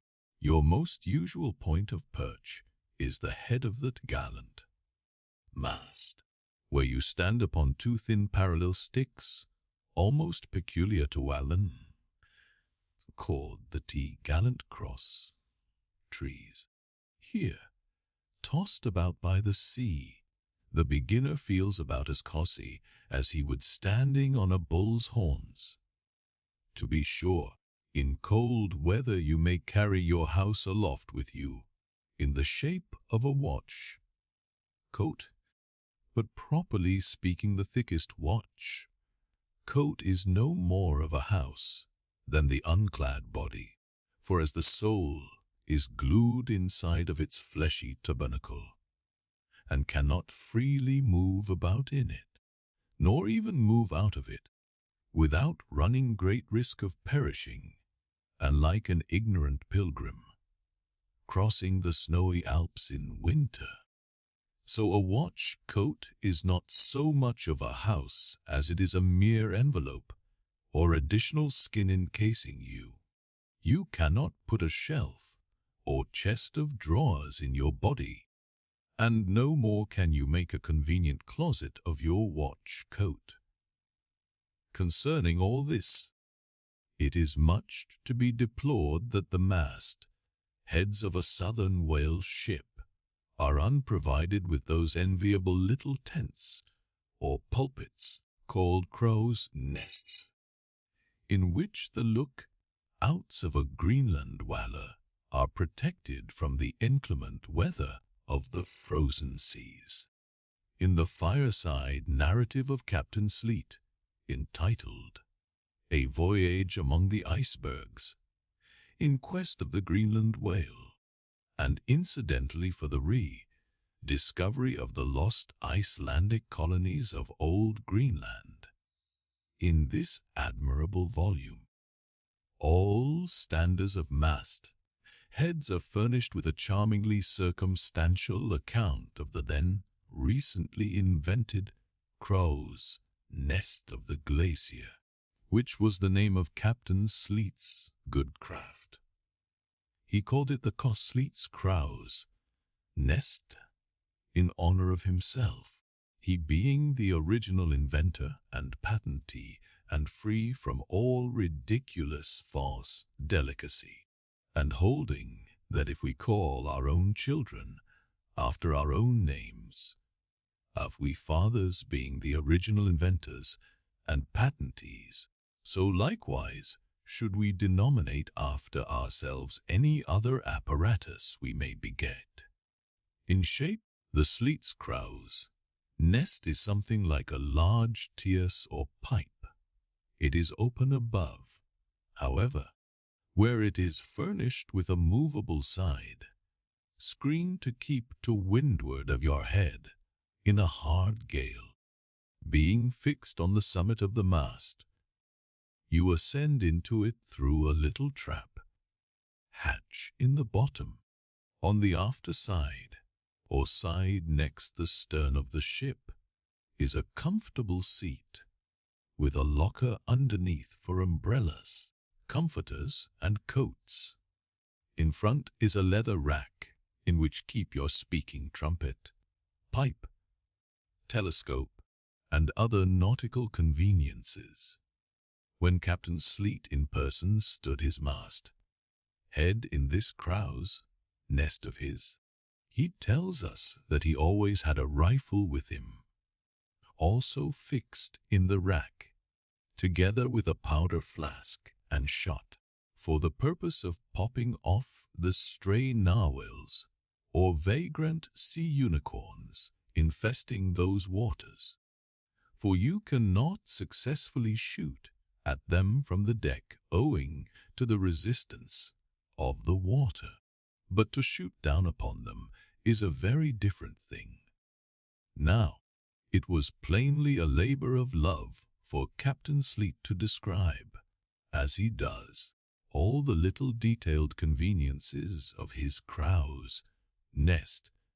But though he so enlarges upon many of these, and though he treats us to a very scientific account of his experiments in this crow's nest, with a small compass he kept there for the purpose of counteracting the errors resulting from what is called the local attraction of all binnacle magnets, an error ascribable to the horizontal vicinity of the iron in the ship's planks, and in the Glacier's case, perhaps to there having been so many broken down blacksmiths among her crew.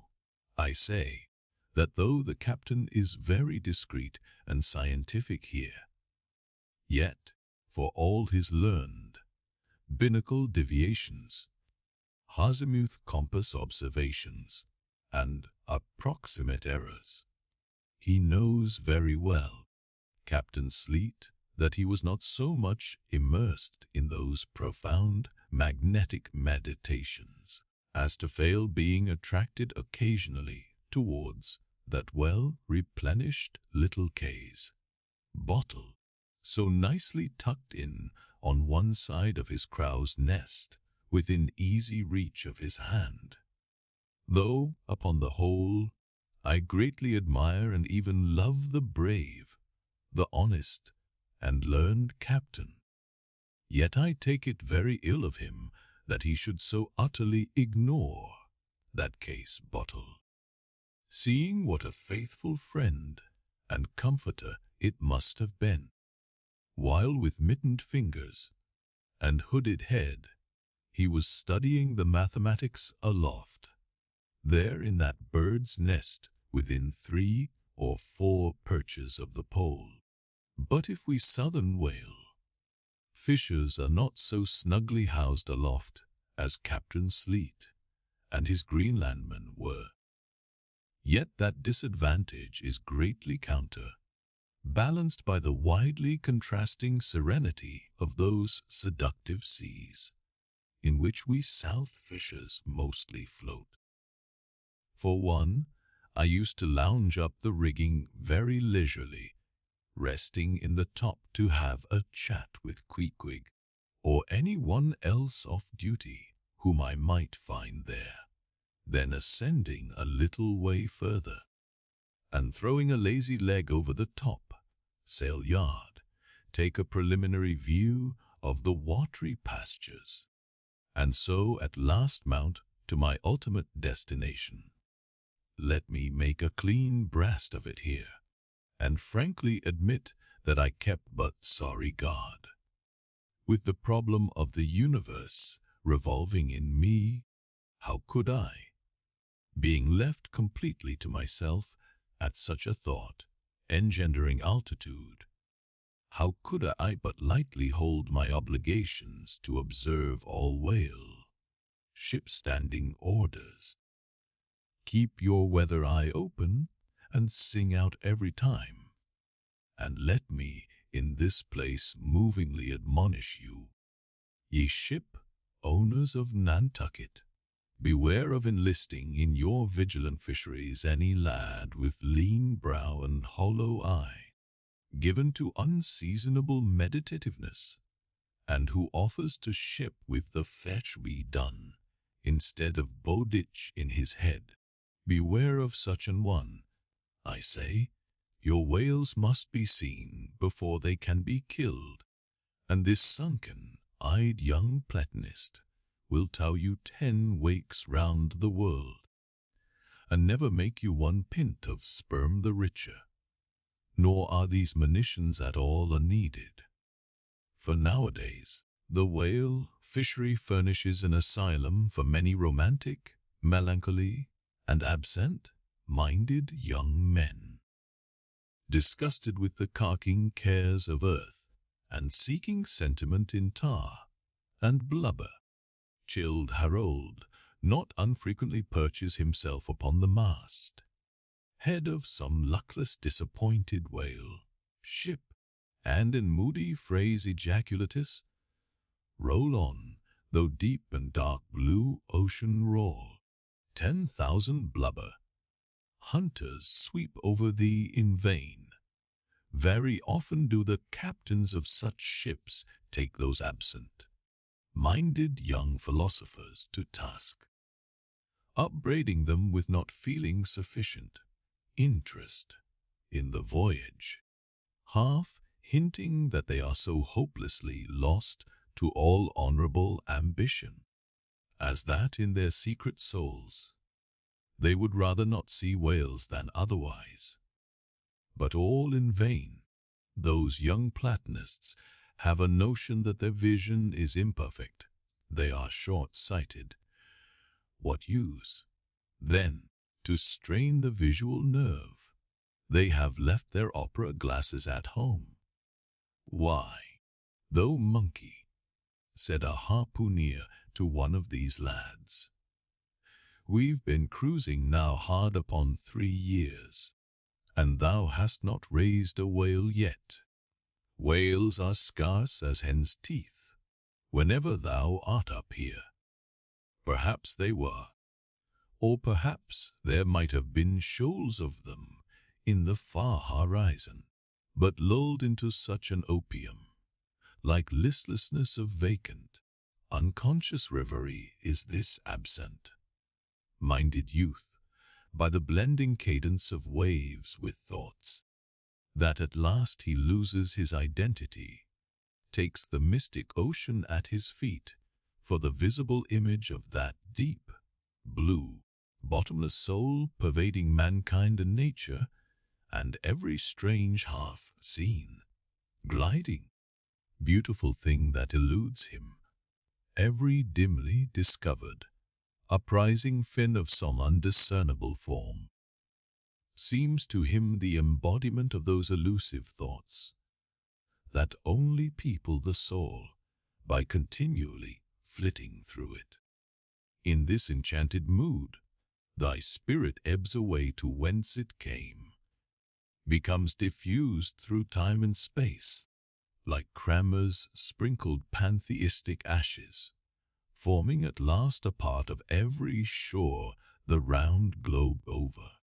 There is no life in thee now, except that rocking life imparted by a gently rolling ship, by her, borrowed from the sea, by the sea, from the inscrutable tides of God. But while this sleep, this dream is on ye, move your foot or hand an inch, slip your hold at all, and your identity comes back in horror. Over discussion vortices you hover, and perhaps at midday, in the fairest weather, with one half throttled shriek you drop through that transparent air into the summer sea, no more to rise forever. Heed it well, ye pantheists. Chapter 36. The quarter-deck, and enter Ahab. Then albeit it was not a great while after the affair of the pipe, that one morning shortly after breakfast, Ahab, as was his wont, ascended the cabin, gangway to the deck. There most sea captains usually walk at that hour, as country gentlemen, after the same meal, take a few turns in the garden. Soon his steady, ivory stride was heard, as to and fro he paced his old rounds, upon planks so familiar to his tread, that they were all over dented, like geological stones, with the peculiar mark of his walk. Did you fixedly gaze, too, upon that ribbed and dented brow, there also you would see still stranger footprints, the footprints of his one unsleeping, ever pacing thought.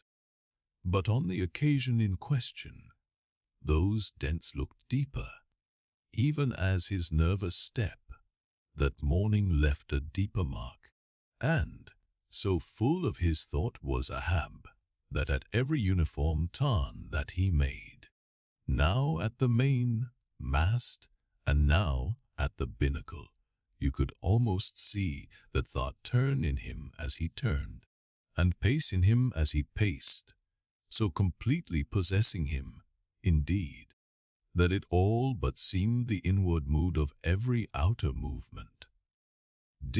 Mark him, Flask," whispered Stubb. "The chick that's in him pecks the shell. 'Twill soon be out." The hours wore on. Ahab now shut up within his cabin, anon pacing the deck, with the same intense bigotry of purpose in his aspect. It drew near the close of day. Suddenly he came to a halt by the bulwarks, and inserting his bone leg into the auger hole there, and with one hand grasping a shroud, he ordered Starbuck to send everybody aft. "Sir," said the mate, astonished at an order seldom or never given on ship board except in some extraordinary case. "Send everybody aft," repeated Ahab. "Mast heads there, come down." When the entire ship's company were assembled, and with curious and not wholly unapprehensive faces, were eyeing him, for he looked not unlike the weather horizon when a storm is coming up, Ahab, after rapidly glancing over the bulwarks, and then darting his eyes among the crew, started from his standpoint, and as though not a soul were nigh him, resumed his heavy turns upon the deck. With bent head and half-slouched hat, he continued to pace, unmindful of the wondering whispering among the men, till Stubb cautiously whispered to Flask that Ahab must have summoned them there for the purpose of witnessing a pedestrian feat. But this did not last long. Vehemently pausing, he cried, "What do ye do when ye see a whale, men? Sing out for him," was the impulsive rejoinder from a score of clubbed voices. "Good," cried Ab, with a wild approval in his tones, observing the hearty animation into which his unexpected question had so magnetically thrown them. "And what do ye next, men? Lower away and after him. And what tune is it ye pull to, men? A dead whale or a stove boat?" More and more strangely and fiercely glad and approving grew the countenance of the old man at every shout, while the mariners began to gaze curiously at each other, as if marveling how it was that they themselves be so excited at such seemingly purposeless questions. But they were all eagerness again, as Ahab, now half revolving in his pivot hole, with one hand reaching high up a shroud and tightly, almost convulsively grasping it, addressed them thus: "All ye mast headers of before now heard me give orders about a white whale. Look ye, d'ye see this Spanish ounce of gold?" Holding up a broad bright coin to the sun. "It is a $16 piece. Men, d'ye see it, Mr. Starbuck? Hand me yon top maul." While the mate was getting the hammer, Ahab, without speaking, was slowly rubbing the gold piece against the skirts of his jacket, as if to heighten its luster, and without using any words, was meanwhile lowly humming to himself, producing a sound so strangely muffled and inarticulate that it seemed the mechanical humming of the wheels of his vitality in him. Receiving the top maul from Starbuck, he advanced towards the main mast with the hammer uplifted in one hand, exhibiting the gold with the other, and with a high raised voice exclaiming, Whosoever of ye raises me a white-headed whale with a wrinkled brow and a crooked jaw, whosoever of ye raises me that white-headed whale with 3 holes punctured in his starboard fluke. Look ye, whosoever of ye raises me that same white whale, he shall have this gold ounce, my boys. Huzza, huzza, cried the seamen, as with swinging tarpaulins they hailed the act of nailing the gold to the mast. It's a white whale, I say, resumed Ahab, as he threw down the topmaul. A white whale. Skin your eyes for him. Men, look sharp for white water. If ye see but a bubble, sing out. All this while Tashtego, Dagood, and Queequeg had looked on with even more intense interest and surprise than the rest. And at the mention of the wrinkled brow and crooked jaw they had started as if each was separately touched by some specific recollection. Captain Ahab, said Tashtego, that white whale must be the same that some call Moby Dick. Moby Dick, shouted Ahab. Do ye know the white whale then, Tash? Do's he fan? Tale a little curious, sir. Before he goes down, said the gay header deliberately. And has he a curious spout, too?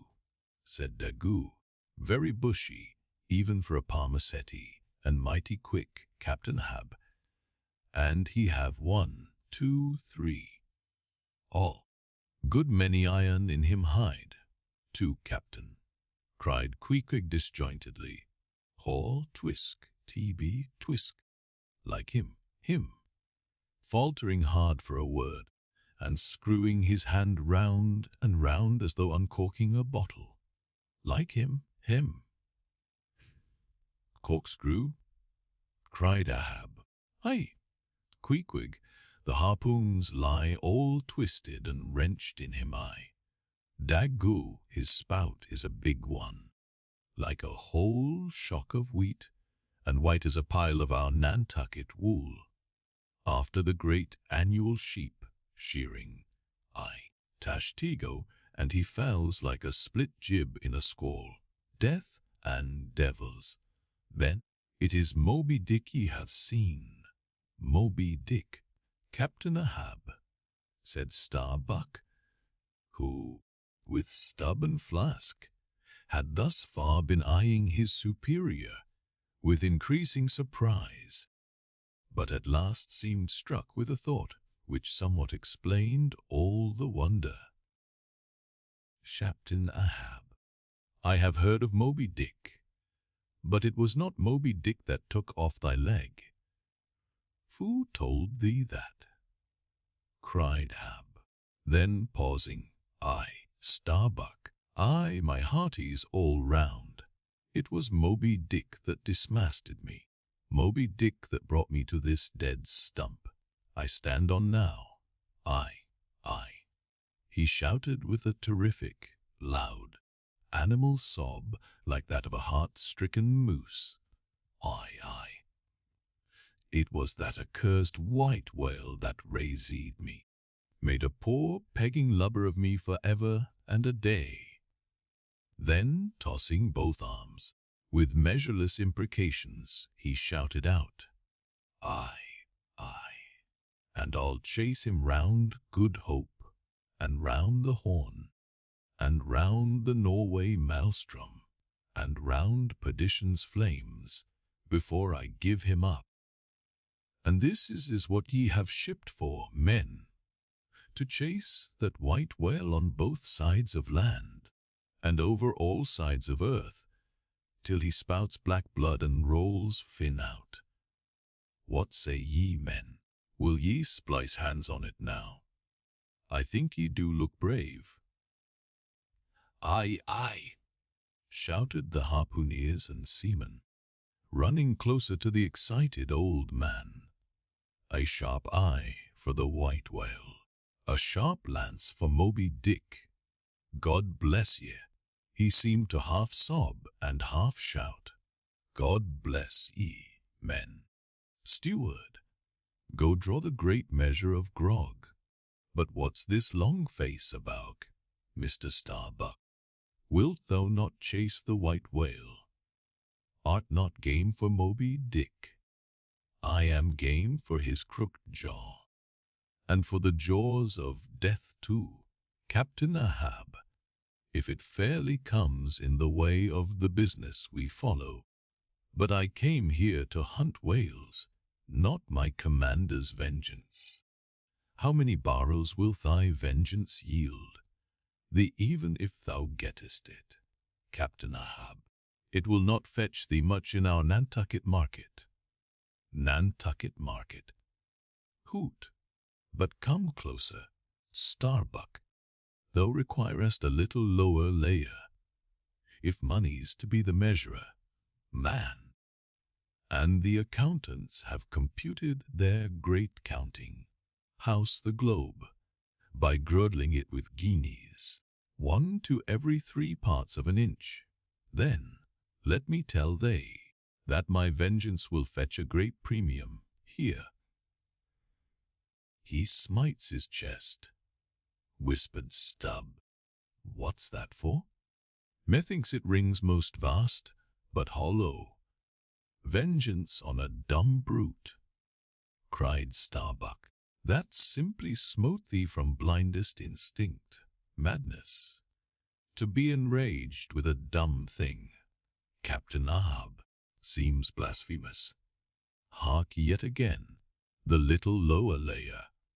All visible objects, man, are but as pasteboard masks. But in each event, in the living act, the undotted deed, there, some unknown but still reasoning thing puts forth the moldings of its features from behind the unreasoning mask. If man will strike, strike through the mask. How can the prisoner reach outside, except by thrusting through the wall? To me, the white whale is that wall, shoved near to me. Sometimes I think there's naught beyond. But 'tis enough. He tasks me, he heaps me. I see in him outrageous strength, with an inscrutable malice sinewing it. That inscrutable thing is chiefly what I hate, and be the white whale agent, or be the white whale principal, I will wreak that hate upon him. Talk not to me of blasphemy, man. I'd strike the sun if it insulted me. For could the sun do that, then could I do the other, since there is ever a sort of fair play herein, jealousy presiding over all creations, but not my master, man, is even that fair play. Who's over me? Truth hath no confines. Take off thine eye. More intolerable than fiends' glarings is a doltish stare. So, though reddenest and palest, my heat has melted thee to anger glow. But look ye, Starbuck, what is said in heat, that thing unsays itself. There are men from whom warm words are small in dignity. I meant not to incense thee. Let it go. Look, see yonder Turkish cheeks of spotted tawn. Living, breathing pictures painted by the sun. The pagan leopards, the unrecking and unworshipping things that live and seek, and give no reasons for the torrid life they feel. The crew, man, the crew, are they not one and all with Ahab, in this matter of the whale? See Stubb, he laughs. See yonder Chilean, he snorts to think of it. Stand up amid the general hurricane, thy one toast sapling cannot, Starbuck. And what is it? Reckon it. 'Tis but to help strike a fin, no wondrous feat for Starbuck. What is it more? From this one poor hunt, then, the best lance out of all Nantucket. Surely he will not hang back when every foremast hand has clutched a whetstone.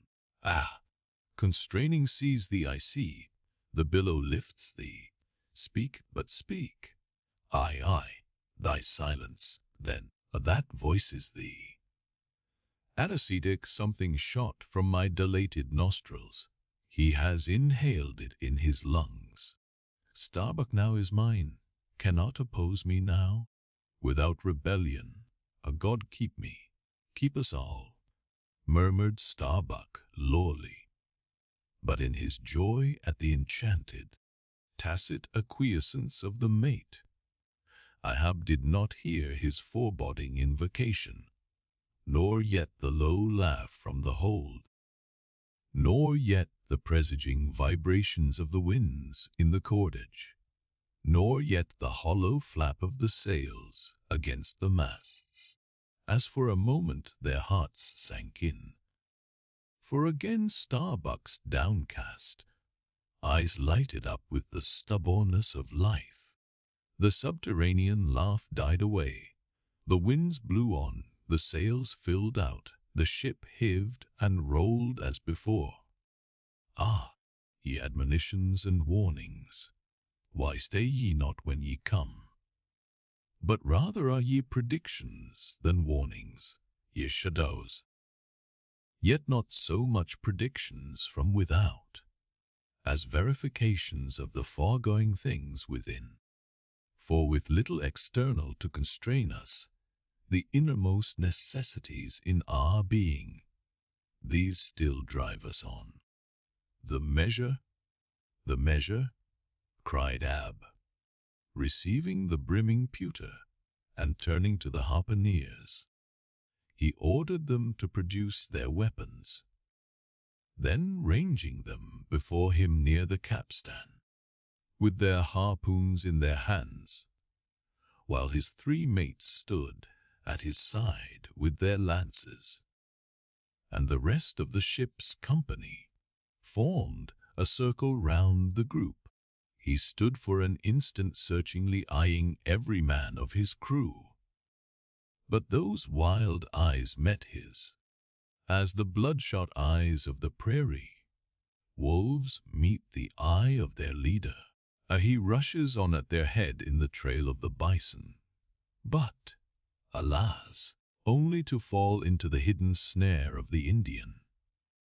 Drink and pass, he cried, handing the heavy charged flagon to the nearest seaman. The crew alone now drink. Round with it, round. Short draughts, long swallows, men, 'tis hot as Satan's hoof. So, it goes round excellently. It spiralizes in ye, forks out at the serpent, snapping eye. Well done, almost drained. That way it went. This way it comes. Hand it me. Here's a hollow. Men ye seem the years, so brimming life is gulped and gone. Steward, refill. Attend now, my braves. I have mustered ye all round this capstan, and ye mates, flank me with your lances, and ye harpooneers, stand there with your irons, and, ye, stout mariners, ring me in, that I may in some sort revive a noble custom of my fisherman fathers before me. O men, you will yet see that. Ha, boy, come back. Bad pennies come not sooner. Hand it me. Why now, this pewter had run brimming again. Wert not thou sent Vitus, imp? Away thou egg. Advance, ye mates. Cross your lances full before me. Well done. Let me touch the axis. So saying, with extended arm, he grasped the 3 level, radiating lances at their crossed center, while so doing, suddenly and nervously twitched them. Meanwhile, glancing intently from Starbuck to Stubb, from Stubb to Flask, it seemed as though, by some nameless, interior volition, he would fain have shocked into them the same fiery emotion accumulated within the laden jar of his own magnetic life. The three mates quailed before his strong, sustained, and mystic aspect. Stubb and Flask looked sideways from him. The honest eye of Starbuck fell downright. In cried Ahab, "But, maybe, 'tis well. For did ye three but once take the full, forced shock, then mine own electric thing? That had perhaps expired from out me. Perchance, too, it would have dropped ye dead. Perchance ye needed not. Down lances, and now, ye mates, I do appoint ye 3 cupbearers to my 3 pagan kinsmen there. Yon 3 most honorable gentlemen and noblemen, my valiant harpooneers, disdain the task. What, when the great Pope washes the feet of beggars, using his tiara for ever? O my sweet cardinals, your own condescension, so that shall bend ye to it. I do not order ye, ye will it.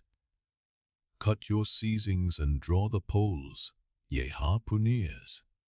Silently obeying the order, the 3 harpooneers now stood with the detached iron part of their harpoons, some 3 feet long, held, barbs up, before him. Stab me not with that keen steel, cant them over. Know ye not the goblet end? Turn up the socket, so now, ye cupbearers, advance. The irons, take them, hold them while I fill. Forthwith, slowly going from one officer to the other, he brimmed the harpoon sockets with the fiery waters from the pewter. Now, 3 to 3 ye stand. Commend the murderous chalices. Bestow them, I who are now made parties to this indissoluble league.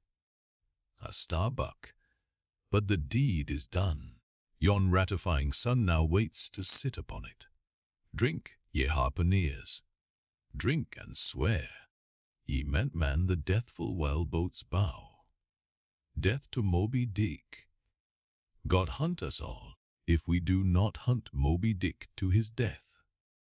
The long, barbed steel goblets were lifted, and to cries and maledictions against the white whale, the spirits were simultaneously quaffed down with a hiss. Starbuck paled and turned and shivered once more, and finally, the replenished pewter went the rounds among the frantic crew, when, waving his free hand to them, they all dispersed, and Ahab retired within his cabin. Chapter 37. Sunset. At the cabin by the stern windows, Ahab sitting alone and gazing out at it. I leave a white and turbid wake, pale waters, paler cheeks, where I sail. The envious billows sidelong swell to whelm my track. Let them, but first I pass.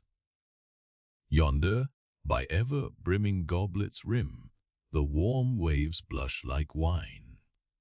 The gold brow plumbs the blue, the diver sun, slow dived from noon, goes down, my soul mounts up. She wearies with her endless hill. Is then the crown too heavy that I wear, this iron crown of Lombardy? Yet is it bright with many a gem, I the wearer. See not its far flashings, but darkly feel that I wear that dazzlingly confounds. 'Tis iron, that I know, not gold. It is split too, that I feel the jagged edge galls me so.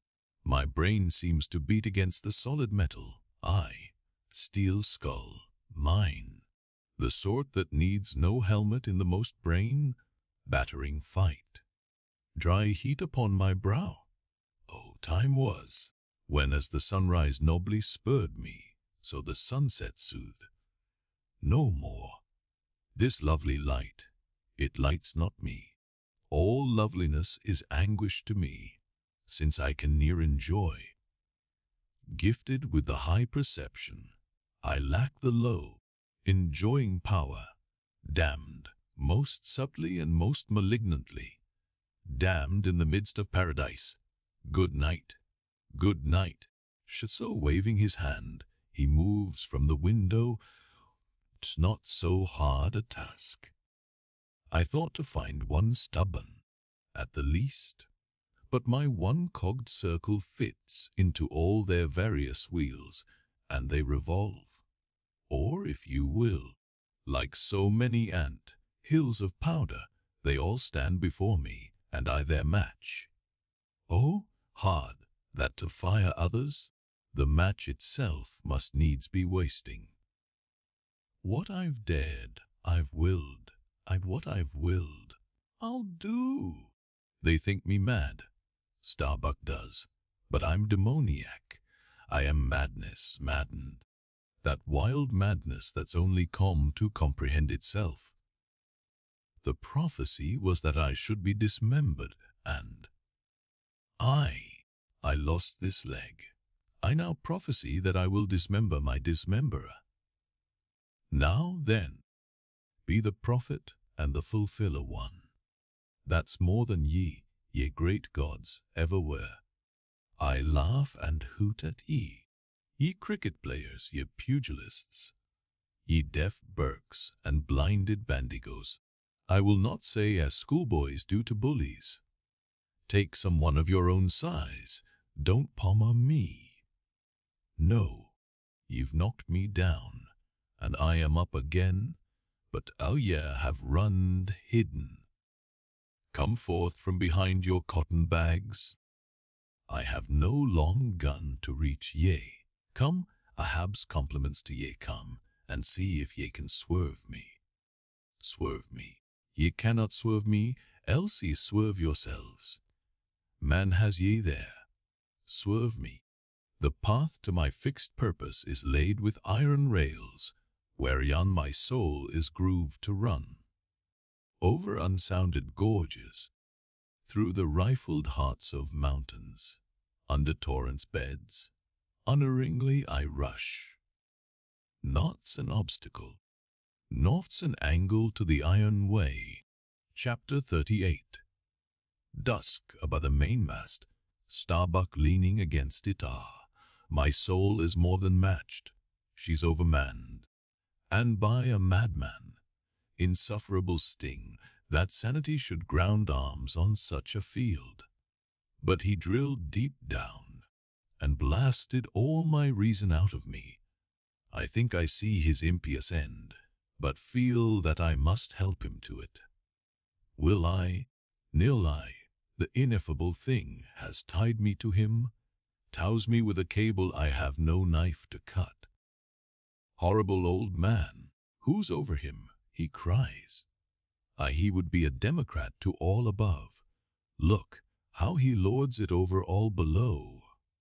Oh, I plainly see my miserable office.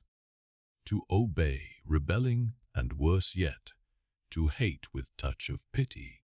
For in his eyes I read some lurid woe would shrivel me up had I it. Yet is there hope. Time and tide flow wide. The hated whale has the round watery world to swim in, as the small gold fish has its glassy globe. His heaven, insulting purpose, God may wedge aside. I would upheart, were it not like lead. But my whole clock's run down, my heart the all-controlling weight. I have no key to lift again. Unto a burst of reverie from the forecastle. O God, to sail with such a heathen crew, that have small touch of human mothers in them, whelped somewhere by the sharkish sea. The white whale is their demigorgon. Hark, the infernal orgies. That reverie is forward. Mark the unfaltering silence aft. Methinks it pictures life. Foremost through the sparkling sea shoots on the gay, embattering bar, but only to drag dark Hadab after it. where he broods within his sternward cabin, builded over the dead water of the wake, and further on, hunted by its wolfish gurglings. The long howl thrills me through. Peace, ye revelers, and set the watch. O life, at ease in an hour like this, with soul beat down and held to knowledge, as wild, untutored things are forced to feed. O life, at ease now that I do feel the latent horror in thee, but 'tis not me, that horror's out of me, and with the soft feeling of the human in me, yet will I try to fight ye grim phantom futures. Stand by me, hold me, bind me, O ye blessed influences. Chapter 39, for watch, top, and stub solace, and mending a brace, for clear my throat. I've been thinking over it ever since, and that has the final consequence. Why so? Because a laugh's the wisest, easiest answer to all that's queer. And come what will, one comfort's always left. That unfailing comfort is, it's all predestinated. I heard not all his talk with Starbuck, but to my poor eye Starbuck then looked something as I the other evening felt. Be sure the old mogul has fixed him.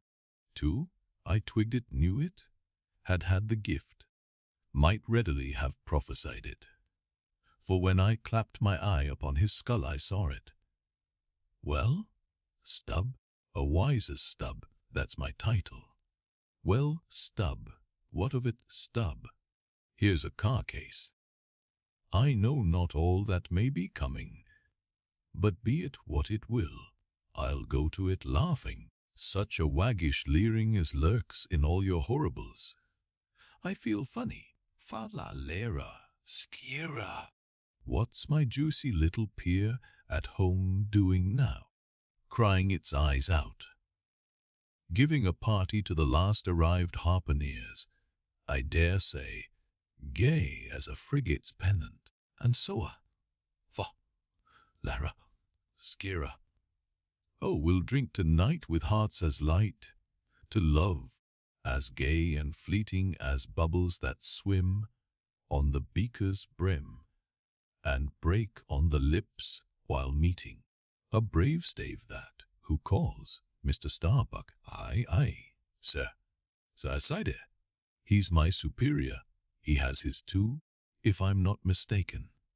Aye, sir. Just through with this job. Coming.